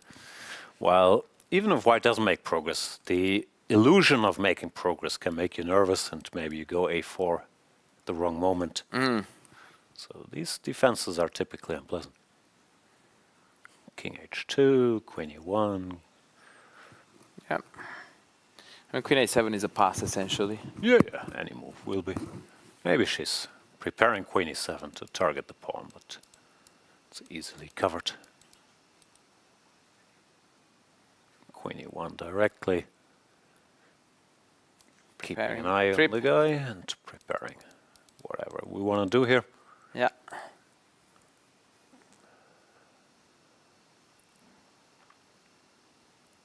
It would be a very impressive performance from Alua to hold this with black, despite the relative evaluation, because it's psychologically tough, less time on the clock. Yeah, this is not much fun. Once again, nothing's threatening. It's more this having to stay passive and alert while white slowly improves her position is a very unpleasant task. But maybe she just manages to pass, and once it opens up, she'll be ready. We'll see. How's Kostenyuk doing? She decided on something? She did. But it's not looking as good as she was hoping for. I think d4 wasn't found after all. No. And this is sort of the sad version of events for white, where d3 remains the target, black has better control over the center. Okay, d8 is there, or maybe a5, a4. f5 is also on the cards. Yeah, rook ec1, another indicator things aren't going great, not a move you're dreaming of playing, maybe hinting at c4. Did she actually play rook c1? Wow. Okay.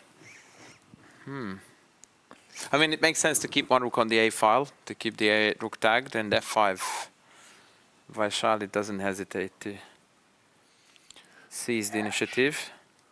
Not willing to wait around, but now c4, which was pretty much telegraphed by rook e1. Should happen.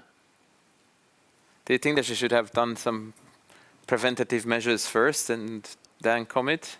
Something that would allow, for example, c4, b4? What? But yeah, maybe you can try to go for something like this. So rook e1 is such a weird move with a very transparent Yes. idea, so maybe stopping it was worth it. It would have been, yeah, practical to respond to it one way, shape or form, rather than just letting it slide and allow her to carry out the plan. Yeah, black's still fine, of course, queen. Queen to any square, or b takes c also can't be bad. But at least white gets some space for her pieces. Yeah. Let's see. Sure, Alexandra would be happy with those moves, having those active rooks. Definitely more her type of chess than passive defense. Passive defense. Whose style? Not is that, many right? many people's preferred style. That's it. Vaishali also slowing down a bit. Do we know anything about the upcoming World Championship matches? We obviously have Sindara vs Gukesh, and Vaishali will face Zhu Wenjun, the women's world champion. I haven't read anything. I guess they're still looking for host locations. Yes, and so that on. was my last intel, that FIDE opened up bidding processes for the respective locations, but I haven't heard anything beyond that, no. No. We'll see. Maybe they have an extra room in this Rosenstein Castle. Yeah. Can play the matches there. Just saying. Unless Vaishali qualifies for the final, then we have to. It would be very convenient for you. Just hop on a train and off you go to commentate every day. I'm Easy peasy. always available, especially if the events are in castles. Yep. Pawn to c4, queen back to d7. Keeping an eye on this pawn and not wanting to activate the rook, or at least saying after c takes b, a takes b, I will get rid of my weakness on a6. Which, yeah, makes some sense. So what was the most unique chess playing venue you came across in your illustrious career, Jan? Tell us. Let's see if I can beat you in that one. I don't think so, but I have a goodie. I can't even think of any, so if you have Really? a goodie, you won already. Oh, I do have a goodie for you. I played in a tournament once in a winery, but like in a wine cellar. So it was not like just a winery, and we were playing in the cellar. That was I'm not that impressed, sorry. really. Anyone else What in the even room? is a wine cellar? It's some basement? Like, Yeah. It's like a cellar. It's like a cellar. There were lots of barrels of wines around. There was one particular set that was set up on a barrel. That was pretty cool. But I can see that no matter how far I push this agenda, you're just like, yeah, whatever, man. Since I have good enough. nothing, you still win by default, but Okay. all right, wine cellar. Nah, sorry. That was the best I had for you. But fortunately, I still can't think of any Yeah, that's as good as it gets for me. locations. It was in New Zealand, by the way. That's more of a flex than the wine cellar. Like, All right. Thanks for not raining too hard on my parade. At least the country got an acknowledgement. That's cool. I did watch Flight of the Conchords. Yeah. Fair enough. Oh, well, were those guys Australian? I can never remember.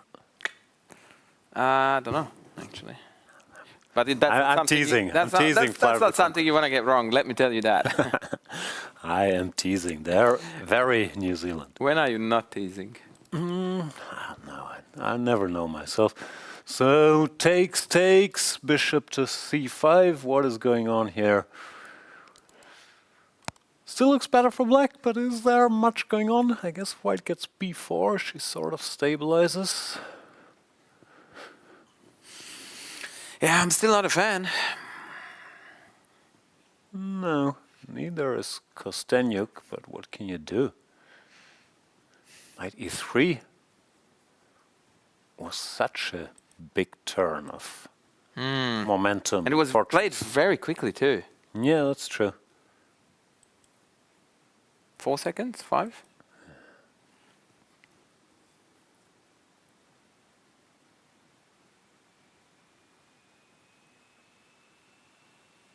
So rook a2 played. Also logical. Pins the pawn and Yeah. saying, you shall not pass. The question is, what's next? Is e4 a threat? Possible. Takes.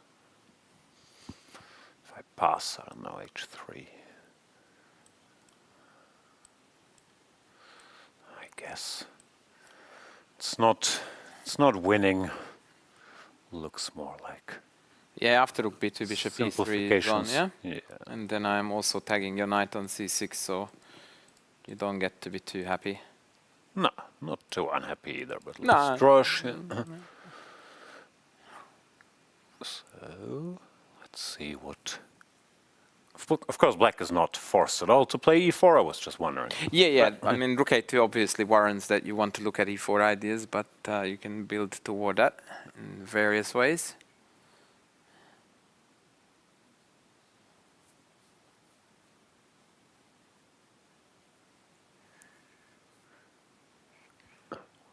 White is taking her time, down to 5 minutes.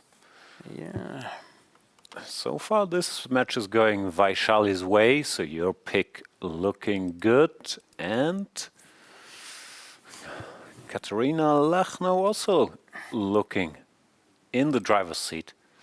Not sure, my Kostenjuk Norman team, some trouble. To be fair, though, I went with the supposed favorite, so I did the chicken call there. Let's I call don't it know, that. could be up for debate, especially in Kostenjuk. Yeah, that was Vaishali, even though, of course, Vaishali just won the candidates, so Yeah. I guess it's fair. What do you think about the queen trade there? How do we do it? Like, The queen was on a7 just then. she could have- just take. She could have taken on f2, and I was guess wondering. the timing was off because now d6 is hanging. And Yeah, rook d8, and I was d8. wondering if there was a clear-cut winning plan here that I'm not seeing, and you are already G3, giving us the arrows that. So I don't have time to run back to. Oh no, I do not. No. I mean, if the king makes it here, maybe, but I'm not sure. Even the king and pawn endings could be a serious problem, actually. And by serious Yeah. problem, I mean losing. This does look. And you didn't even have to take. You actually had a tempo there with king e3 first, because the pin on the d file, and then cash in. Right? Yeah, true. Because So, one move. and even didn't that want is to winning think. for white, but you could have this with white to move. And since the kingside pawns are frozen, this has to be a fairly straightforward victory for white. Yeah, this looks winning, and it shows these little moves like h4, Yeah. h5. They can have an impact, especially for later endgames, freezing these black pawns. So that's why. You know, Refuse when, to when I see moves like this, I always feel like when GMs play, they always turn out to be great. When I send it h4, h5, it always becomes a pawn I constantly have to babysit. Oh no, same here. Like That's just how it is. When the pros do it, it always is good. When I do it, it's like, oh, that was a lemon. yeah. No, for me it's the same. Sometimes even push it further to h6, and then when Alpha Zero does it, it's brilliant, and Yeah. the black king is trapped. When I do it, they take my pawn on h6 to move later. Anyway, looks like Alvar Norman is hanging in there, but yeah, this maneuvering phase is just unpleasant for black due to lack of activity. But for now, doesn't seem like Katerina is making big progress. She didn't go for any. No, and the clock situation has leveled out too, so yeah, this is definitely two very, very tightly contested games. Dream for commentators, right? We can entertain ourselves and the viewers.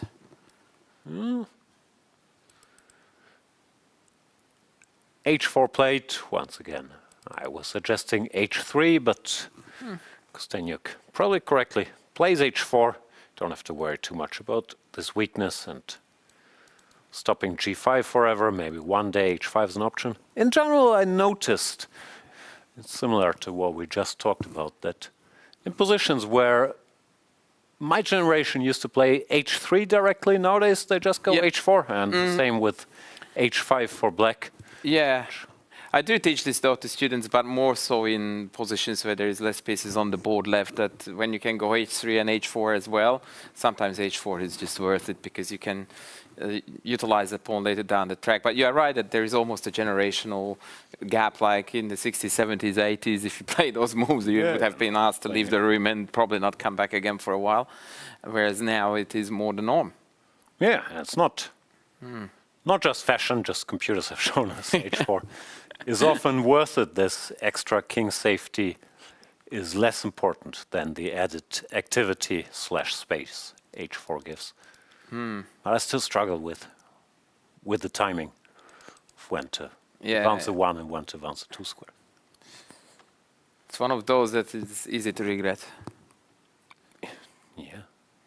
Either way, knight to a5, going for the fork. That will be spotted, though. Yes, that's a safe bet there. How to fight it, however?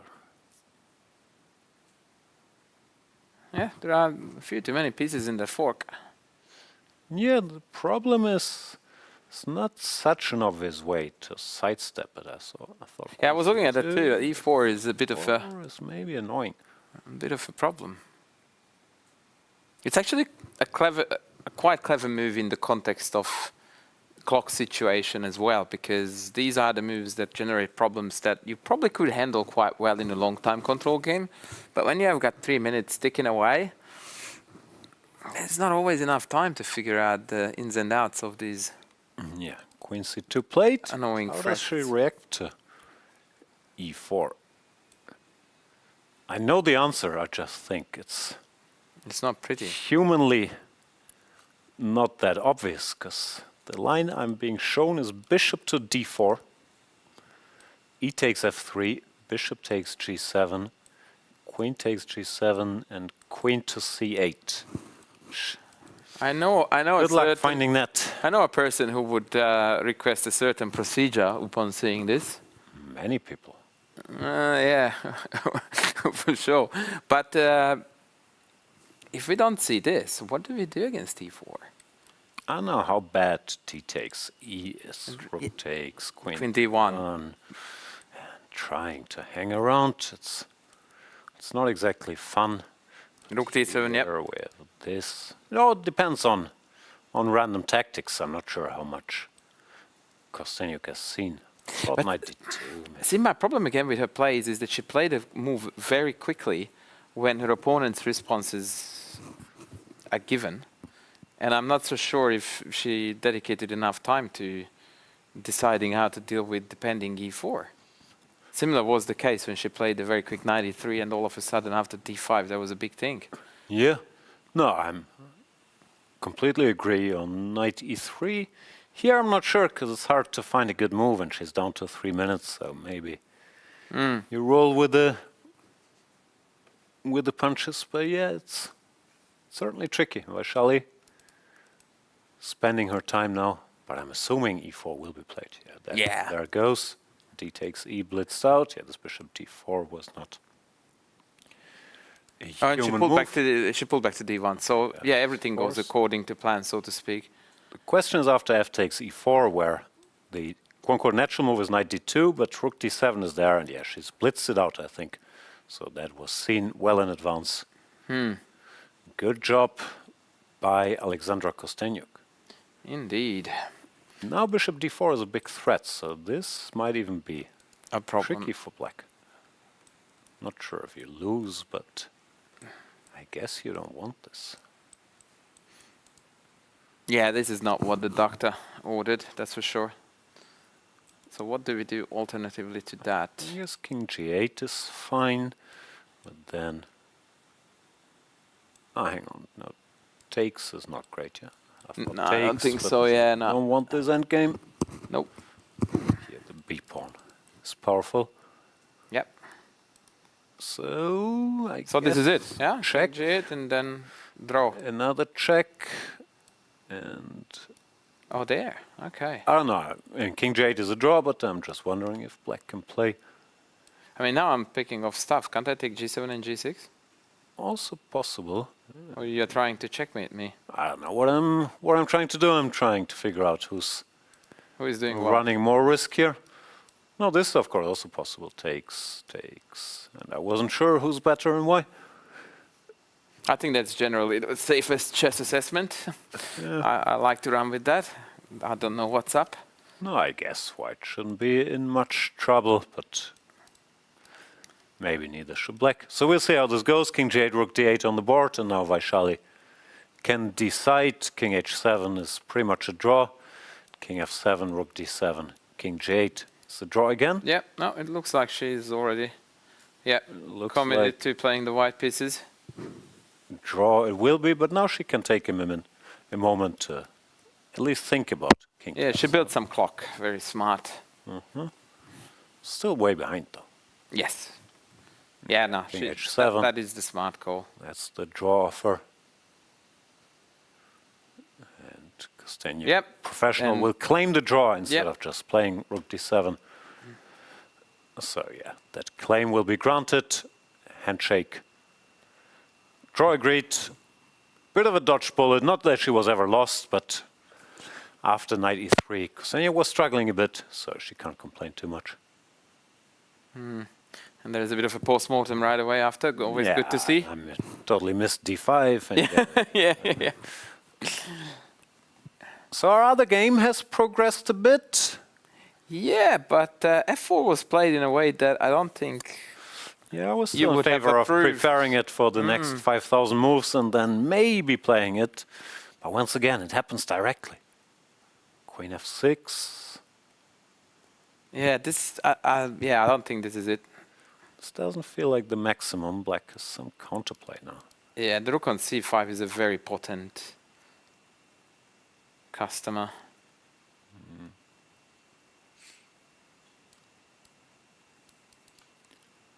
And this rook is not contributing to hitting d6. No, having said that, it does Yeah. contribute to cutting the king off. So there is still that problem to solve for black, I suppose. But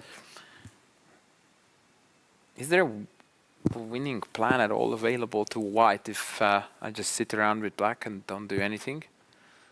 I don't know. What can you do? Bring the king, I guess. King e3, yeah. No, black just sits.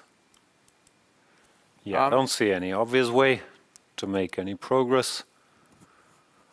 Also, Yeah. now I guess it's not necessary, but if black felt like whatever, it could also could also go for a4 at some point. Although maybe it's more weakening than useful. I'm not sure. Funnily enough, we might end up with two draws, and both positions look like my picks were having the upper hand, and now your picks are coming back strong. So it's they're setting the scene for a feisty rematch. It's an emotional roller coaster. No less, absolutely. Hitchcockian, even. A lot of plot twists. Rook d2 played. I blitz out King g8 just to cover some squares. But yeah, a4 is also legal if you want to do something more active. King g8 is just so handy. It covers both f8 and f7, so you don't have to worry about too much after. And good job by Alua Norman. I was exaggerating about the danger of the black position, but I really didn't like it and having to endure this massage. I think she was helped a bit by this f4 move, maybe. Katerina being a bit sleepy, didn't feel like moving around for the next 100 moves. But I do agree with you that that would have been the positional massage, as you called it. Can you guess? I have got a very awkward moment here for you to test your chess knowledge. Can you guess which Hungarian grandmaster was nicknamed the Hungarian Mazuz, based on that style exactly that you just described? Sorry for the segue, but I will give you a hint though. You need to go back a little bit in time, a fair few decades. Ah, I see. So don't think I would think that applies to almost every Hungarian grandmaster, like this whole school, even my generation. I know that's not who's meant, but Gimeschi, Rook, Peter Leko, they're all they're all into massages. But let me think. Portish now was a bit too active. You're in the exact right time frame, though. Yeah, I'm trying to figure out. In fact, this gentleman was... No, Istvan Chom. Yes, that's the one. That's the one. See? That's the one. Chom. Chom, yeah. Chom, yeah. I know my Hungarians, not the pronunciation, but... Yeah, good job, good job. In fact, he was Portish's second on multiple occasions, too. There you go. The Hungarian Mazuz. Absolutely fantastic endgame technique he had, like remarkable. I met a Hungarian masseuse with great technique once, but it wasn't Istvan Chom. What's going on here? King F3?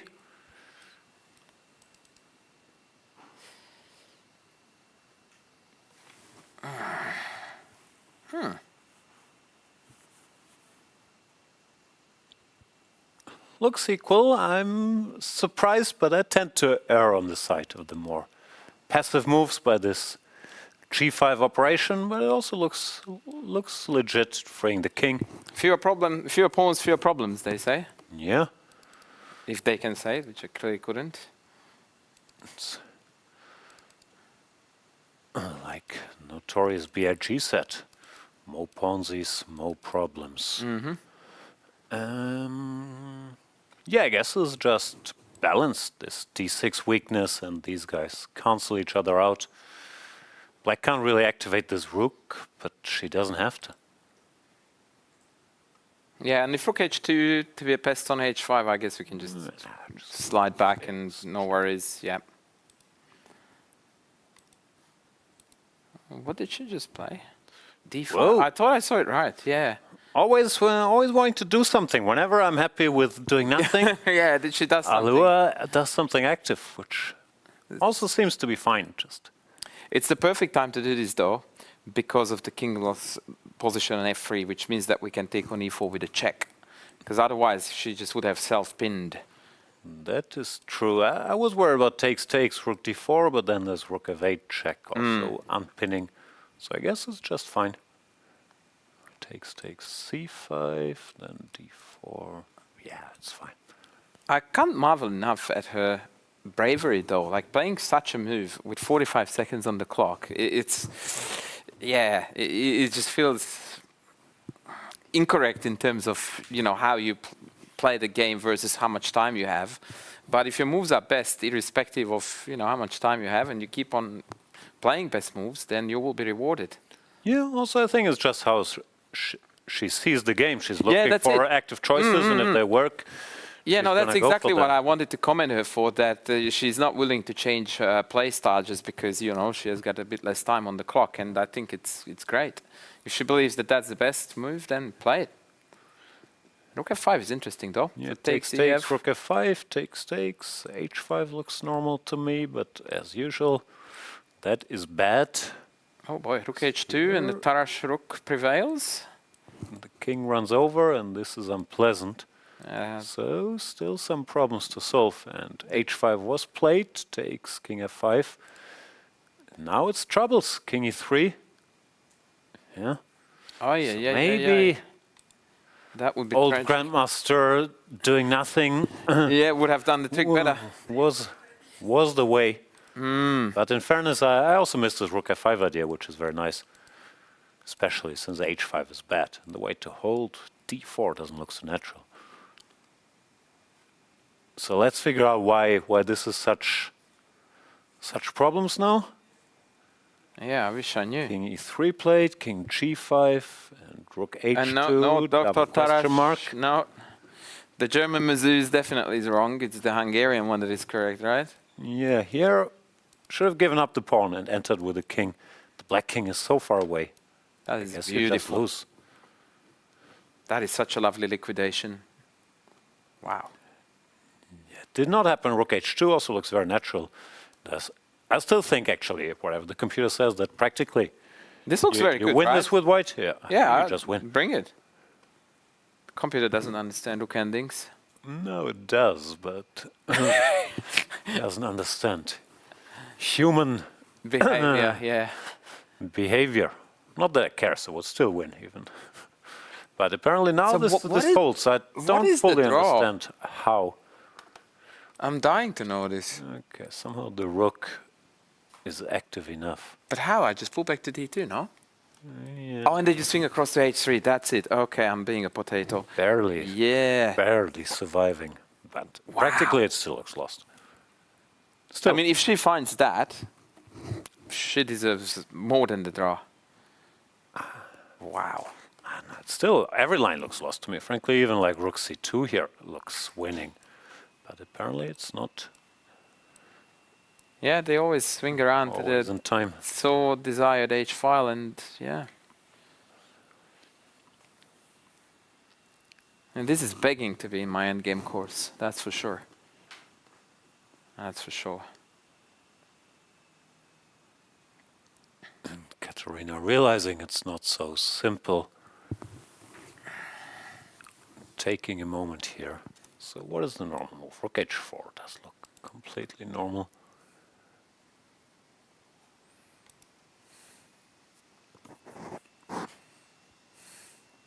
Other moves do come to mind, like king c4, d3, rook d2, but I guess black is always just in time. Yeah, the same maneuver, more or less. Although then I can go rook d5. No, but I guess takes and oh no. So yeah, make one move and Yeah, just I've don't got make this. moves. That's the one. Yeah. Okay, this is losing though. here we're Take- not in time. Yeah, we get cut off. So in this position, the key, it's so difficult, is check and check. Nah, you just lose. You just lose with black. Yeah, this is not findable, especially not with the given time constraint. That's not fair. Still, Alua so far is hanging in there, and rook h4 was played, the forcing move, but that at least makes black go for rook c8, rook c3. Still, this looks so lost. King d2, rook h3. Okay, let's follow the game. Yeah, King King D2 d2 played directly, similar ideas. Rook c5 looks slightly off topic, but maybe still fine. Maybe she just wants to swing across to g5 though. Yeah, or take, like, after rook takes d4, now just take. Oh yeah, but I meant if we play a pass of some sort with white to suss out what you want. Yeah. Yep. Rook h2 back. This feels like, yeah, somewhat drifting. Rook c3. Yeah. Now there's even a4, rook a3 counterplay. This looks all right. Rook h1, she keeps waiting. Not exactly. I mean, now I can just making- swing to g3, no? Yeah, not even sure. And you're forced to play rook h2 more or less. I guess her trick is d3, rook c1 is what she's hoping for. Oh, then this is that's trapped. filthy. Ouch. White wins. That's naughty. That's illegal. But a4 played, much better move. Although once again, she always makes the most active move and she seems to be getting away with it here. Yeah. ba, rook a3, king c2. I don't know how easy a draw this is, though. I would say very. Probably very. How do you keep the a Yeah, pawns rook up a4, on the board king even, d3, right? rook a3. Yeah, Yeah. It's not- Yep. This is gonna be now a draw. I don't know. I never trusted in rook end games until it's over. But might be over soon. Oh no, she just takes. She's not even trying. Okay. Yeah.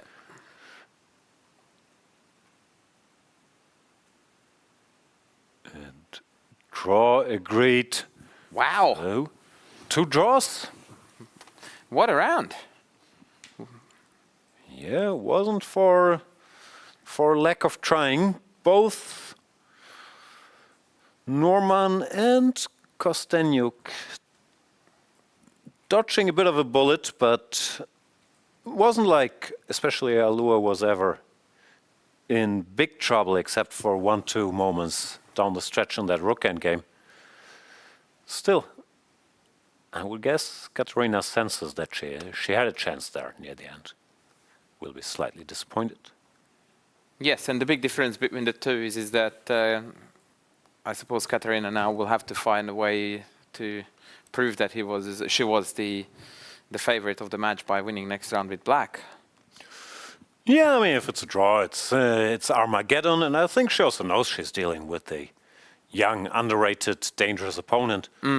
Won't go all out, but of course your chances don't improve if you fail to win a nice white position. Yep. So you're a chess coach. What would you advise the players now? Go prepare, go check your phone, take a breath of fresh air. What do you do? No, it's fresh air. You know, empty your system, like forget about what happened. If you're upset because you were ahead, forget that. If you came back from a brink of defeat, forget that. Refresh, reload, reset, and just, you know, be in the moment. How do you forget? See, this is an easier said than done, right? Type of advice. But I do think that it's kind of important to somehow have that mindset and mentality that allows you to do that. You do know that, just to quote here, or rather to reflect on a legend, Rafa Nadal, the tennis player, he used to have a lot of things to do on the court that people loved at him, such as, you know, the antics of touching, adjusting everything, and every single time before he finished the game, or rather after finishing a game, you know how on a tennis court in the halfway point there is a little mark that signals the middle of the court? He would always go around that thing, not the net. Got me there? No, it's on the baseline. He would always do a little detour and walk around that. That is basically a mechanism for tennis players, each of them do it differently, to just close that chapter, start a new one. And that's an action of, I'm done with whatever happened here, and now I'm on to the next. And I think that as much as it's very difficult to have that kind of mentality in chess, where it's actually a mental game too, so it's a lot harder to empty your brain, because for a tennis player, obviously you do almost everything with your body, whereas we do most things with our mind. But still, I think it's the right way, the right direction at least, is to try to do exactly that, to just flush it out of the system, reset, and at least try to start afresh. No, I agree on many things. Also, chess and tennis, I do think, are very, very similar. It's 1 versus 1. It's similar time, distance, the same potential for getting mad at yourself for mistakes. And in chess, I think we can learn a lot from tennis. There's this great book, The Inner Game of Tennis, which I always try to get classic chess players to read. Of course, they never do, but it's still a good book. Even the Agassi book, the Self-Loathing, I think many chess players can relate to. And yeah, this principle I think that you mentioned is very important, that you can be angry at yourself for being stupid or having made a mistake, but you must find a way to forgive yourself and let that go, which also I think was one of Magnus's big strengths. He could get very mad as anybody at a bad game or mistake, but he understood, okay, I have maybe 1-2 hours to be mad at myself, and then tomorrow I have to function again. And this is not tilting, because I could and can easily tilt for an entire tournament if I play a bad game early on. But forgiving yourself, letting it go, is a skill that's so important to learn in chess. Yeah, as a matter of fact, equally important is the ability to not tilt during a game, which is another big theory of mine. Same principle here. Yes, that you cannot possibly get upset with yourself mid-game, because you're sabotaging yourself. You're more than welcome to get upset with yourself after the game, if you must, but definitely not during it, because that impacts performance, and that's a non-negotiable. Yeah, no, I think you can have the same mechanism even in-game. You take a deep breath, you say, okay, I'm an idiot, I played the stupid move, I missed this, but now we're in this situation. Forgive yourself, have a little ritual, whatever it is, walk around Yes, exactly. that spot, and game continues. Of course, always easier said than done, but it's something that's so important for chess performance. Right. Luckily for me, and I have got a very good tennis coach, so I'm learning all of these things from a coach, so I can, apply some of the things I learn on the tennis court and put them back onto the chessboard. I've never played tennis in my life. You but I haven't still believed, you recommend, mean? Oh my God. It's never too recommend late. these books. Never too late. But yes, The Inner Game of Tennis is a brilliant book, not tennis book, but in general for any athlete where there is mental game involved, that book is a must-have for sure. Read it. I will go read Twitter now for 10 minutes, which is how I spend my time. And then we will go back. I'm sure I'll be upset at something with semifinals, game number 2.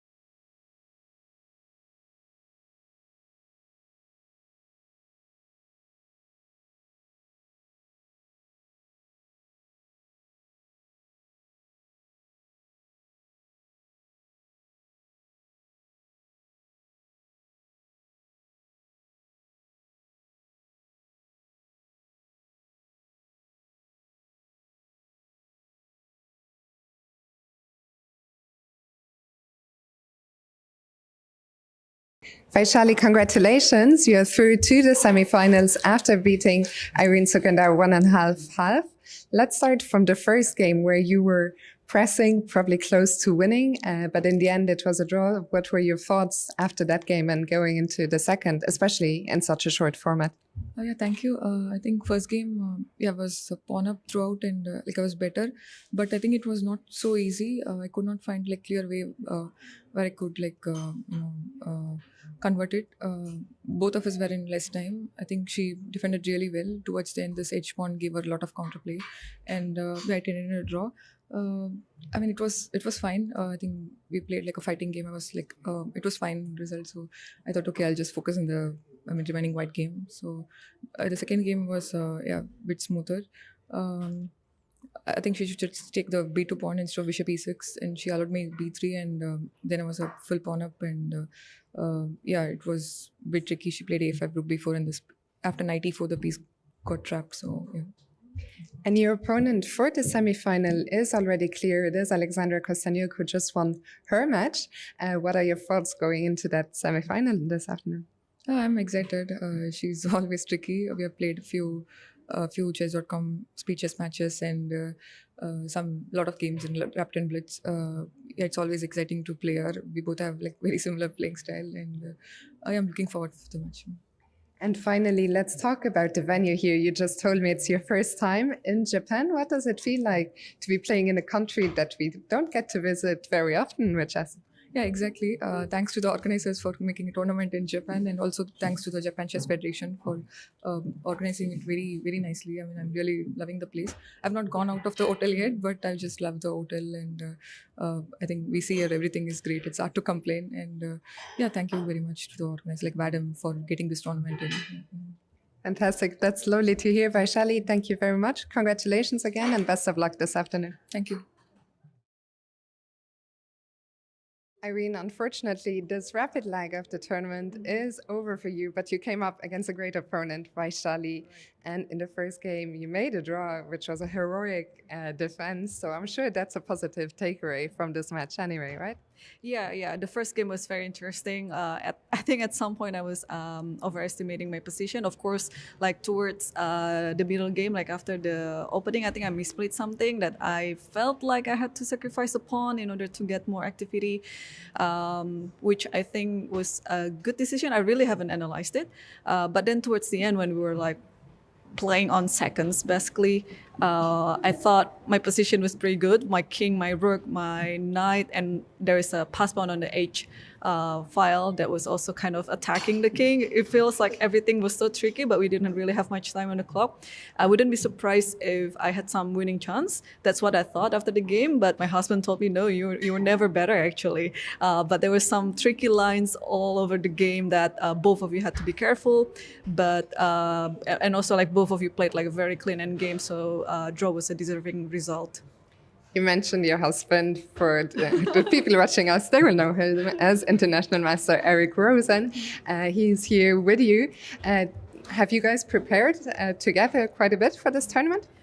To be honest, not really. I've been very busy with my work stuff, and we just came to Tokyo from Washington D.C. and we just came last night. So I feel a bit jet lagged still, but it's not. Of course, it's not an excuse of my result. Faishali is a very strong opponent, and she's a deserving winner. And well, yeah. So we didn't really prepare much, but of course there's some lines that we talk about before the games, just to get ready in case the game went that way.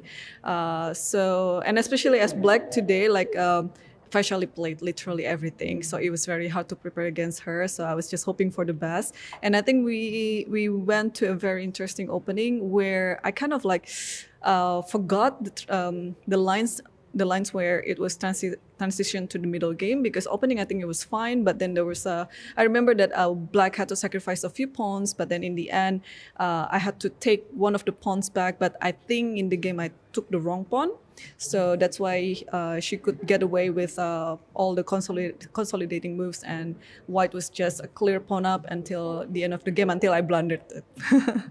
Tomorrow, new chances in Blitz. You mentioned your work being so busy. You've actually been on the other side of the microphone quite a bit as well, doing quite a bit of media work with chess. How does it feel to be back at the board and playing?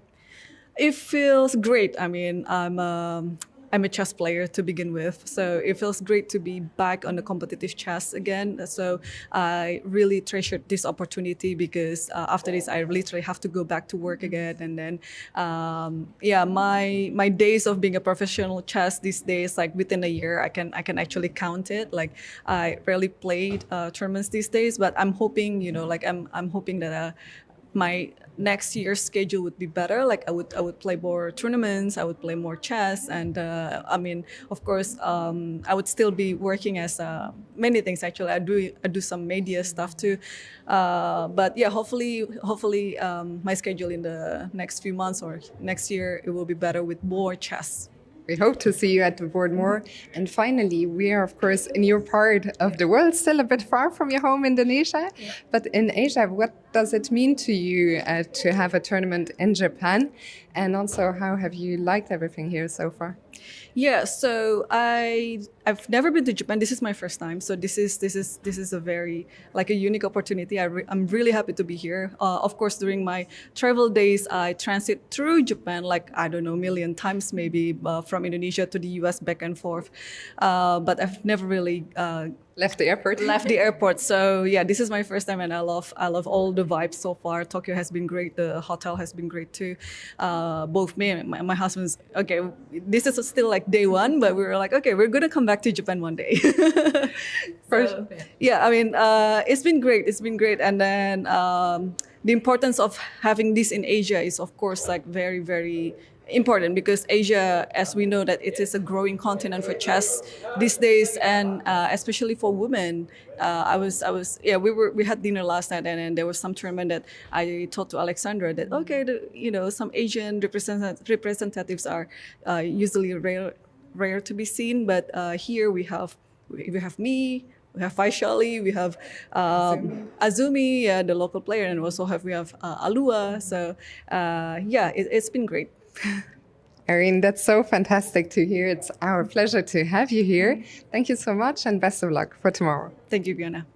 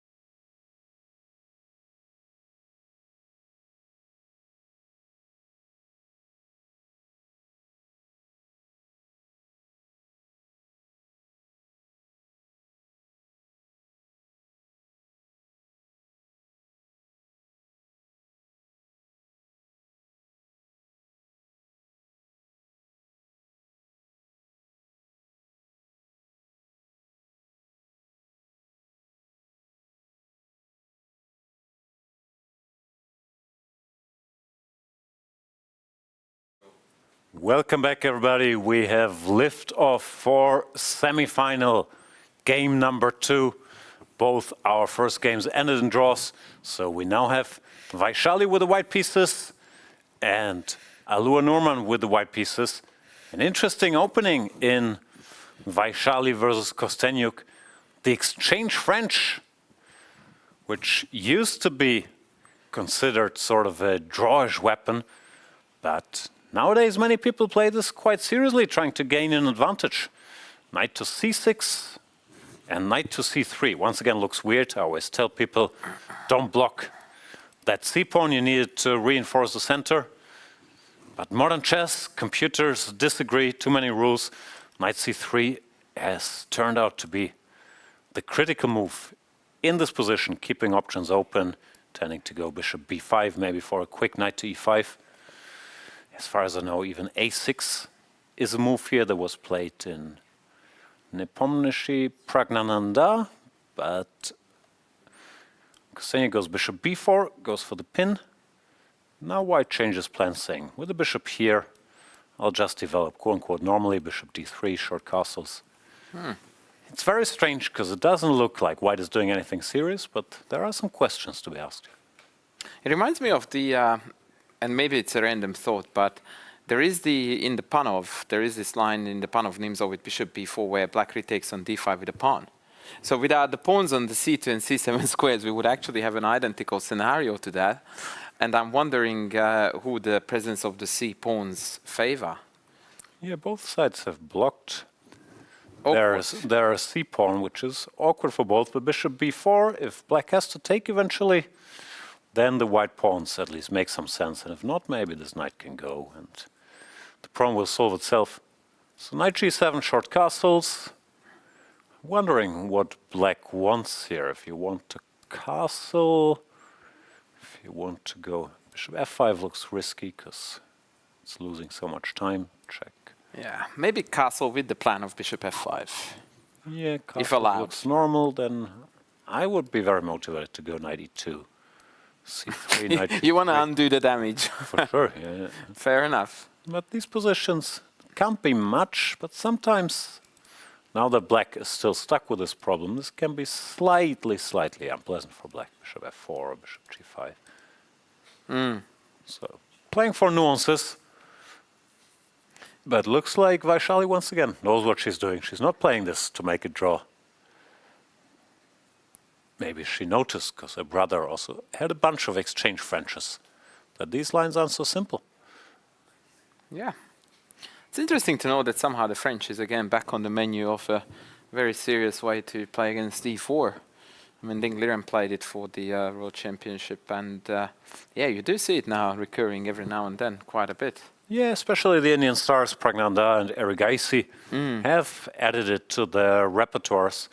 And it's a strange thing, because when computers were good but not as good, French got under a lot of pressure, especially because computers like the space with white going e5 wherever.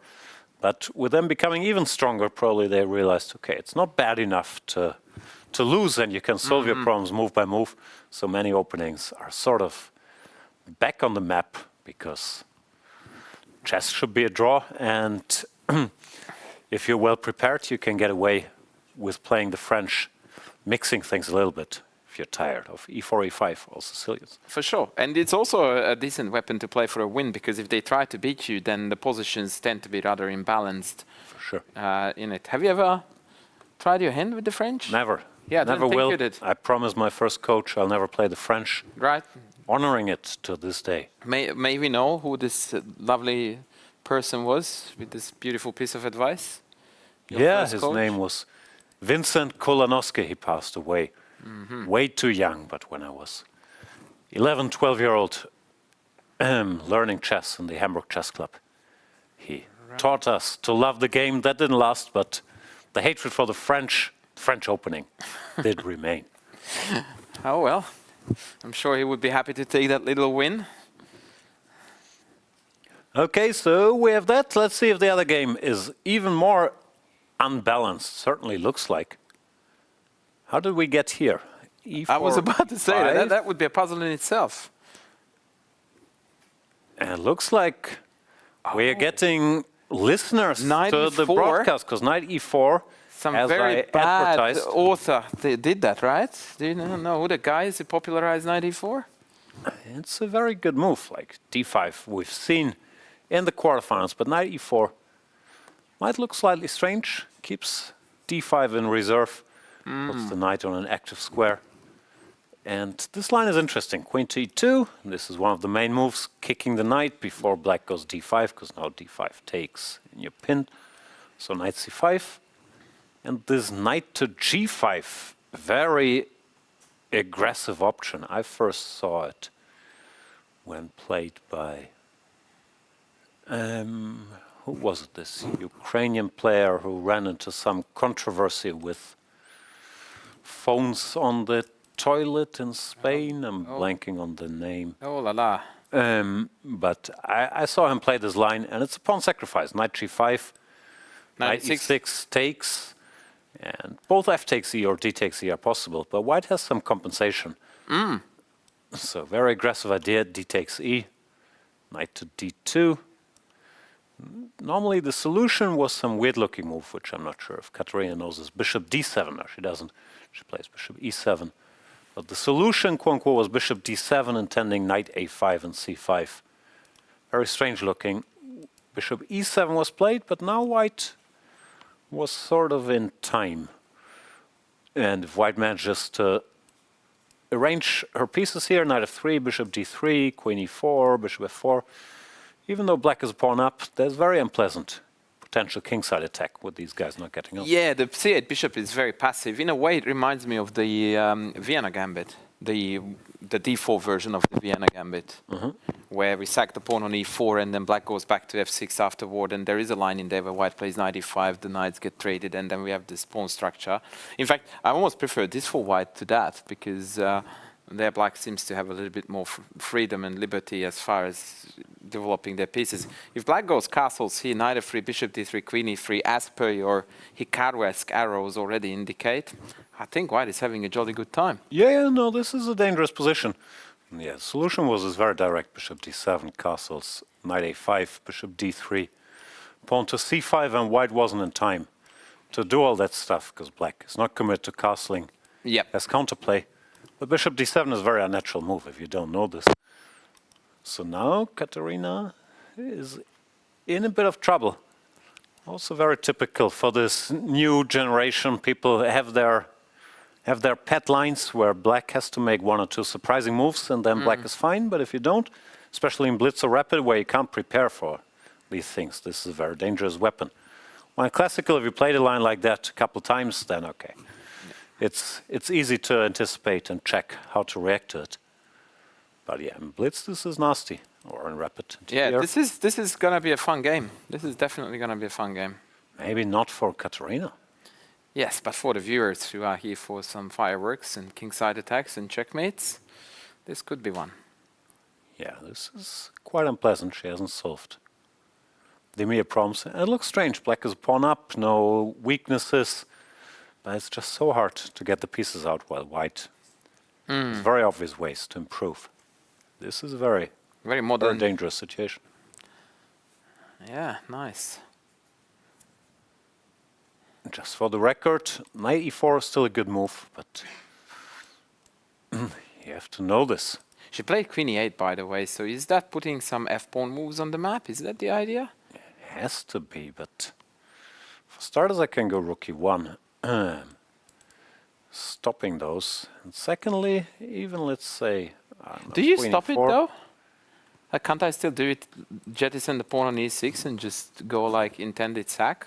Not sure I take back with the bishop. want that pawn to be honest, like here. Okay, but then you tricked me because... Yeah, I lied about stopping it. Yeah. Well, technically, yeah. Yeah, you outfoxed me, that's for sure. But I don't think take is correct. No, like takes, this is, black is in time. That's what I thought, that this wasn't it, because now black is in fact better, if this anything. Is fine. Right, but that is very, very clever to just ignore the pawn on e6 and instead hunt other weaknesses. Yeah, and it's still the same problem. still go checkmate. Yeah, I was going to say, you maybe don't even need rook e1 if you play whatever, queen e4, f5 takes. We still have all our pluses. Yeah. No, this is a dangerous situation. Bishop f4 played, more direct way, trying to fight f5, keeping an eye on this guy. Also looks good. Yeah, white's play is so easy. Put the rooks, then see Yeah, if queen there's e8. checkmate. Queen e8 may be a move that you might regret. Yeah, was unpleasant position to begin with. Bishop d7, developing pieces. What else can you do?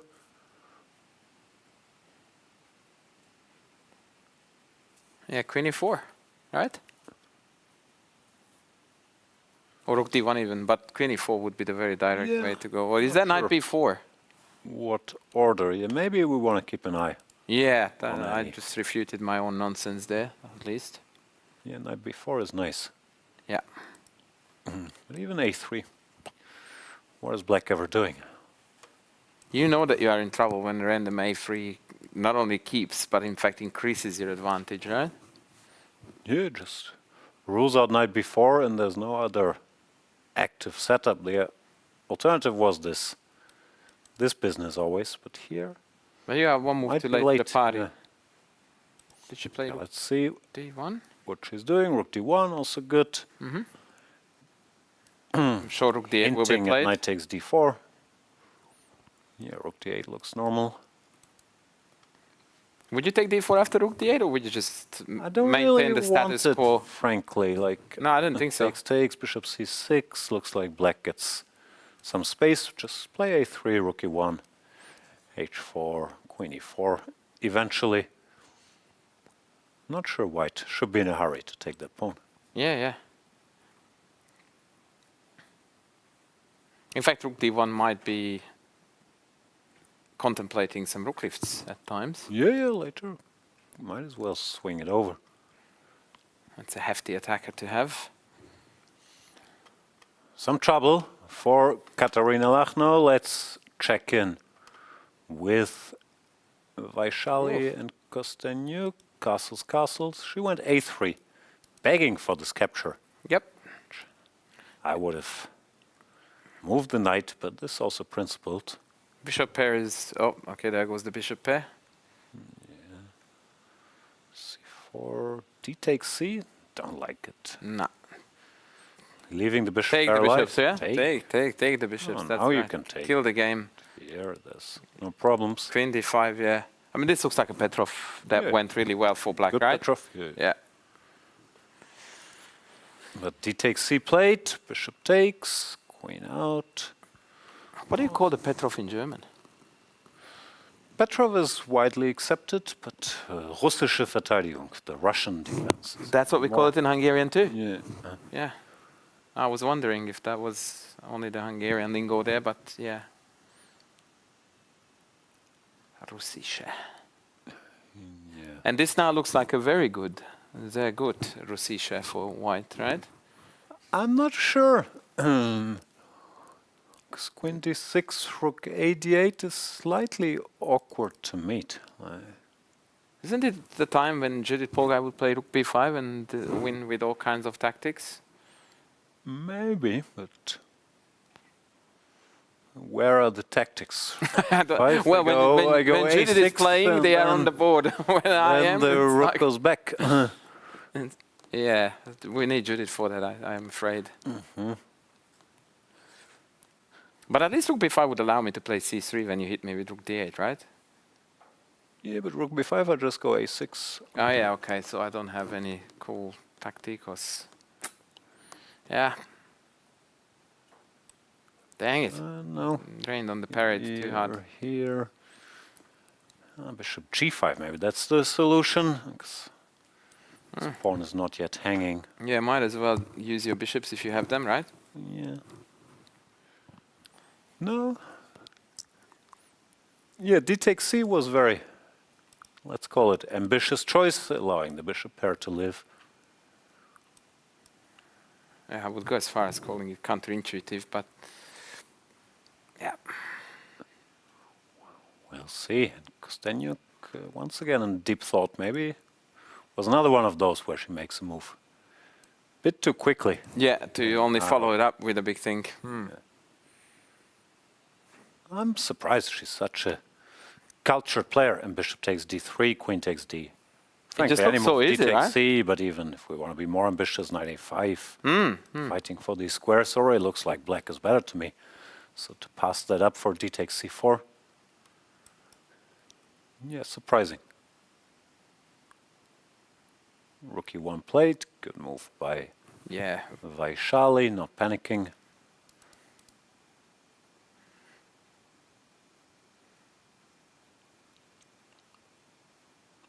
Knight g6.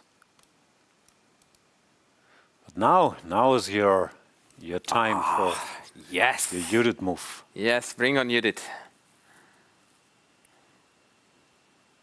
Not just hitting the bishop, but as you mentioned, also preparing c3, after Yep. which the center can't be touched anymore.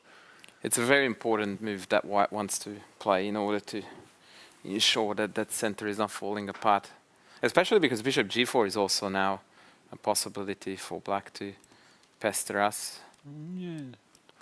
Once Um, it stabilizes, of course. Wait, Double did we question mark, but what tactic did we miss there? rook d5 was good. Fair. The queen all The of a queen sudden is- is short on squares. Yes, bishop g5, bishop f3, pawn takes back, and see, yeah. Nice. So yeah, I just needed to call the magic name Judith, and tactics are just raining upon us. Yeah. Then rook b5 played. Vaishali is on it. Now this is dangerous. Bishop g4 is the move you want to play, but it's losing on the spot, and the alternatives are a bit sad, like knight c to e7, I guess, but this looks very clumsy. Remind me, Jan, I'm thinking now whether there was an Anand Kramnik or a Kasparov Kramnik game where this rook b5 was a decisive issue, or was it a Judith game? There was Judith Karpov with the double bishop sacks, but there might have been a Judith Adams where I saw it first, so now I've got too many names and too little memory capacity. I don't know, all these Petrovs melt into one in my Pretty head, much. so, Pretty can't much, tell. pretty much. Ivan Sokolov has a fabulous book that covers these structures, by the way. He's most recent on the various pawn structure series. Don't think I read it. I read this, what's it called? Winning Chess Middle Games? Yeah, so that is essentially the series, and the latest edition of that is one that deals with this structure, among others. See. So what's the lesson? Don't allow rook b5. Yes, and the that's it. tactics win That's for white. it. Yeah. When rook b5 is on and Judith is playing with white, you're done. That's the lesson. I see. Any other case, Petrov is a draw. Yeah, this looks like trouble. Vaishali looks sharp. She's playing slowly, but she's always playing slowly. Yes, But she so doesn't far, seem to be her phased. tactics seem to be very much on point. Speaking of books, tell us, please, your top 5 chess books. Oh, I haven't read a chess book in 20 years. So So this it's will going to be an old list. old stuff. Do you have any favorites? Let me think. One I always recommend is a book called Endgame Strategy by Shereshevsky. Yep. Especially the old version. There's a new version. The but oldie. I like the old version. 'cause Oldie it's but more goodie. easily digestible, and it helped me a lot. It's not so much about rook and game technique, which you can tell from my games. Didn't really master, but a lot of timeless principles that, yeah, really helped me the first time I read it. So I do like that. that one I like. What else is there? Can't tell from my playing style, but Life and Games of Michael Tal is also must read for most chess players, and just very enjoyable read, no matter if you want to play like Tal or not. Then what else do I have? I mean, my great predecessors, of course, is very useful. Yeah. General chess course, all of those, very much worth reading. I also like some of these old Watson books, like what's called Secrets of Modern Chess Strategy or something yeah, like that. that is a fabulous piece of work. But as you can see, my recommendations are 20 years old, I'm sure. A lot of stuff happened in the Undoubtedly, chess but book market the last 20 years. look, it's all good. Sometimes the classics are still classics. Yeah, so who's writing books anymore? Plenty. I'm sure plenty plenty people are. Knight c7 played by Kostenyuk, Bit of a sad necessity. but yeah, best move at least. She didn't fall for this bishop g4, rook d5 tactic. Like I did. So still in the game, but Vaishali with some chances here. Let's check in with the other one, where Alua Norman also won the opening battle. This feels like it happens a lot. Used to happen less to me when I was better prepared. But e4, e5, even though it's a great move, so many people have their nasty little pet line which you have to be ready for. And I would always say, okay, but it's nonsense, you just have to know this and black is fine, which is true, but one also has to acknowledge there's a lot of nonsensical Yes, that you need to know. surprise lines, and it's work being a good e4, e5 player. And as for the game, Katerina tried to force the issue with this b5 move. I like it. Takes, knight takes, tactics. And the problem is she's still worse after just knight takes d4. Now white has the pawn back, and there's stuff hanging here. I wasn't meaning to suggest that I like black's position, but I think that was the best way to be with what she had at the time. Yeah, at least not waiting for white to improve for 5 more moves and then get checkmated. At what price, though? Obviously, the c6 pawn is not the prettiest, and the black position is very passive. Very passive. This knight is also dominated by the bishop. Yep. Doesn't look great. Let's see, bishop f6 played, rook e1, queen to c8. It's all a bit sad, but yeah, she's hanging in there. Yeah, it's very not pretty. No. But for the time being, it's solid enough so that she's not falling apart. What would be a mid to long-term plan here, Jan, that you would think of carrying out with the white pieces? I don't know, I can only think move by move here. I thought bishop d6 might have been unpleasant. Forcing this bishop back, and now And then some trading the dark squared bishops ultimately. maneuver, going for these squares. And after queen c8, knight b3, you have to calculate if this pawn can get taken. She goes queen e4. Compi is not in love with it, but it also looks like it keeps the pressure. c5, I guess you jump. Still looks unpleasant for black. Yeah. Or even h4, h5. No matter how you twist it or turn it, it's always going to be an uphill battle for Lagno. After c5, is there also takes, and now jump, or this pin? In b7 is safe. Yeah, at least not. Bishop d6, then rook e8 holds. Just, wow. Just. Yep. Hanging in there. Wait a tick. Knight e7, rook e7, bishop e7. Oh, queen e4, and then. Yeah, good. Yep. queen Okay. e4. Yep. Some moves were made. Knight e7 back. Oh, yeah. That's passivity. begging for bishop d6, right? Among other things, I suppose. Yeah. Now this does not look very pleasant still. I mean, it's understandable she didn't want a knight on c6 in whatever form. But it's so sad. Can I just play a move like c4 as well? As usual. Compi is not Comp with is me, so but judgy today, man. You can't catch your break. no. Do you want to Say take all a8 it. on ef? Was that the plan? Yeah. I mean, the line. Probably not forced, but I'm just. Yeah, very nice, very nice. I thought that we might want to demonstrate that to the audience. They deserve it. When you come up with a brilliance like that. Yeah, bishop d6 played. very logical as well. Looks like black has to give a pawn. I don't even know if white wants it, but rook e8 or rook d8 accepting. Yeah, actually, it Wrong. almost looks like a relief for black, right? I mean, in a way, obviously, it's bad news, but what do you do? Yeah. Still, pawn is a pawn. It's, Uh, but at least the pieces start getting something to do. yeah, bishop on f6 is going to be a decent customer once it gets there. Preferably before the game ends. Still white, of course. Yeah. Has to be better in all these lines. So rook to e8 plate. Once again, the decision, do you want to cash in or just improve the position, which is also tempting, like c4 or even b3. Get this pawn out of the line of fire. Probably not b3 because they lost 95.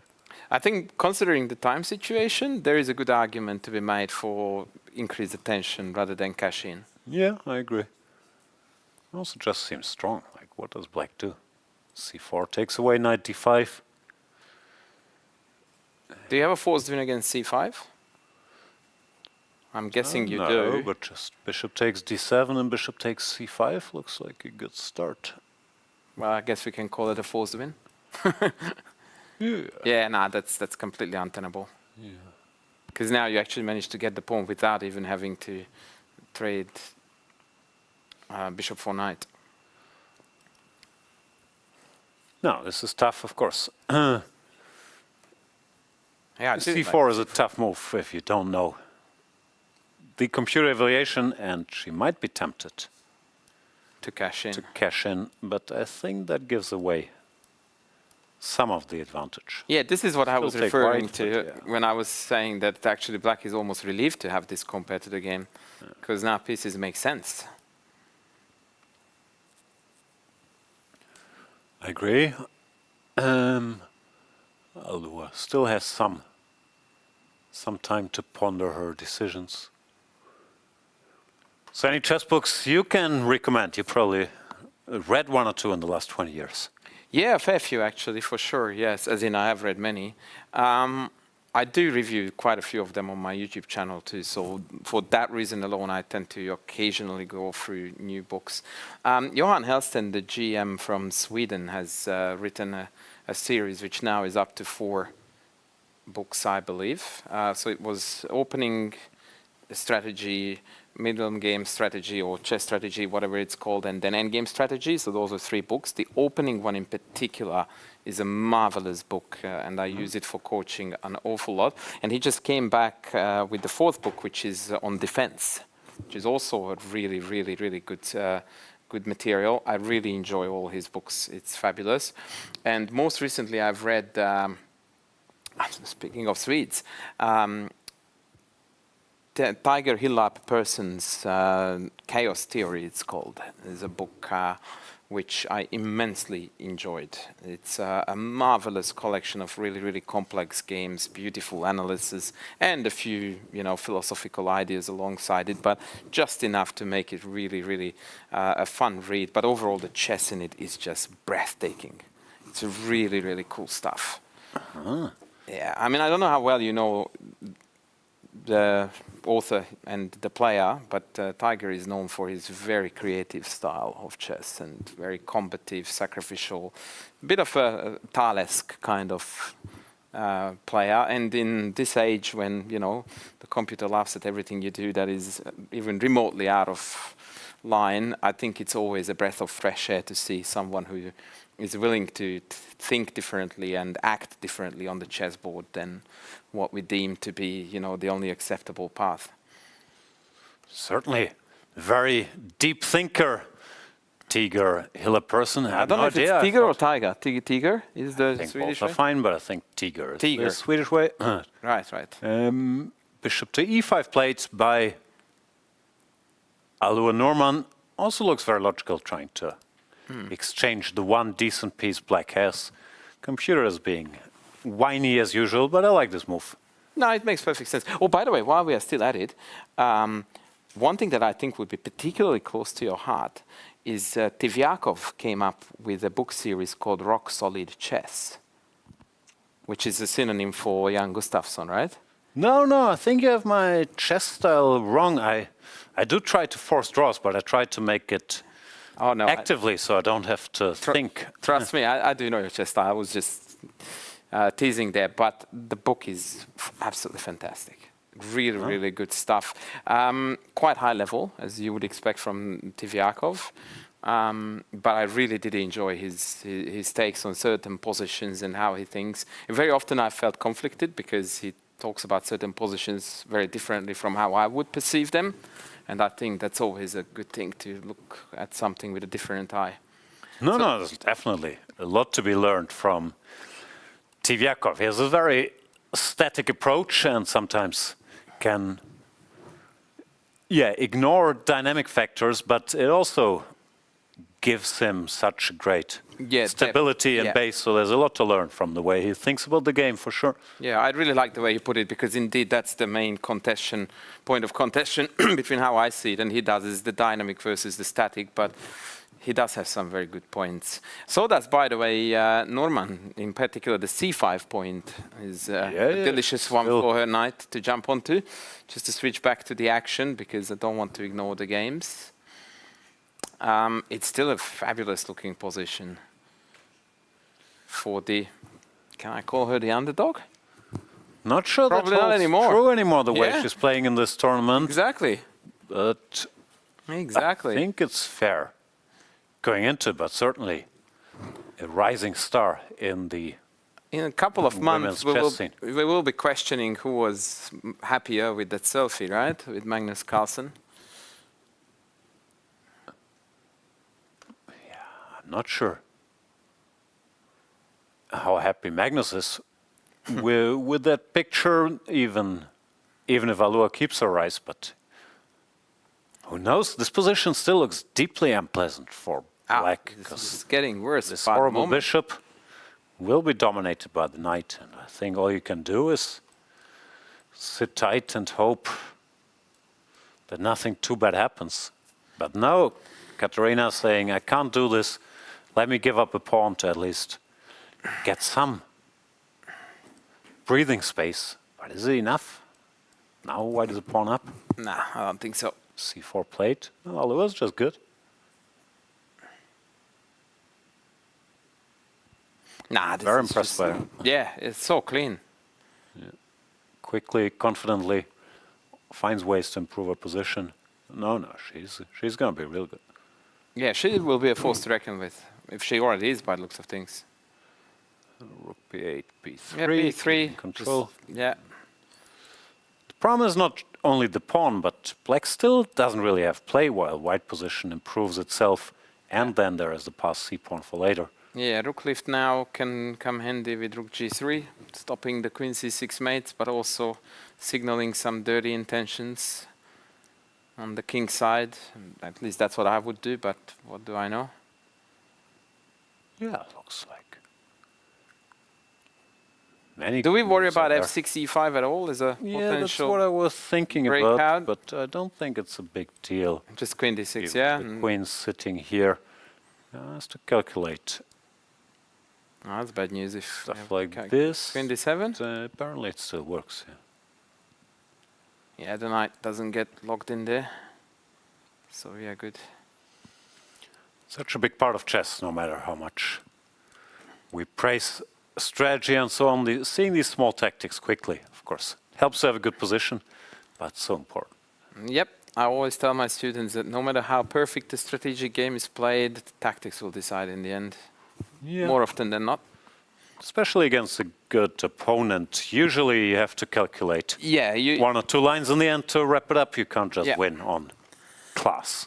Yeah, that would be too nice to be true. I've tried, never works.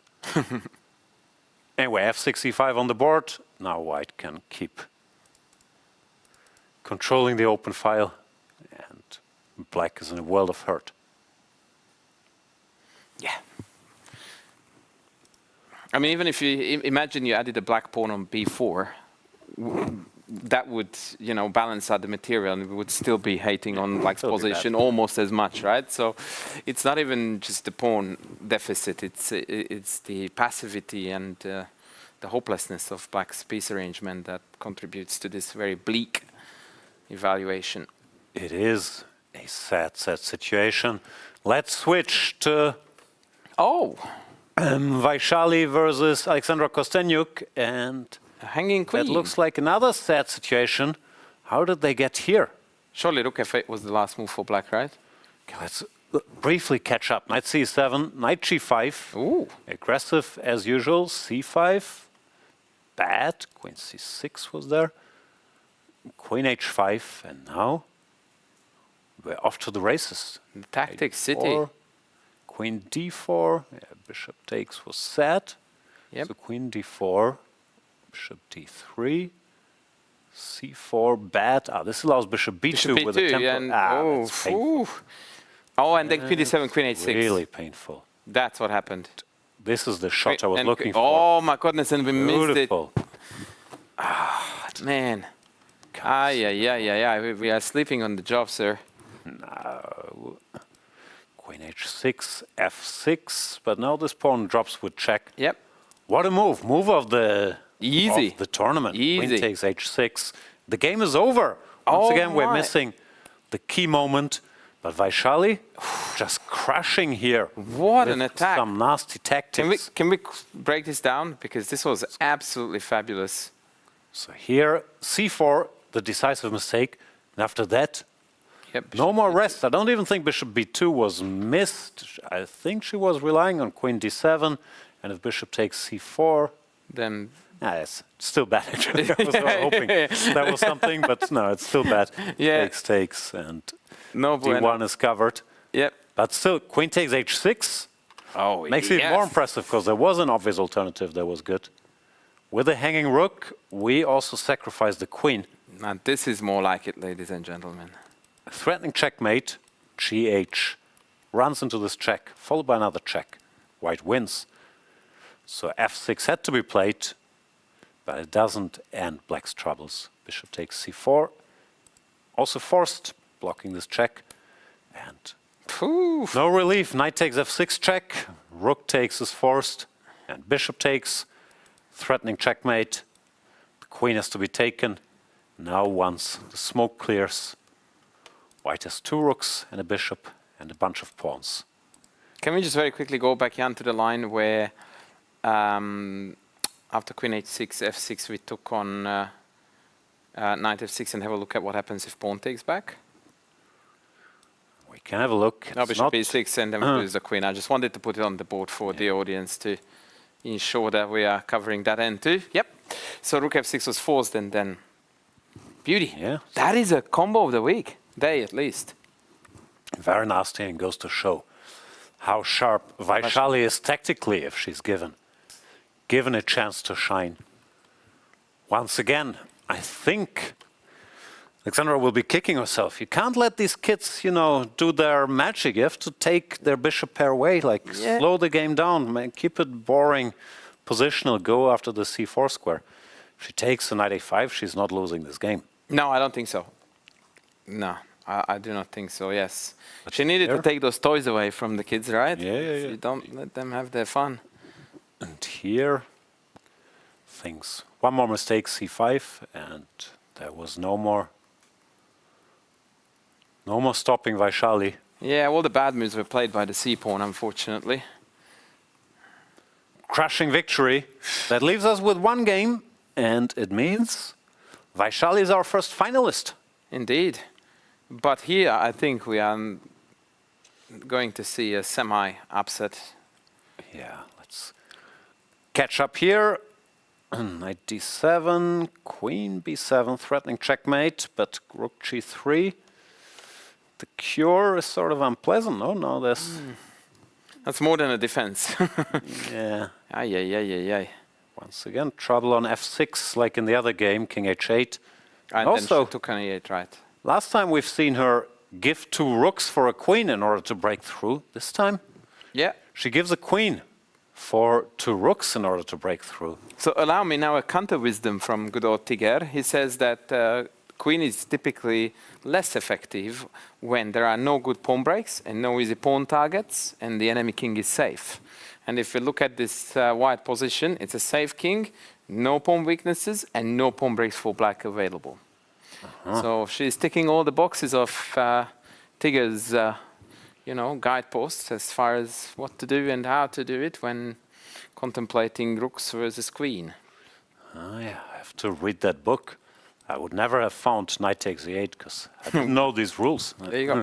No, actually, I found the rules, to be honest, almost too simple. But somehow they do support your decision making. No, it can't hurt. Like it's always easy to be a cynic and find exceptions, but harder to think of some rules. But the book is more common in terms of sacking a queen for a bishop and a pawn, and then starting analyzing there. So just so that you know what you're getting into. Queen for two rooks is like, come on. No fun. That's not what we call imbalance. That's fair. So, Katarina trying to make it a fight, but it's not a very fair battle against the two rooks and 3 pawns, is it? And the clock. Yeah, but 2 rooks and 3 pawns is too much for a queen. Last time I counted. Yes. 7 is knight d4, picking up a bunch of more things. Yeah, this is not great.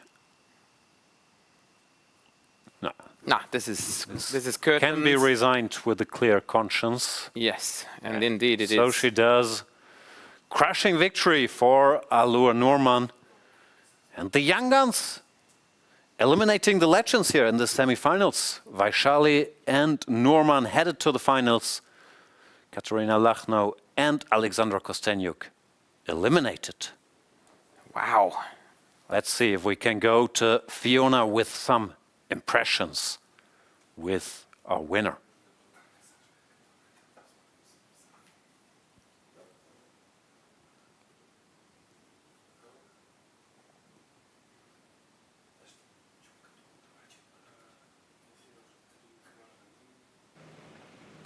I'm here with Alua, who has just qualified to the finals. Alua, congratulations.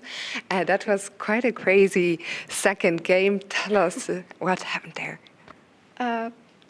Yeah, I prepared that line before the tournament, and I was pretty comfortable with my position. So I was just making positional moves and trying to improve my position. And yeah, eventually my opponent has a little worse position, and then it kept going down. So yeah, in the end, she blundered, and yeah, it was winning. How does it feel to be in the finals where you will be taking on Vaishali? Vaishali won. I didn't see it. Yeah, it will be very interesting. I will try my best to play well. You mentioned your preparation before this tournament. Can you tell us a little bit about what that looked like, and how is your preparation for Rapid and Blitz in general? How is it different? Yeah, I was just playing some games, training games. Yeah, preparing some lines. Yeah, I mean, it's always the same. So far, it's been working well. How satisfied were you with your first match today?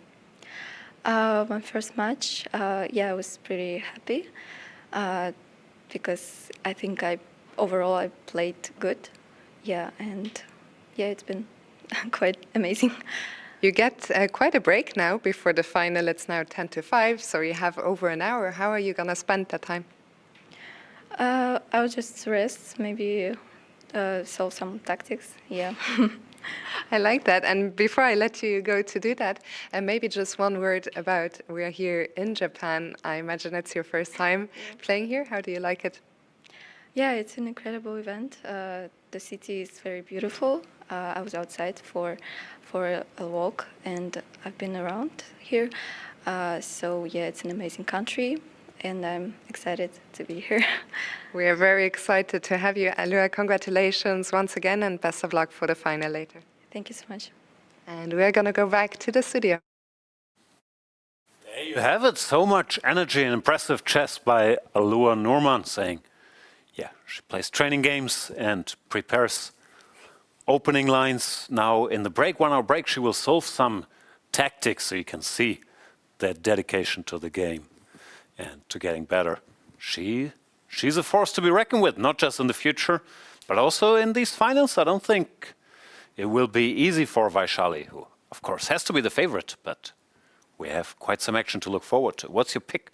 Oh, it's a hard one. And you know what? I don't want to be the boring guy who always goes for the obvious pick. So this time I'm going to go for the upset. Let's go with Alua Norman taking out the rapid section of the Asian leg of the WR chess tour. What do you say to that, Jan? That leaves me Vaishali, so thank you. But yeah, I'm very impressed with Alua's performance. Vaishali has also been very strong and steady, but that is less of a surprise after seeing her crush the field in the candidates. But you heard it in the interview. There is no Armageddon since both semifinals found a clear winner. Therefore, we have a 1 hour break, which will give the players time to breathe and rest for the finals. And we will be back a little before 6 local time, so in around an hour, with the final match between 2 rising stars of women's chess in Vaishali versus Alua Norman. Hope to see you guys then. Go get yourself a hot beverage, walk 10,000 steps, be back in an hour.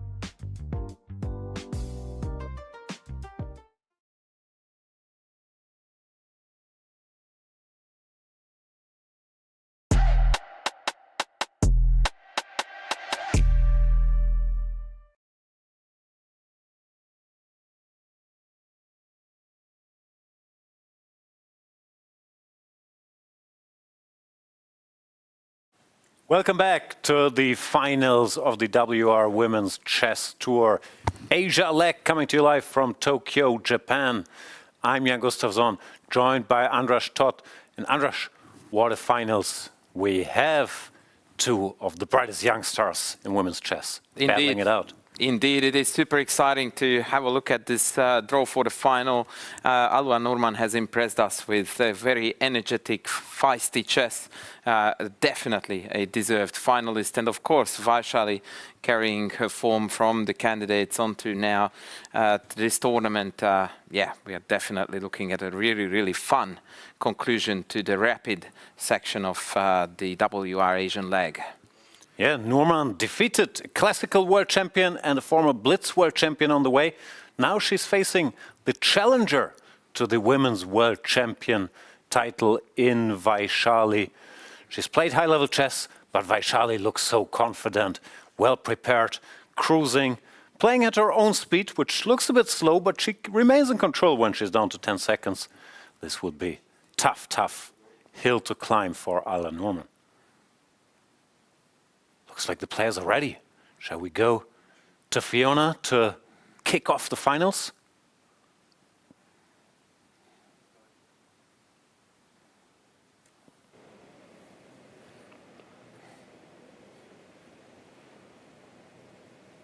Welcome back. It is now time for the big final between Vaishali and Alua Norman.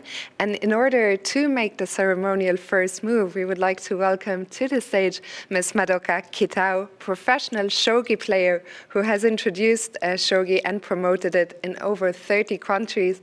In fact, we just had a 1-hour workshop with all the participants and guests, which was a lot of fun. So thank you very much. And I will invite you to make the ceremonial first move for Vaishali.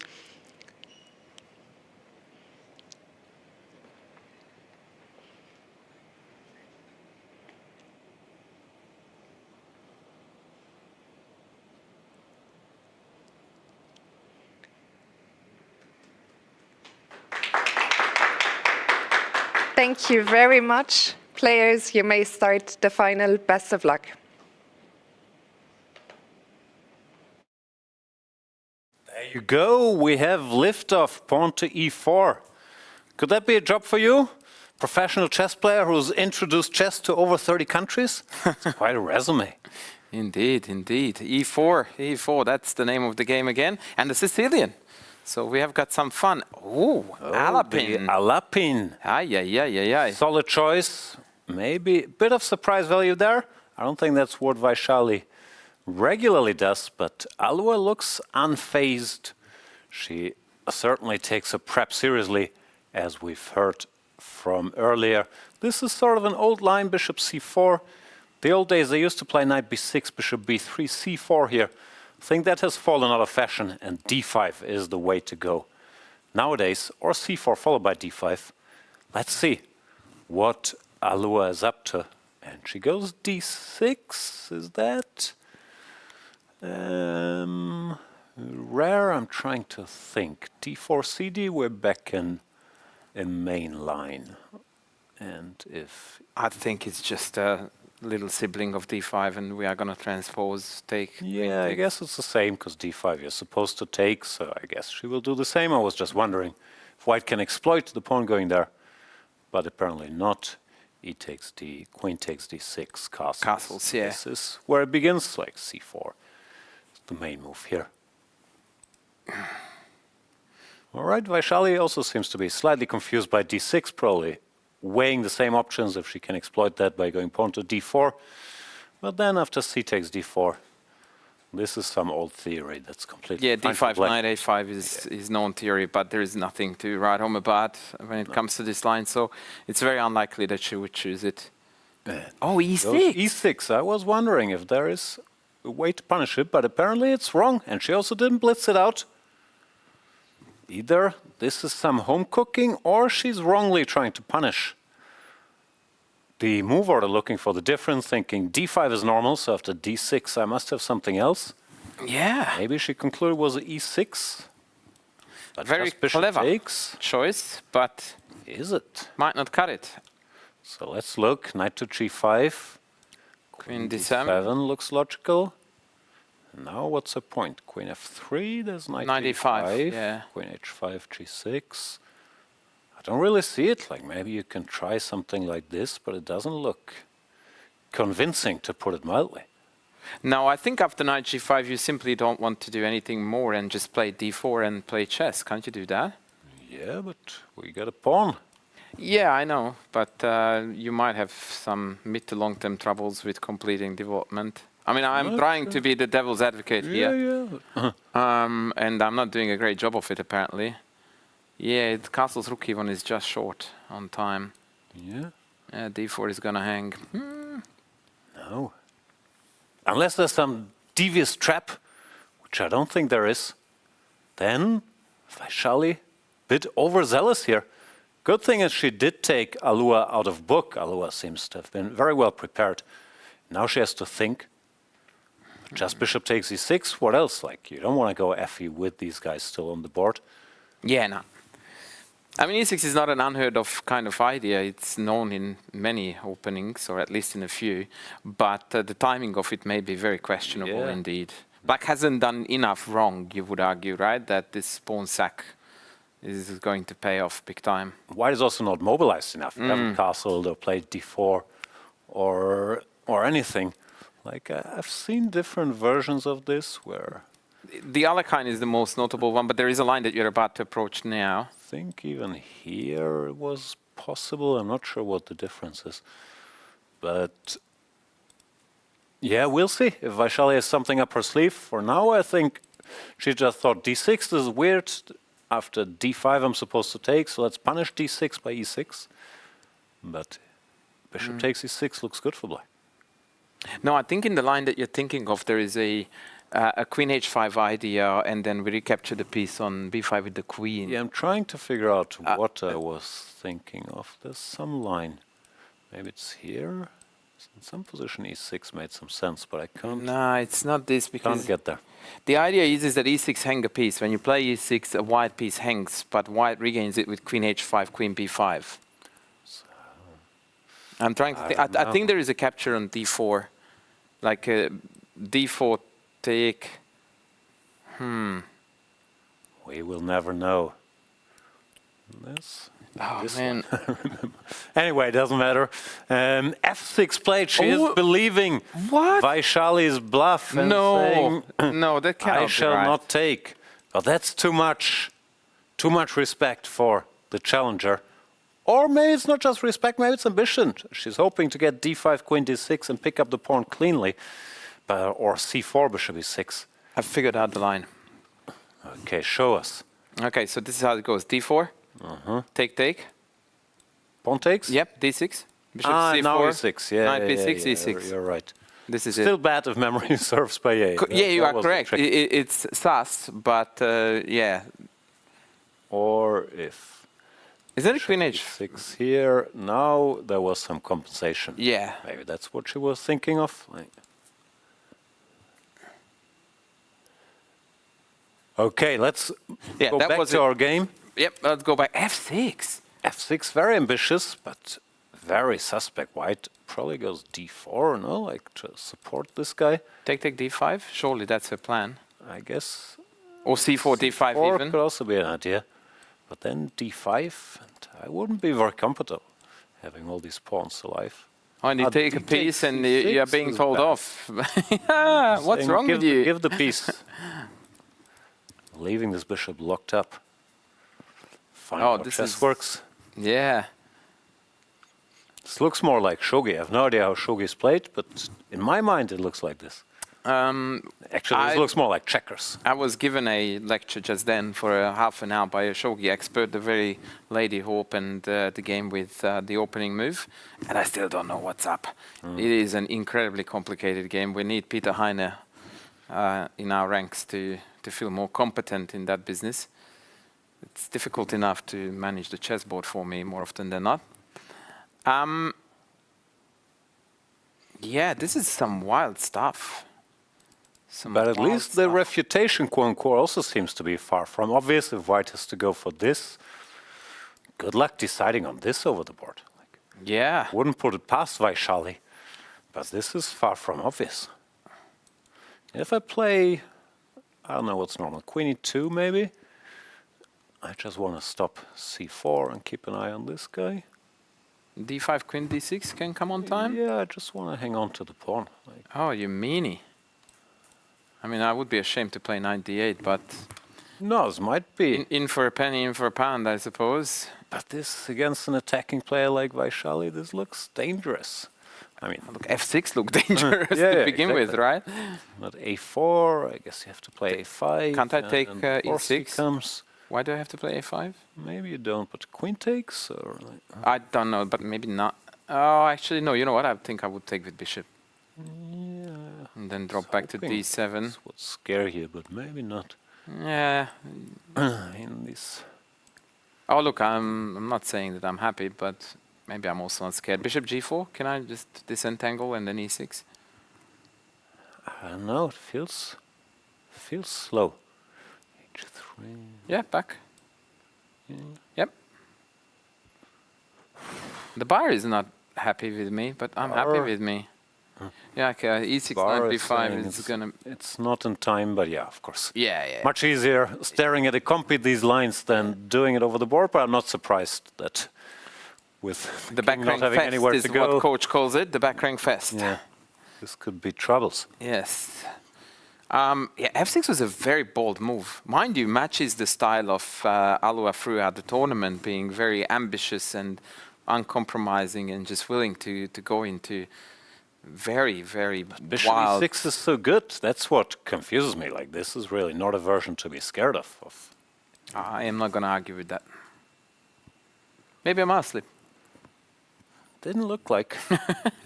Couldn't have been because bishop e6 is the alternative, so it was not like a pawn f takes e. No. Also no mice. Yeah, no, not a lot to be seen indeed. What about knight h4, threatening checkmate? I looked at that too, but g6 I think covers it. Covers, yeah.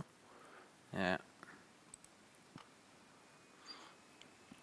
So at least we have fresh ground, or I haven't consulted the database, I'm sure someone has reached this position before, but I would guess it's not a common line. No, the odds are definitely in favor of this being completely uncharted territory, for sure. Yeah, both sides taking some time here. Vaishali weighing options. What happens if we ignore everything and just give the pawn? Now then c4. c4 is good, yeah? This is a good version for black. Here, eventually black will crawl out. Oh, yes. So d4 is the way to go. But that's so hard to see that after c4 you just throw it's caution to d5. the wind and just... I mean, d5 Go you for can broke. see, but here... But AB is the challenge. Yeah. 'Cause this apparently is fine for black. Queen takes and... even bishop a6 is there. Yeah, very non-standard stuff. I would bet on queen e2. Keeping an eye on e6 and c4. That's the human move.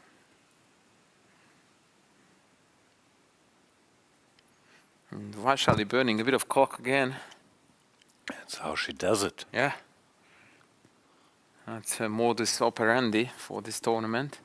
I wonder if she adjusts that, or rather how she adjusts that for tomorrow for the Blitz. I don't know, sometimes to these time trouble addicts, blitz comes more Queen e2 played. more easy, but I don't know. Yeah, queen e2 played, natural. d5 looks more or less forced, unless you want to think about c4. But after c4, no, this pawn is covered, so... Yeah, just come home. Sidestep.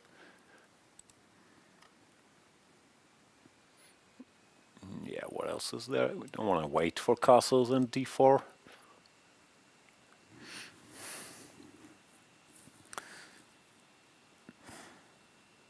Yeah, d5 is coming for sure.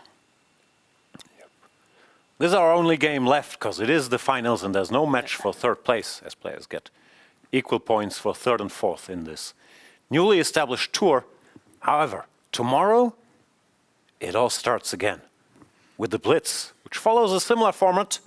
Quarterfinals, semifinals, finals. Just, it's going to be 4 games instead of 2 per match. So a lot of chess is still ahead of us, Jan, and a lot of commentary, I suppose. Exciting. Yeah. Not the Of longest coffees. tournament I've ever been at, 2 days, but what a pleasure to make it to Japan. And quick, exciting format. I like this stuff, 8 players, single elimination, no nonsense, no double elimination, winners bracket, losers bracket, winners final. Keep it simple. Yeah. There's not a lot of beating around the bush here, as we say in Australia. It's straight to the point. You win, you move on, you lost. That's it. Thing is, normally you say it's great if you lose in a knockout, you can go home. But here it's all in one day, so no one gets to go home earlier. That's the drawback. You get to explore Tokyo a little bit more. They're all sitting next door. I've seen them. No one's exploring anything. Chess players, you know how they are. Exploring the Tokyo version of, the Rui Lopez line. No, the reason why they're all sitting there is because everyone attended the shogi demonstration. Of course. Which Only is I brilliant. overslept, as usual. Brilliant stuff. D5 played. Yeah, we're headed down that road. This position should play into Vaishali's strength. Then again, if Black manages to pick up this pawn unscathed, it's a healthy extra pawn. Still, such a long way to take the pawn, get out of the way, move the e-pawn, move the bishop, castle. White will do something active along the way. Well, that's definitely the plan. I mean, even if you just count the arrows, that's a fair bit of mental gymnastics there too. Yeah, could even draw more arrows. Oh yeah, I'm sure that you have more where that came from. Yeah, because this pawn, White can just cover it by natural moves, castles rook e1, which he won't anyway. So, By the way, interesting side note that Vaishali's brother just won the Norway chess, so family seems to be doing all the right things now. Vaishali having a chance to claim the rapid leg of the WR Chess Tokyo edition or Asia edition. So, yeah, imagine having those kids. That would be a proud mommy or daddy moment, that's for sure. sure. Pragnanda also winning 15 rating points in Norway chess, while Gukesh, the world champion, lost 15 points. They started with similar ratings. Both haven't had the best year, but that puts Prag a comfortable 30 points ahead of his long-term rival Gukesh, which I'm sure he also doesn't mind. Yeah, no, that always comes as a handy self-confidence boost. Yeah. Speaking of Gukesh, Jan, how do you rate his chances to retain the title? I don't know. He hasn't had stellar results in classical, as is obvious, and I don't know. I don't want to become too much of an armchair psychologist, but I'm sure at that age and with the popularity of chess in India, the crown can weigh heavily also this storyline, which is not his fault. Okay, he's the world champion, but Magnus or whatever is the best player. But of course, must be annoying having to deal with that pretty much on a daily basis. Having said all that, matches are special, and Gukesh has not only match experience, but also more experience with the bright lights. And I don't think there's anything fundamentally wrong with his chess. He might not be the best in the world, but if we recall the 2 Olympiads he played, where he crushed board 1 for India twice, if we recall, obviously, the candidates tournament. He can play, and for Sindarov, it's going to be new to having this attention and this spotlight on him. Having said all these things, I think Sindarov might be a bit more fundamentally sound. I'm not sure how much that means in a single match, but Gukesh, he can steamroll people, but Sindarov, he doesn't seem to have obvious weaknesses. His preparation has caught up. He's very confident. He calculates very clearly. He doesn't make clear positional mistakes. So long speech to say, I don't know. Yeah, that's it. Normally I look at rating, and Sindarov currently is whatever, 60 points higher rated. So I mean, look, if you guess go he's on the favorite. current form, surely Sindarov is favorite. But then again, if we went on current form in the last World Championship match, we thought that Gukash was going to finish that match in 8 games. And instead, he barely won win. in the end. He did win, credit to him, but it was a lot closer than anyone or most people would have anticipated. By the way, Vaishali is in the think tank. Maybe it's Big expert time. strategy by Alua. Just give Vaishali a weird position that Yeah. she can think about forever. And while she's good while being low on time, it still doesn't help to having to play on 10 seconds per move. And of course, you can say, okay, just make a move, castles. What else would it be? Yeah, exactly. But if you're used to calculating and solving positions, this one is a tough one to solve because you can calculate forever. Like castles, queen d6, rook e1, knight d8, and then you can consider a4, d4, knight a3. Yep, And yep. you won't solve this to a clear outcome. The revolutionary idea is that you could play the moves and then calculate in your opponent's yeah. time, and you would still play the exact same moves that you are going to play after, spending, I don't know what now, 7-8 minutes? Especially if there's no obvious alternative, of course. You should just make the moves. I mean, you can weigh the consequences of d4 versus castles, but it looks obvious that castles, rook e1 is the starting point. And then you think. But easier said than done, as usual. Still, I do think Vaishali, I mean, this is rapid, it's different, but she will have to fix that time trouble addiction a bit at some point. Yeah, for Where she just won the women's candidate, so clearly. Stuff is working, but Imagine critiquing that performance. And still, there is stuff to be tidied up a little bit for sure. yeah, also maybe. She's just even stronger if she played quickly. She's a great tactician. She's very well prepared. We know she's a hard worker. So yeah, make moves. And there she There it goes. is. Yep. Short castles. Queen d6 will happen. Rook e1 will also happen. Knight d8. And I'm a bit worried that then we will see another Vaishali timeout. That's where the big thinking should come in, actually. That's when it's warranted, more so than now. It looks like Alua first will return the compliment a bit. However, I don't see any alternative to queen d6, knight d8. Because once you're committed to this f6 plan, you have to pick up the e6 pawn. Yeah. So there she goes, queen d6, rook e1 played quickly. I think knight d8 also has to be done. And then I'm expecting another think.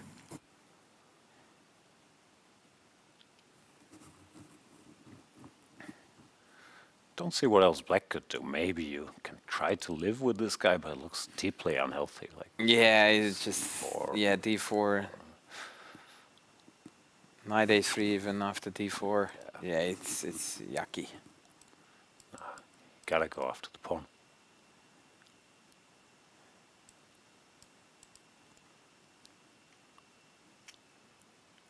It's attack twice, cover twice, so you don't want to take it. Do you teach your students like count-attackers, defenders? What's the approach here? No. No? No, I mean, obviously this is very basic, right? So you can't take on e6 because it's defended. But I'm a big believer that once you reach a certain level in chess, counting is definitely harmful, because what you tend to observe is that they replace calculation with counting. And so that becomes a deathbed of any tactics, because we don't look beyond actual lines, or rather numbers, and we don't calculate lines. So I'm actually a big proponent that counting attackers and defenders is very good between rating 0 to 500. And as soon as we graduate from that school of being able to tell more attackers from fewer defenders, we need to stop doing that, because tactics are fundamentally based on the very idea that the impossible is possible. And one of the most common occurrence of that kind is that, it seems safely protected, and yet the tactic works. Right, I was wrong.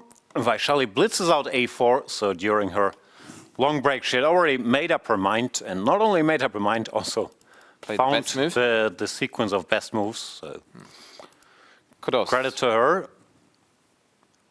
We actually headed for that line that we looked at, like, what it feels now an age ago, right? When we went, A6 or A5, D4, and then I was trying to hang on, and then you told me that it's not my day, basically.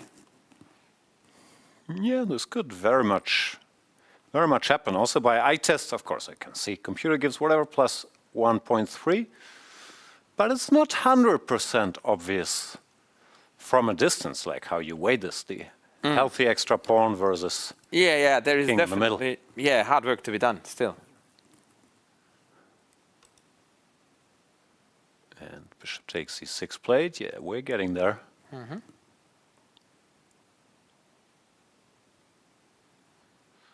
Also, I agree, because I was saying a5, but you mentioned that bishop takes e6 looks much more natural, and yeah, leaving this hole wasn't very tempting. No. So we're here, bishop e6, a5, knight d7, d4. Yeah, Vaishali is just playing perfectly, which helps in chess.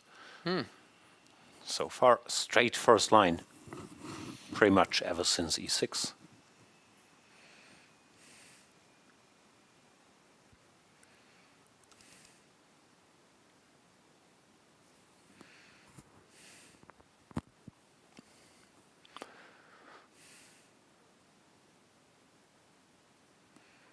Now it's decision time for Alua, and the bad news is there's no good moves. I don't know. I don't even know what looks natural. Maybe bishop f7 to prepare e6. Yeah. Either that or bishop g4, which is what we tried earlier, right? Yeah, bishop g4 was. Faking some activity.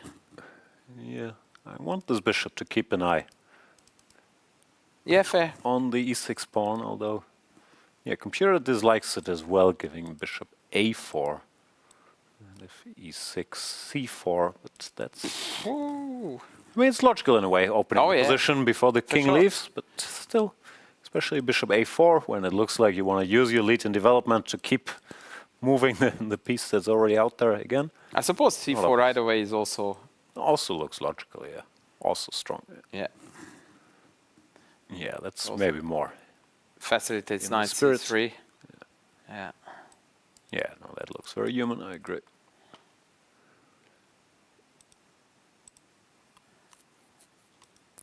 What else is there? Can we run?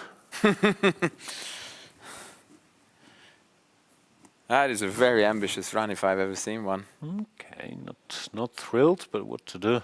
Yeah. I would play knight a3 and then c4 again. Yeah, c4 maybe. Oh.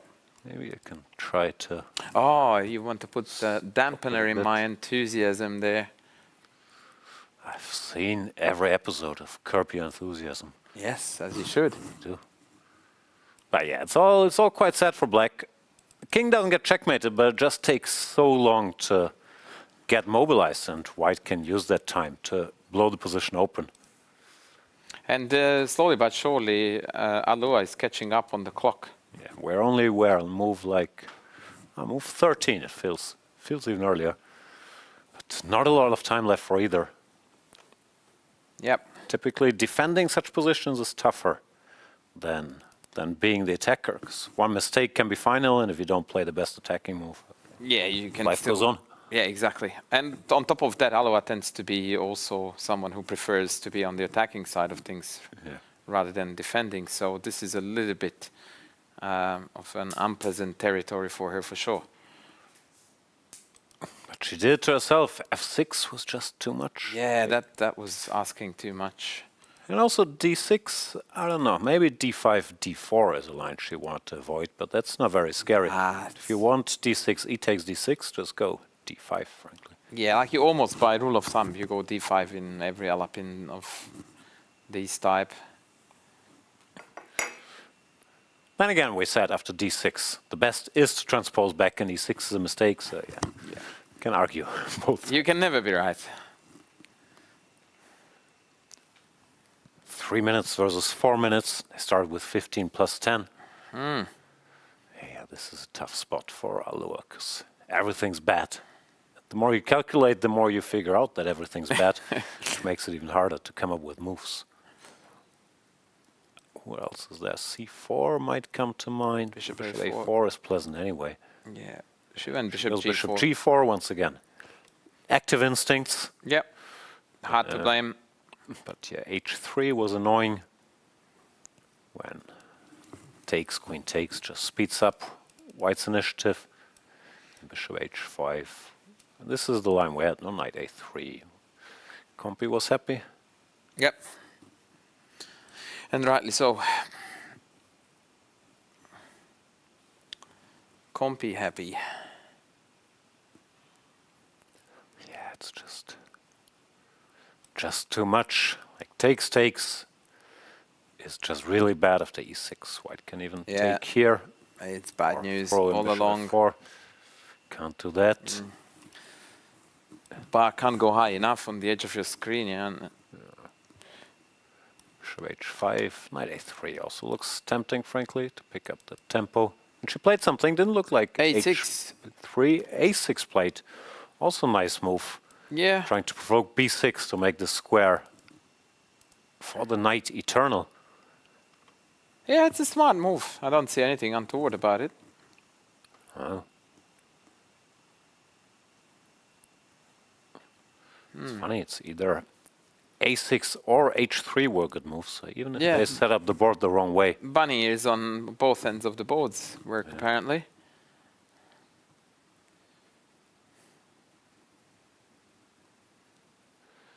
It feels like Alwa is getting gradually outplayed. Yeah. I know what you do.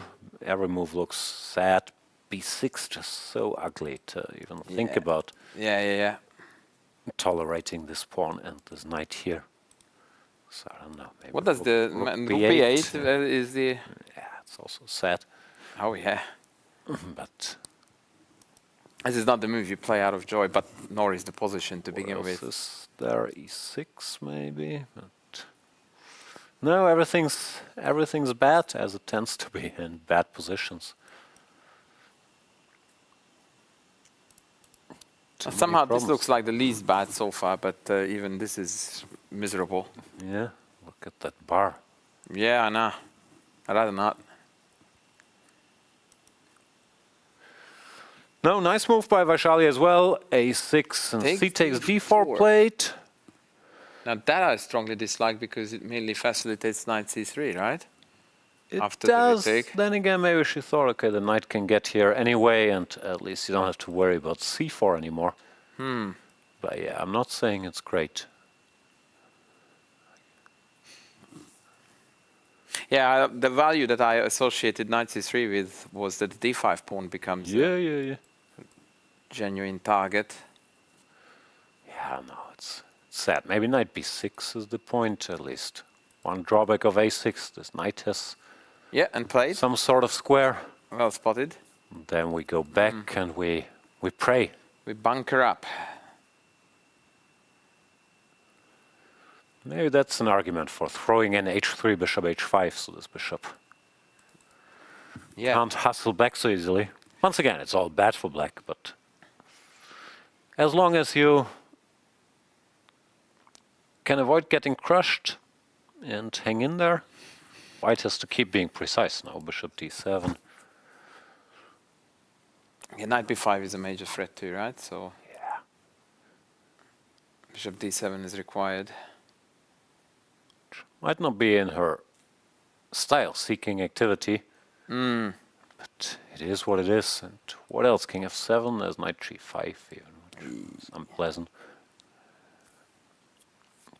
And if e6, I'm assuming some combination of a, b, and knight b5 will be unpleasant. Yeah, yet if I had to bet, I would say e6 is more likely to come than bishop d7.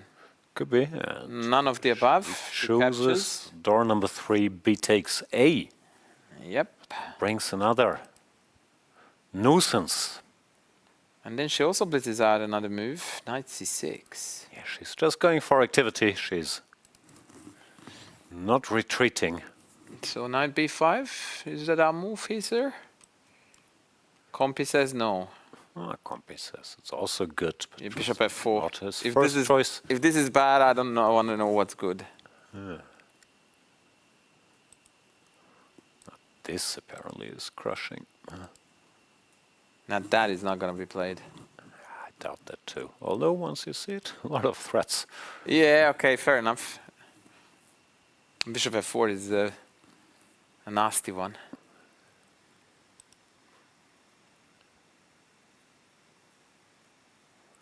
Both players very low on time. Yeah. 1 minute 20 for Vaishali. 2 minutes 5 for Alua Norman. However, they do get 10 seconds per move, which, of course, is not a lot of time, but it's enough to not, be in crazy time trouble and having a chance to think for a moment. So now that we talked about coaching and how people react to things, when you say that 10 seconds is enough and that it's not really a time trouble, that is a concept that low-rated players struggle with a lot. Like 10 seconds appears to be just nothing. No, it can also be true. Like the higher you level, the more 10 seconds are, of course. Yeah, exactly. But on this level, certainly they can play on forever and play decent quality moves too with a 10-second increment. And they certainly can convert completely winning positions. Yeah. What I never mastered, because I grew up playing 5-0 chess, and I've been so impressed watching the best players playing on these 3+2, which they play now. And they're down to 2 seconds, and you can see incredibly high-level games just played on these 2 seconds increment, including pressing the clock if you watch whatever. Yeah. Magnus against Aronian, they just play entire high-level games. Yeah, unreal. Like you would lose even with full clock, or I would at least, for sure. Just play at, I don't know, can't put a number on it, but on just a very, very high chess level. Tell me, how crazy am I here with rook b6, knight d6, bishop d5, and hoping for checkmate? I don't know if you're crazy at all. Let's look. Rook b6, knight d6. Oh, the bar is still up. ED, bishop d5, king g6. I was hoping for horsey, but maybe there are other moves here too. Well, it's a Nah, lot of material, but it is winning for white. It is winning, right, okay. And keep it going. I managed to pull the bunny out of the... Oh! Knight c7 played. What does she want? She wants rook c8, rook b6? Yeah, she wants to say, but I think maybe the 96 check version of it was a bit... Well, this also wasn't over because king g8 followed by e6, and we're still kicking. Are we? Okay. Yeah. Kicking-ish. Yeah, kicking-ish. So knight c7? Knight takes d4 play. Wow. Ooh. Alua just never defends, keeps marching forward. Yeah, this lady is brilliant. I love her for her chess. Like, go, go, go. Never back off. Queen d3, knight takes. I guess. What a chaotic game. Problem for black is she's still kind of lost because these pieces are not playing and all the white pieces are there. But in mess it is. Black is what, 2 pawns up currently, which... But probably you're dropping a7 next move, right? Yeah, and Like it's not right just now. that, it also costs all the stability, attacking this knight, and then Yep. there's more jumping, knight c4, knight b5. Yeah, the fun is definitely on white side. 12 seconds are also on seconds. white side. Yeah, 12 seconds.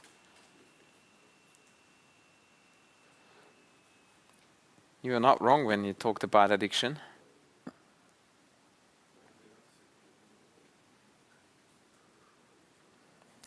Deep thought. Yeah. The problem is white's attack is so long-term that after all these miracles she's done, hanging in there, that wasn't a tactic, but it's just so many more pieces playing for white that the trouble never ends.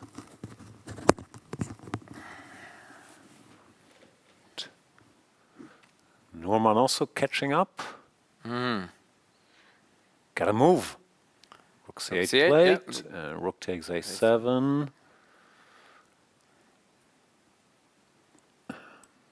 Hits the knight. I'm expecting knight c4. And we'll see how Vaishali conducts the attack. According to Master Computer, knight c4, knight d4. Quiet move is crushing. Now she takes on She f3, takes f3 first. trying to eliminate that knight. But now queen b6 is also there. Yeah, Defending with the rook. subsequent 96. So maybe she has to play bishop e4 after queen b6. Kick it here. Queen b6 played. This might This be the end. approaching the end, because this knight b5, knight d6 is unpleasant. Bishop e4, f3, kicking it out of the way. Now Vaishali, strong. Look how composed she is. Yeah, it's next level. It is a really next level. Like she looks like she has 7 hours on her clock. Yeah. Bishop e4 played. The point is, I should briefly explain. No time to explain. The point is trying to block the e-file, and knight b5 happened. Rook to c6. Still fighting. Yeah, always forward. When the queen is hanging, she still goes forward. Likewise, queen b8. Yep. Is she gonna go forward again? Yeah, sure. What else? Backwards? No. Nah. I love it. I absolutely love it. No going back. No retreat, no surrender, but She's bishop the g3. fighter. She's going backwards. See, bishop g3 back. Well, she had to parry the checkmate. Oh, look at that. Queen e2, still going forward. Cheeky checkmate thread there. Saying, please take. Yeah, Vaishali does not Vaishali is take. not fooled. The problem is black is still playing with 3 pieces versus 1, 2, 3, 4, 5, 6. 42 of them. But still a lot of magic there by Alua. Queen g4, Yes. queen e2, creating checkmate threats with just the queen. Still lost, but still fighting. Queen c2, another threat maybe. That might be pushing it a bit too far, but maybe. Maybe. What else? h5. Okay, here comes the rook. Once again forward. Indeed. Does she know like pieces can go both ways? Can they? I never teach that. Rook a8, neither does Vaishali apparently. No. Rook a8, good move. I don't know what you do here, g5? Yep. King g6. Oh, move! And with 1 second on the 1 clock, second. that looked like she was deciding last minute and runs into queen e8. Now Oh. you're losing f8 and h8 with check, which is bad. Yeah, that's not what the doctor normally orders. Those pieces didn't move in the entire game, by the way, just a fun fact. No, and queen e8 And picks up that's the it. rook. Yeah, okay, it was impossible to defend. Long run by, yeah, she hesitated for a second here, spotting the double threat queen e8.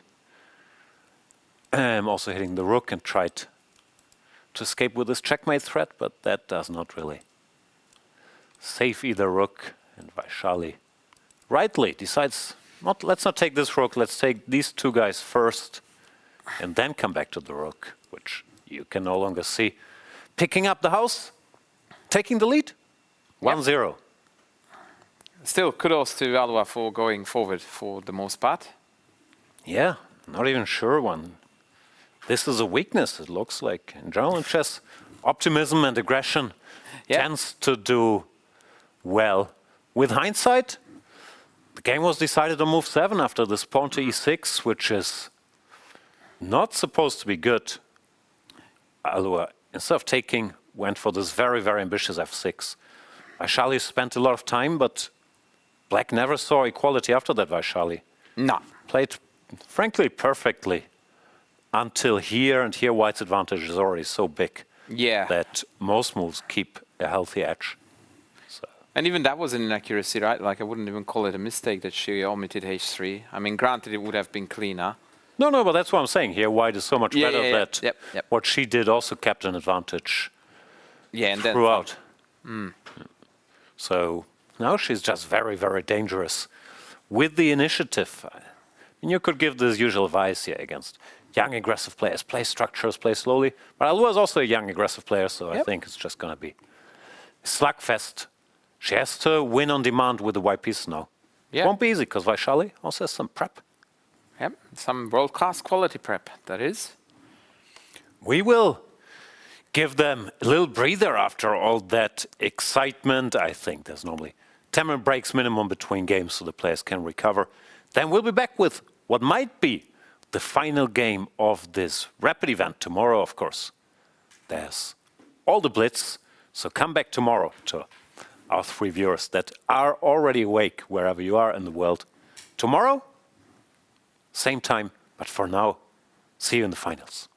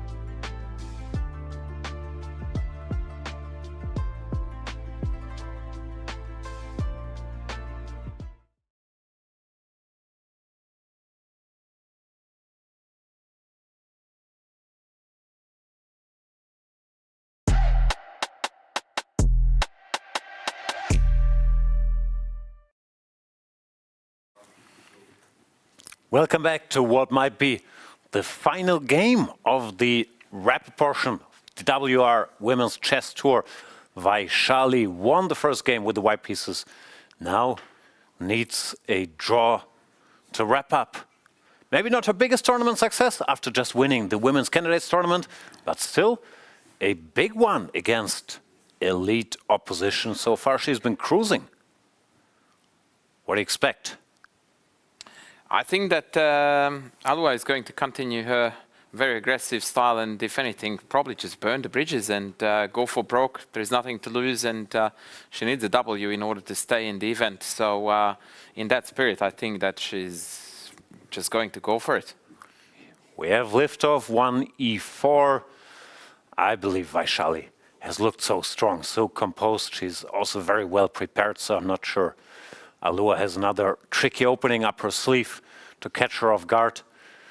So, of course, Vaishali is the favorite here, but I'd be happy to be proven wrong. Because if Alua wins this game, we get an Armageddon for the victory. Wouldn't that be exciting? Would be. Knight f3, knight c6, position we've seen before. Alua's pausing, wondering if she can repeat that line which she played in the semifinals. I guess the answer is no. The risk is too big with that 1 hour break before the finals that Vaishali had a look. That line she played there, which was bishop c4, knight f6, d4, ed, e5. I'm not sure it can have an impact. No, against somebody Scotch it is. So she switches it up. Let's see what she's got. d4, e takes d, knight takes d4. Old school Scotch, knight f6. Yep. Knight takes c6, b takes c. e5. And e5. This is the main move. But nowadays you see people going knight d2, bishop d3, looking for fresh ways to play this position. Because e5 against somebody booked up after queen e7, it's very hard to have an impact. We'll see. True, true. On the other hand, with knight to bishop d3, the advantage to be had is minimal. There's no advantage anywhere. It's a question where the fun in the position. where you can get Vaishali out of the book, and she goes for h4, trendy. h4, which looks silly, but nowadays is maybe the main move. The old main lines here start with c4 and either bishop a6 or knight b6. Everything works for black. h4 has stood the test of time. Not in it's better for white sense, but white is not worse and it's tricky. Black has a big choice, f6, d6, queen e6 being the main starting points. But even though I know this, I quite often run into trouble in blitz games when you have to remember what you were supposed to do. You go d6, they go c4, knight b6, ed, cd, bishop e3, and I'm always there thinking, ugh, how did this go again? Was this the position where you go d5 or you go bishop e6 first? And so you have to know your stuff. Vaishali probably does, though. I would expect so. So the point of h4, just to clarify that, is occasionally we have a rook lift with rook h3, and that rook tends to pop up on various squares. One idea is this fascinating c4, bishop a6, and then go after the bishop via h3, a3, and win a piece essentially, which is quite mean. Yeah, d6 plate eliminates the rook lift, whereas h4 is a weird move, because white doesn't really want anything. Bishop g5 is not a threat, h5 is not a threat.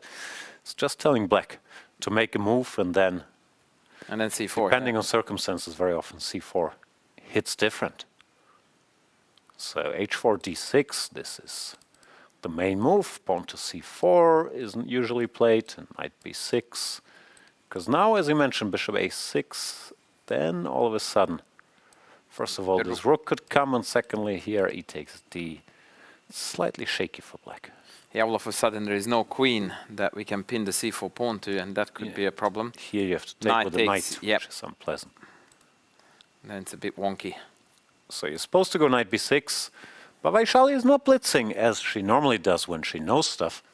So maybe she's also caught a bit off guard by the Scotch with h4. Is this the rare chink in her armor? No, she does go knight b6, best move.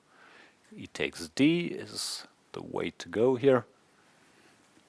Which, by the way, might not be to Alua's taste, in the sense that having the queens off on move 8 or whatever we are up to when you have to win. With her aggressive style, might not be her favorite thing to do, but I suppose There's nothing you have to eat else. what you cooked. And also after e takes d, if black chooses to exchange queens, then white is a bit better. Not Yep. winning, but this is sort of pleasant. So black typically goes c takes d, after which Bishop you can and E3. should keep the queens on the board. Yeah. Bishop e3. So, after all, we got an exciting game, or we might get an exciting game Yeah. for game 2. Many games played here, some high-level encounters. I recall MVL versus Giri reached this position, and Anish did exchange the queens, but c takes d. Supposed to be the quote-unquote clean equalizer. However, this line, as I mentioned, every time I get this in blitz, I end up sitting there trying to remember. How do Why? you do this again? Do you play queen b7, queen c7, queen d7? Like I've had even this position, I think. Lots of Couple loose times pawns. and struggled finding my way. Yeah, fair enough. Mind you, the opposition you are playing against might be well above the 3,000 rated online blitz beasts. I'm not Blitz sure with demons. my recent blitz strength. Probably most of the time I'm playing against Alua Norman without knowing. Are you a big blitz demon, Jan? Do you play a lot online? No, I used to be good when I was younger, as Oh, many queen people great. probably are nowadays. Queen e4 wasn't played. No. I play these title Tuesdays, but I'm no good. And yeah, Vaishali goes for the endgame, maybe having in mind that she only needs to draw, but these structures are deceptively tricky. If white stabilizes here, you can end up suffering, because you do have more pawn islands, and it's not the end of the world, but it's mildly unpleasant. Suffered in such stuff many a time. Those two bishops are quite menacing on the respective long diagonals too. Yeah, no, this is not that much fun. You could even argue that bishop takes d6 under the circumstances is the lesser evil. But here we are, at least. This also looks like it got Alua out of book. She goes knight c3. I guess bishop e6. Yeah, b3. Yeah, and the Or bishop question is f3. if and when black is in time D5. for d5. Yeah.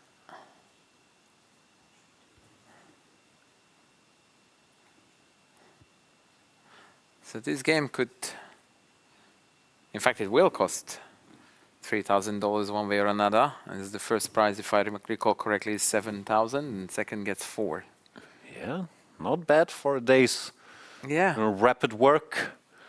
Bishop to e7 played, preferring to stay a bit more passive, but at least finish development. Now white gets the setup she usually wants, though, like bishop f3, b3. Petrosyan would be happy. Yeah. Not sure they're that stylistically similar, Norman and Petrosyan, but Yeah. she did get a small advantage. Can't complain too much.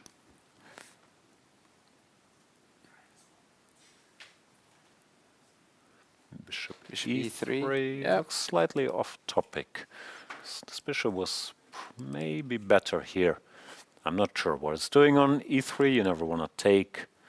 c5 is not coming. You're blocking She might the want to file. go to d4 though. Yeah. Then again, what does it do there? Oh no, not castles. Bishop e6. Also logical. Yep.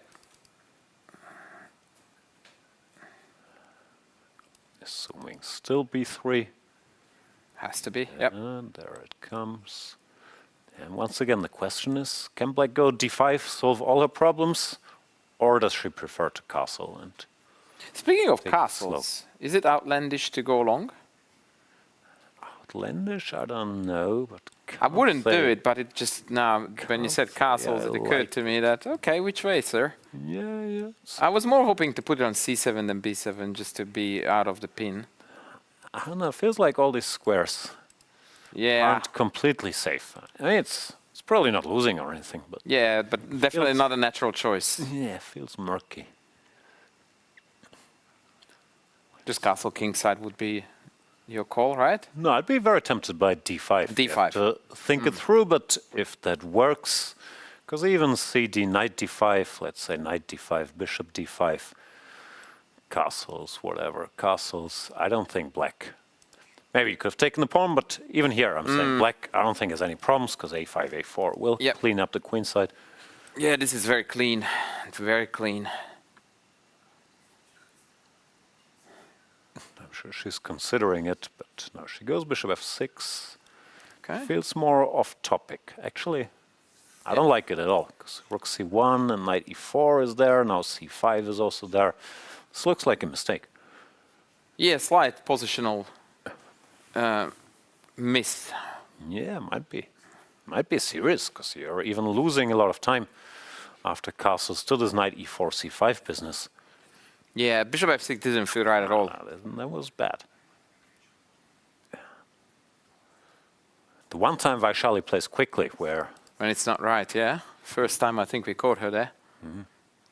But the engine doesn't seem to be too depressed. not very, but still went up from 0-0 to 0-4 or something, so That's noticeable. can't blunder much more in such a position. Yeah. Well, you can obviously, but with the normal move. Yeah, rook c1 played, of course. Now d5. That was the That's plan. her point. Yeah. Threatening d4. So why is this worse? cd, knight d5, bishop d5. Maybe bishop c5 is a move. Nah, can't do that because g2 is hanging. Compi says bishop f3, which is interesting. Point being that c6 now like is this a bit... famous Panov endgame, Yep, where very similar. sides have weaknesses, but black is a bit behind development. King d7, king e2, or castles and rook d1. So yeah, Yeah. the timing was slightly off with this bishop f6, because rook c1 helps white so much more.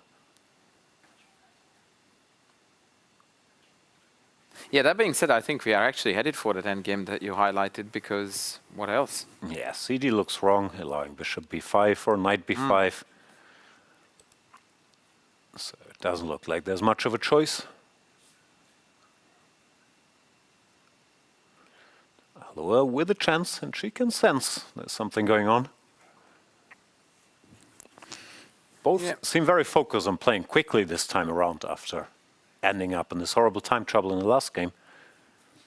Yeah, but it seems that Vaishali should stick to her strengths and just think it through, be solid, burn the time if needed, because now a few inaccuracies crept in Yeah, amidst these quicker moves. I think she might be considering bishop takes c3. It's the only reason I can see for pausing this long and trying Really? to evaluate this, but This Black looks is a like pawn down. no goes on to me. yeah, I don't think she should do it. Yeah, nah. It needs to be knight d5, bishop d5.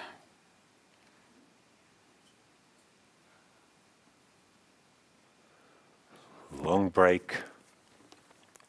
But yeah, as we've seen in this tournament as well, also during the candidates, Vaishali, much stronger in complications with the initiative, this calmly defending slightly worse position. Not that anybody likes it, but particularly for her style, when there's no tactics, just suffering, I don't think she's thrilled. But she plays the best move, knight takes d5. I was told that your compatriot Hübner didn't mind doing those things, defending worse positions. I don't know, I would assume he was also happier in good positions. Not sure. I remember you used to play a line in the Meran where you would be down a pawn in an opposite colored bishop ending by force and entered it many times. Principled man, maybe he thought. Yep, yep. Was a draw, but whenever I played him, he just crushed me easily. So I didn't have white, though, didn't have a chance to check that mirror. How many times have you played? Twice, I think, in classical. You must have been quite young, right? I was younger than him, but Yeah. not that young. And bishop d2, that looks a bit slow. Why not knight takes d5? I don't think that she appreciated bishop f3 just as well as I didn't until you pointed out that the analogy with that very famous Karo-Kampanov endgame was very strong and valid. Yeah. Knight takes c3. Also not forced here. Somehow they both seem a bit rushed. 'Cause here you could also have castled. But anyway, takes, bishop takes, rook takes. I'm assuming bishop d5 is the point.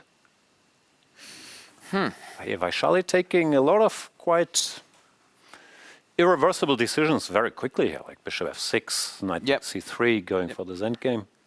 Could backfire. Bit too eager to get the draw. Yeah. Such positions are tricky. Sometimes you can even give the pawn and just go with a4, then, a5, a4, and be happy. Yeah. But then again, sometimes you can't. So it's like And this one looks like move one by of those. move, as it often is. But I wouldn't be surprised if she was looking for some dynamic way here, like a5 or bishop d5. But how do we meet bishop d5? Is a key question we have, which appears to be by far the most logical move. Yeah, I don't know. I guess castles is the obvious answer. Yeah, which is now the question that Alua has to consider too. d5 plate. And here it might be a case for your long castles just to bring the king. Bring it, bring it. To defend. Long his weakness. castle is a move forward, in case you didn't know. Yeah, fair enough. Although here I would argue it is a defensive move, just trying Yeah, for to sure. have the king guarding these pawns. But it actually is a very good point to bring it up now, because indeed that king is going to kind of be the pawn that is missing from connecting a7 and c6 in a way.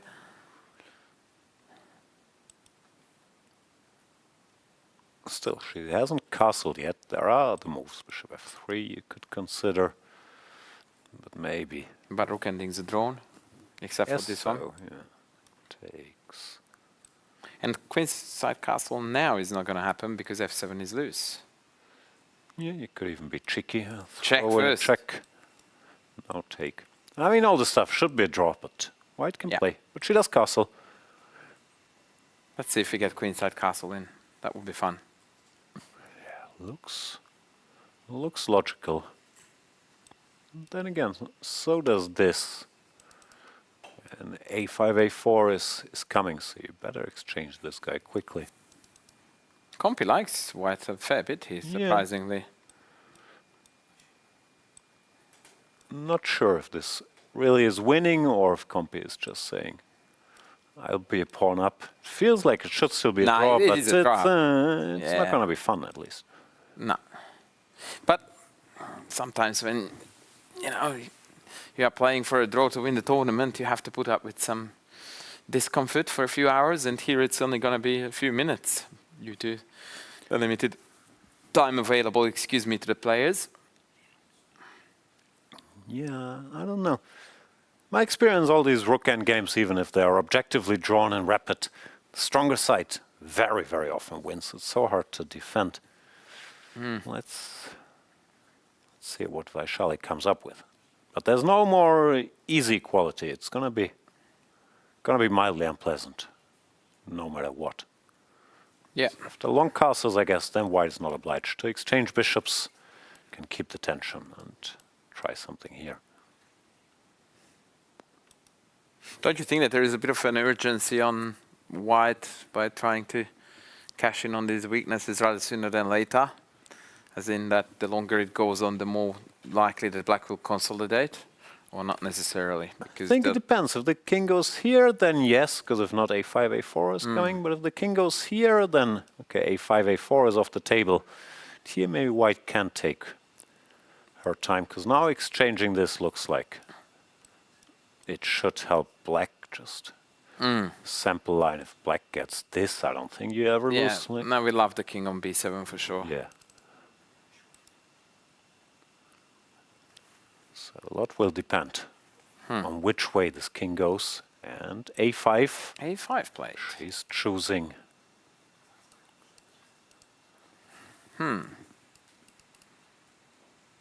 Now, yeah, you have to do something about this bishop before a4 comes. So bishop f3, a bishop c4 should be played. Yeah. Maybe rook e1? Yeah, but why Yeah, allow black to it's gonna castle? I be- want a castle anyway. Yeah, it's an inferior version of your ideas. Bishop f3 played. Good chess. Here, once again, this is sort of similar to the good old Panov endgame, but there white has double pawns.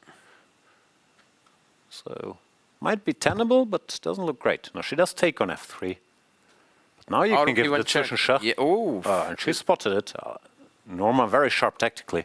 This is unpleasant. The king can't hide anywhere. Yeah, the Zwischenschach, as you said, right? Yeah. Very nice, very nice. I like the German terminology a lot for certain chess expressions and phenomena, like the Zugzwang, which apparently Nigel Short likes to call Volkswagen.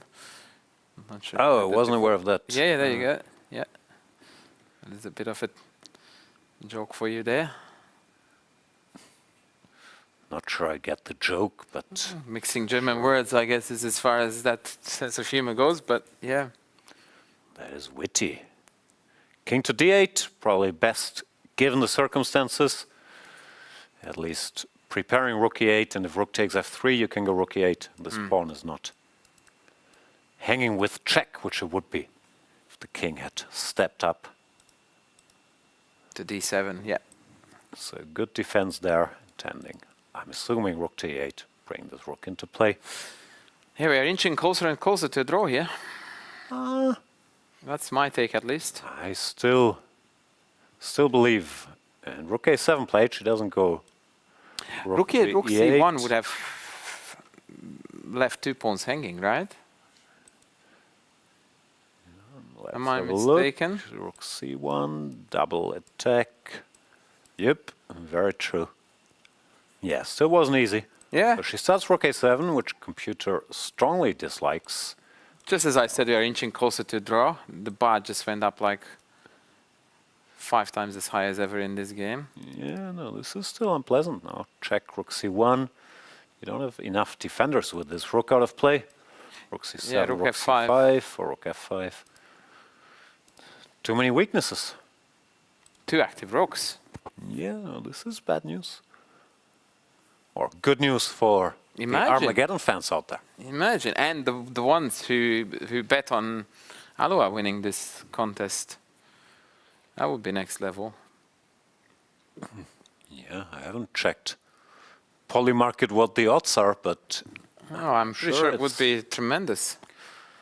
it's an upset. Imagine Yeah, that Vaishali? qualifier winning the tournament would be quite something. Yeah, she's on the rise. Having said that, she's still down 1-0 and Yeah. has to win this first. I'm jumping conclusions, of course, here. But she has a chance. Vaishali, it looked like she was a bit too eager to exchange every chance she got, and paying the price here, especially in the Scotch, where you often accept like these pawn weaknesses for activity. Here, it could backfire.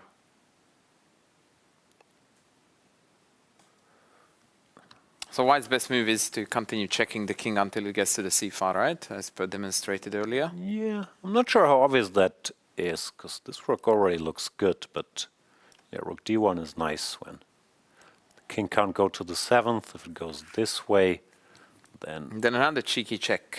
the checks keep coming. I think she went rook c1 right away. Yeah, also logical. Ooh.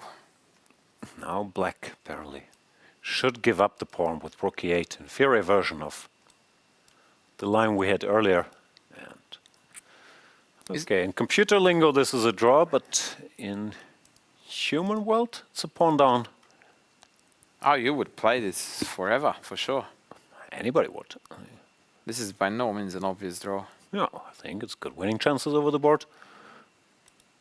But there might be nothing else. Can't really hang on to the pawn.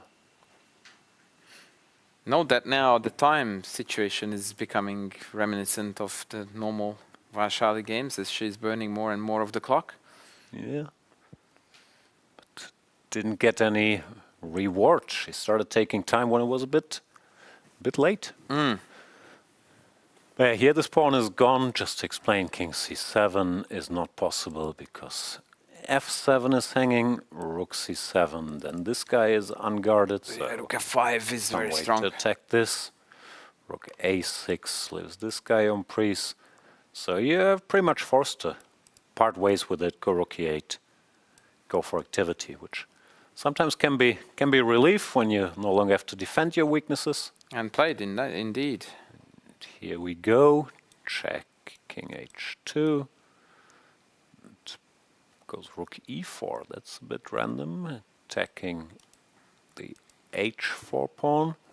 King g3. Maybe she wants a4 without allowing bothered by b4, yeah, b4. that's what she wants. But that might allow rook f4 after a4. Is that a thing?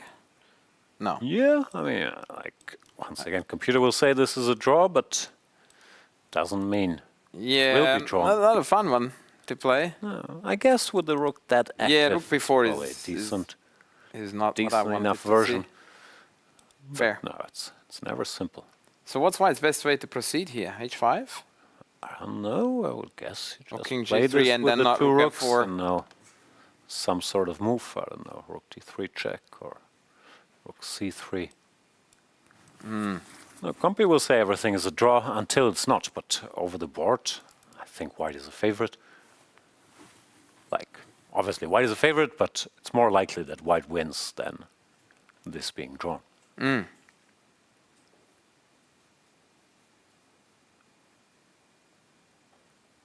She's taking her time with this decision. Yep.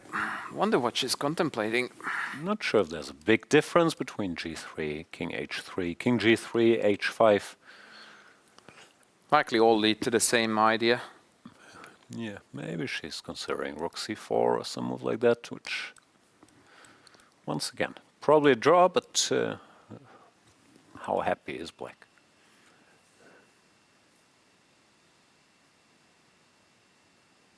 I think the differences are so nuanced, it's almost not worth burning too much clock on it. Yeah. It's the usual struggle. When do you want to be a perfectionist and try to find the best move, and when do you think, okay, it's all the same, so keeping the extra 2 minutes is more important. Very difficult to sense. And yeah, She plays g3 g3. played.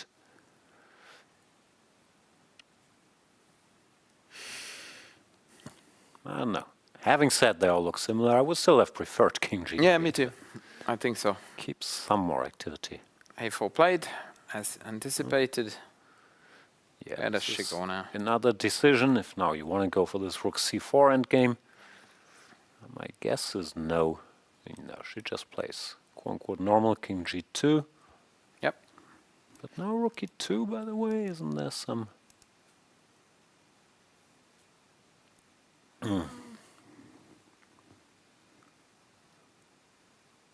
Black can go AB, of course, and we get the standard endgame, which should be a draw, but it's not going to be fun. But I was wondering about rook e2, because if a3, I think if I'd rather have White left with the a pawn, which Then is with the b, easier yeah. target and controls fewer squares.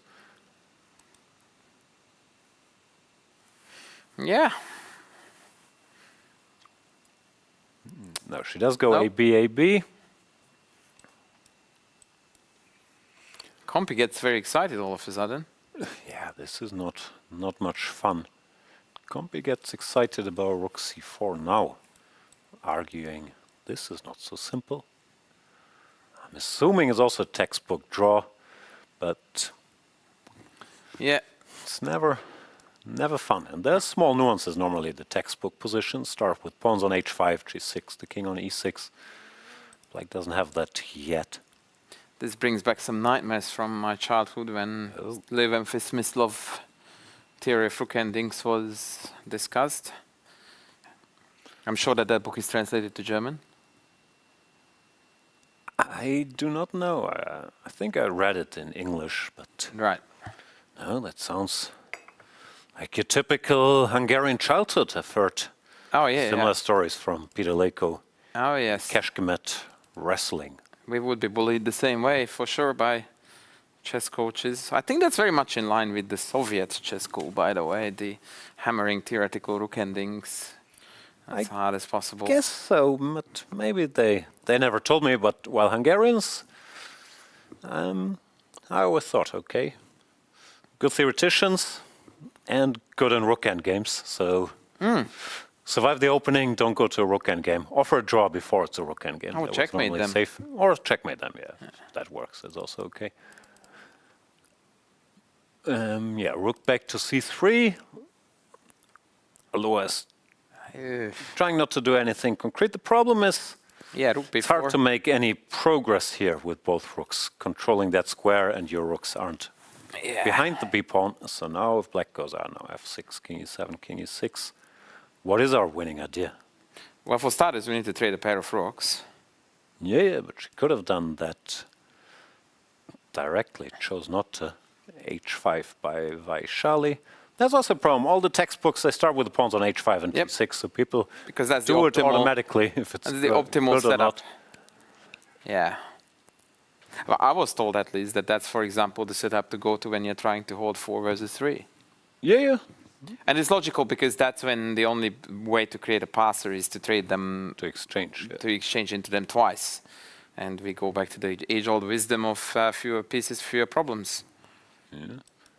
Yeah, here I'm not sure. Like h5 is natural enough, but Yeah. apparently f6, F6. just Engine hasn't making read sure the you books. don't have to worry about this. Engine is not very concerned about timeless wisdom. Yeah, hasn't read Löwenfissens Mislov. No, it makes some sense with the 4 rooks, because if you go g6, this very much remains a target. Now, with the pawn on f6, there weren't many targets in the black formation. Okay, Still. rook trade in. Rook d3, and we did exchange one pair of rooks. Now, computer says 0, 0, 0. He's not even acknowledging the extra pawn. That's so wrong. For sure, you will try it. How do you defend here with black? Do you try to go f6, g5, go for activity, or you do nothing? No, that's what I would do. Because ultimately, white is going to walk the king across to c3 and start pushing the pawn, right? So Yep.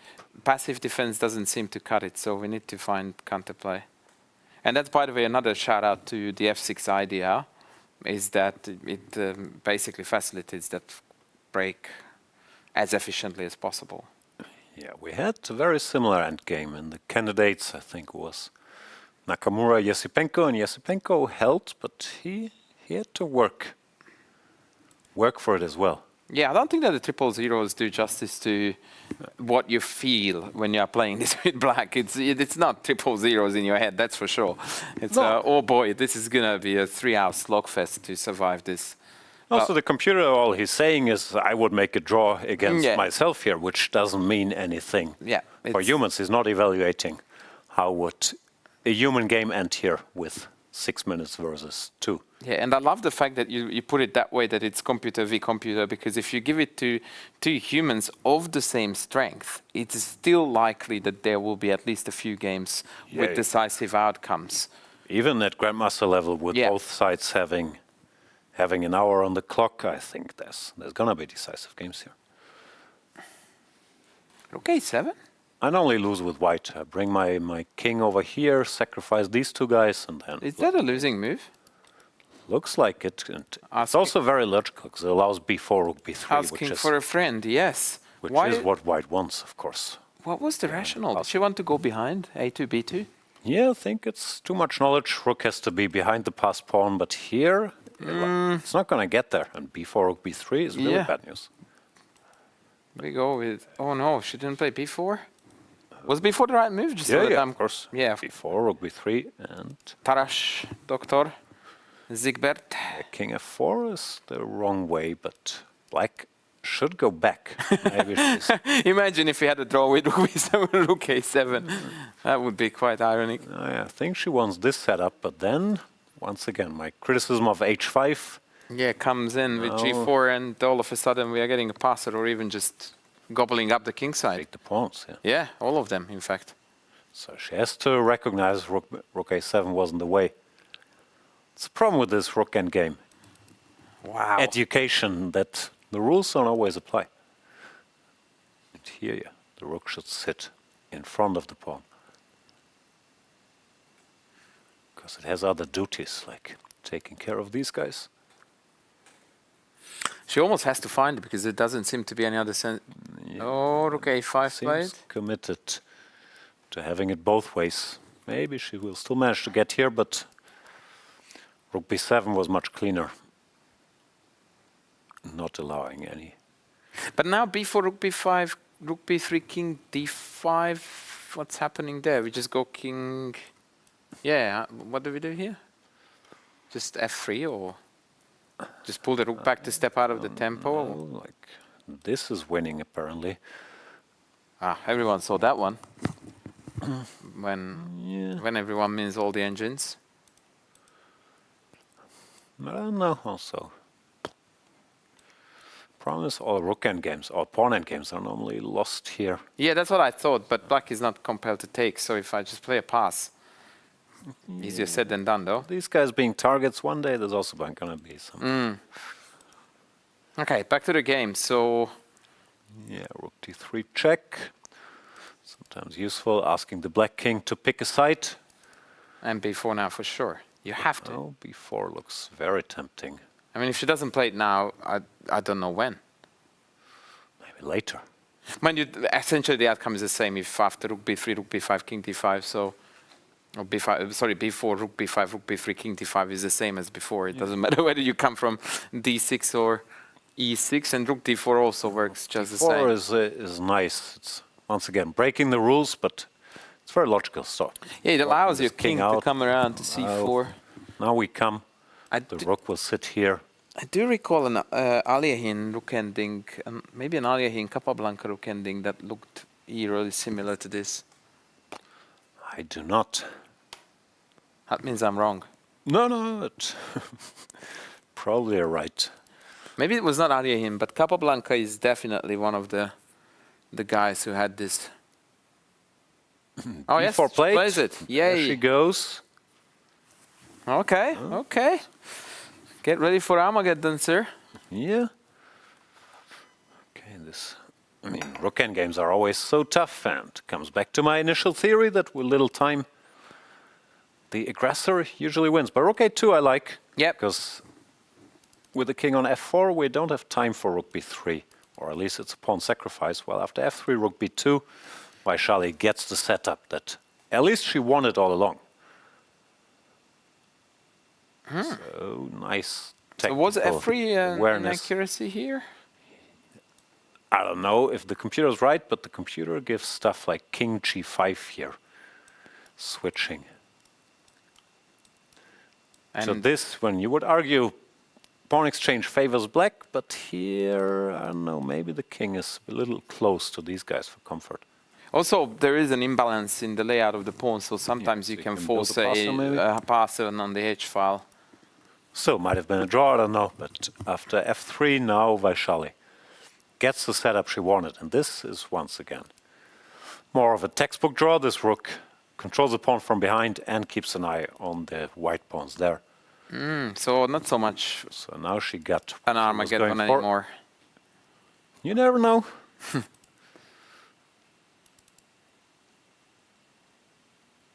I still stand by my theory. Stronger side usually wins, but here, in order to make any progress, white probably has to exchange Has to go pawns, g4, which yeah. you don't want, of course.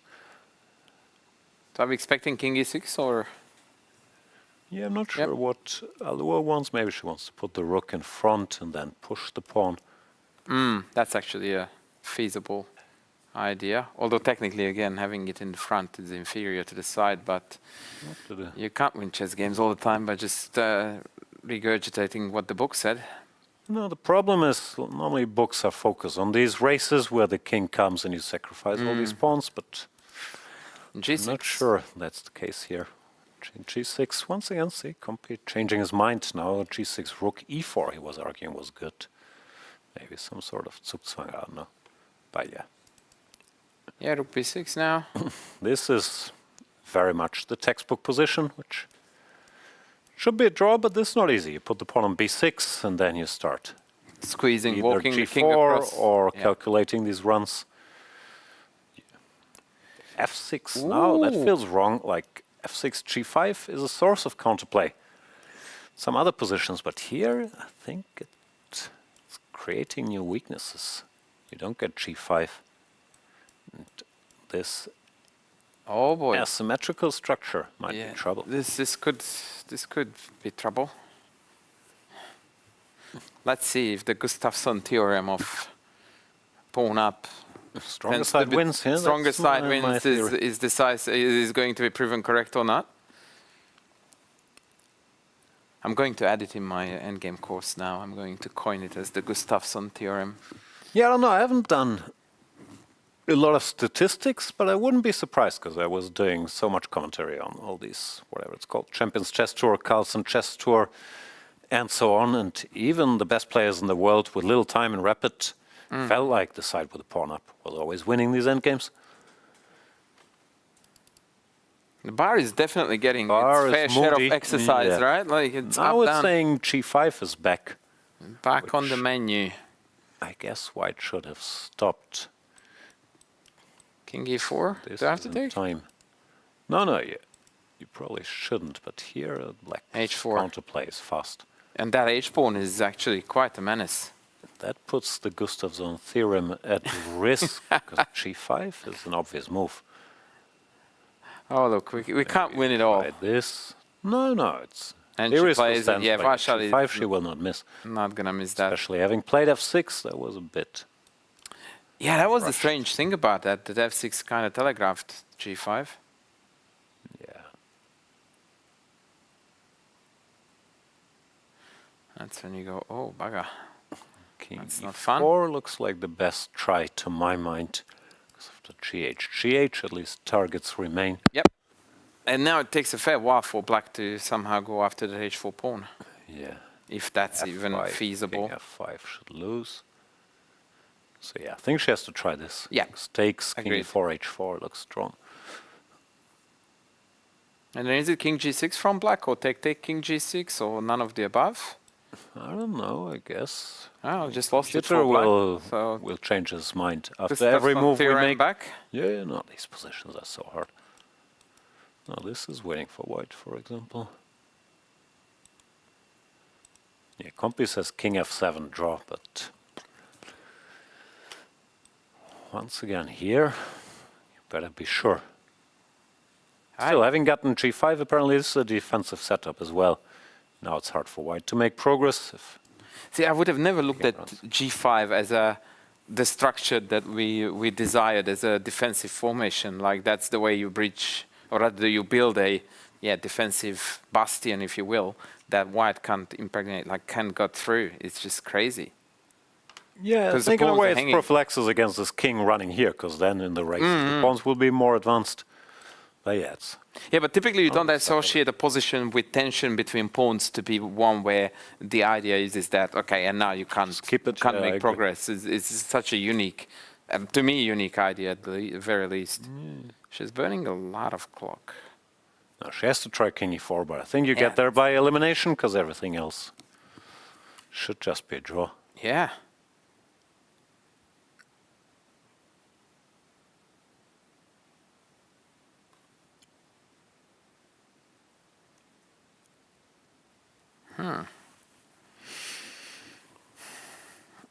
Okay, if king I would be e4 confident he would white after king e4 that I'm winning this. I would totally overlook king f7 as an idea of just hold.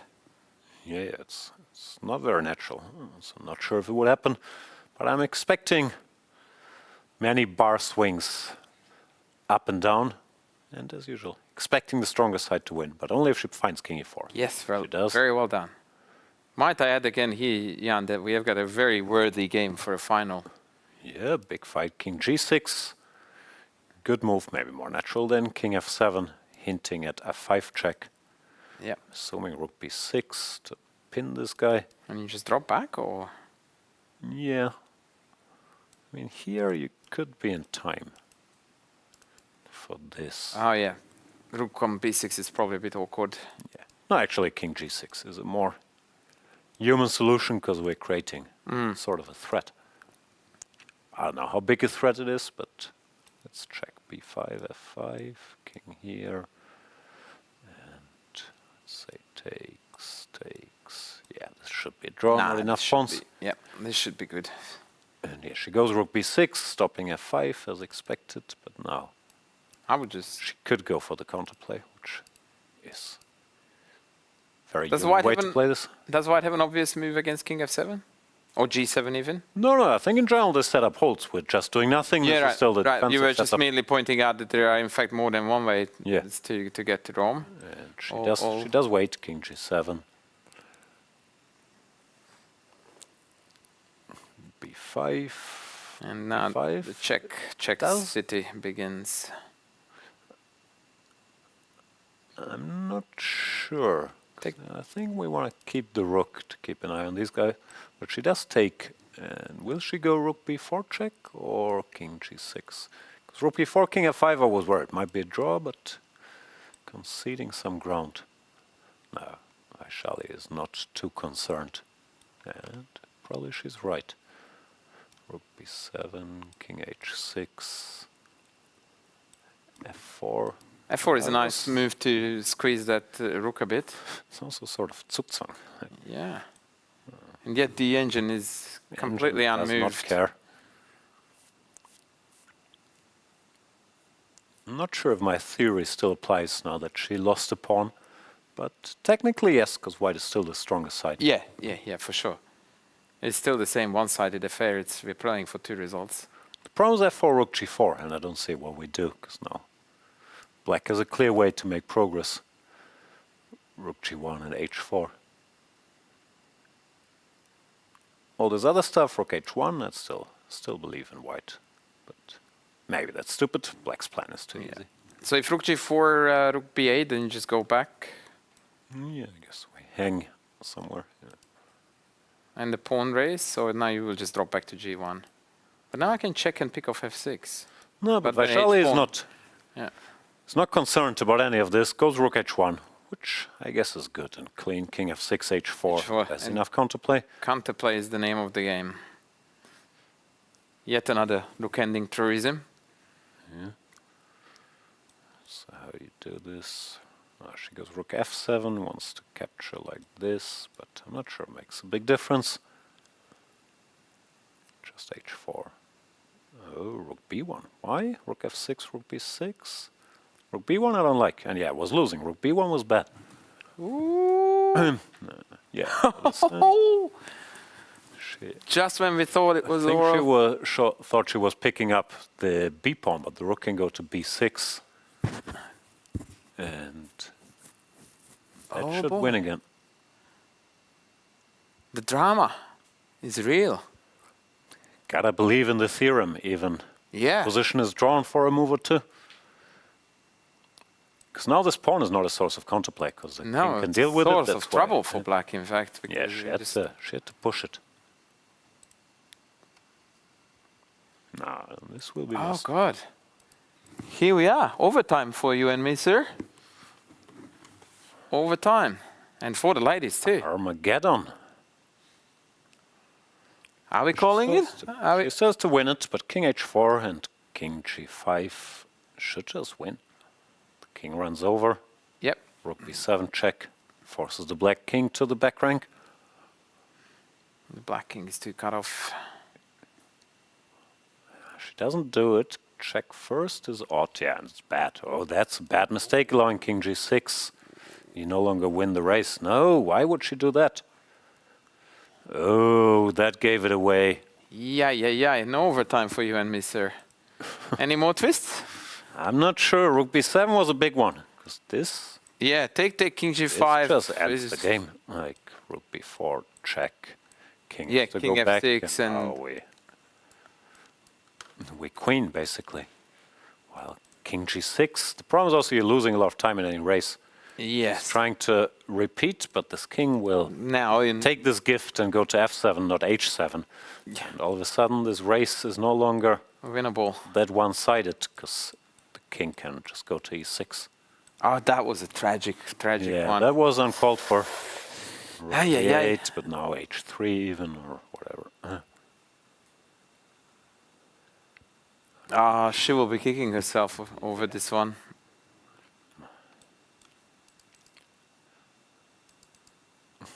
Also, she doesn't know the harm she's doing to my theory with this. Oh, exactly. Which is far more important, right, than any other considerations. Very selfish not to win this. We strongly disapprove. Okay, here, this we know, b7, the king should go to g7, but that will be figured out, I believe.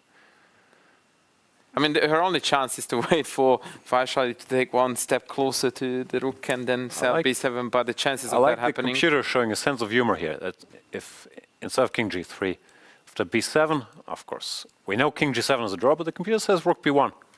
Like, oh, that is a cheeky one. Rook wait for the trick to come. And then rook h1, and the trick got the trickster got tricked. Yeah. Okay, king g3 played, king e7. Now she no longer needs this. Now she just goes pick up the pawn, because b7, king d7 is close enough. Yep. And this is it. Ladies and gents. Congratulations to Vaishali. Alua Norman came so close, had a winning rook endgame. But in the end, Vaishali's strategy, exchange pieces, try to survive, paid off, and she wins this tournament undefeated. Congratulations.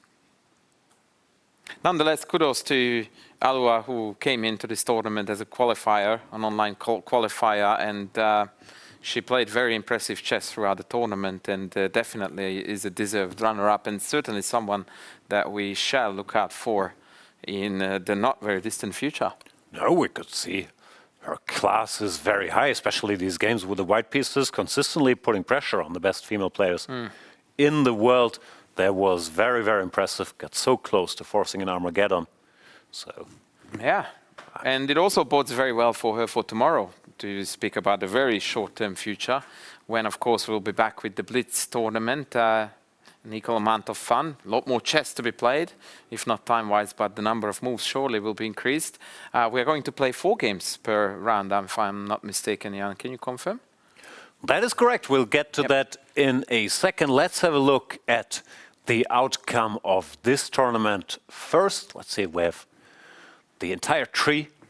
We can do the math. Who gets how many points? Because this is a tour, and there we see them. Vaishali picks up 10 points for the victory. Norman with 8 points. 5 and 5 for Kostenyuk and Lachno. You get the idea. Tomorrow, same number of points will be at stake, and then we have to calculate the 2 players that accumulate the most points over these 2 days will qualify for the grand final in the Rosenstein Castle. Who you got? Hard to bet against Vaishali with the 10 points in the bank, no? Yeah, I wouldn't put it past Kostenyuk, though, to put up a very solid fight tomorrow for the 2nd place. She's currently on 5 points, so technically, depending on how Alua performs, she may catch up. But I think, yeah, it seems to be like a very difficult challenge for the chasers now to catch up. Yeah, I'm also expecting Kostenyuk and Lachno to do better tomorrow with one more night of sleep here, maybe a little less jet lag, because they arrived 1 day before the tournament, and the whatever it is 9-hour time difference you could see a bit in their eyes, of course. Doesn't mean that Vaishali Norman didn't earn it, but I would expect them to be stronger competition tomorrow. So the cards might be a little more mixed. Indeed. Let's have a look at if we have the pairings for tomorrow for the Blitz event. So the same pairings, how does this work? No. No, it's different actually. Yeah. Sakai faces Katarina Lachno, Stefanova against Irene Sukandar, Anna Sargsyan against Vaishali, and Norman against Kostenyuk. That's a big one. Oh, Very first round. So that will actually determine right away which one of the 2 will have a chance to come second or first, depending on what Vaishali does, but assuming that she performs well, that is immediately going to clear up the field a fair bit. Obviously, Lucknow on the other side of the draw can still sneak in, so that is certainly a player to look out for, as you correctly pointed out. Exciting, very exciting pairing for tomorrow as well. So also we should mention Antoneta Stefanova, always been a blitz legend as well. So everybody's strong in this field, of course.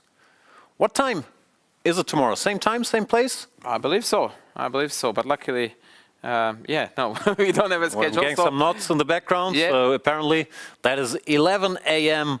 local time. You do the math. What time that is in your time zone? Probably 2 a.m. Yep. So set your alarms, and thank you everybody for watching. Thanks, of course, to WR Chess, Vadim Rosenstein, making this entire tour possible and allowing us to go to Japan for the first time ever, in my case. Likewise. We'll be back tomorrow. Let's see what Tokyo Nights have to offer.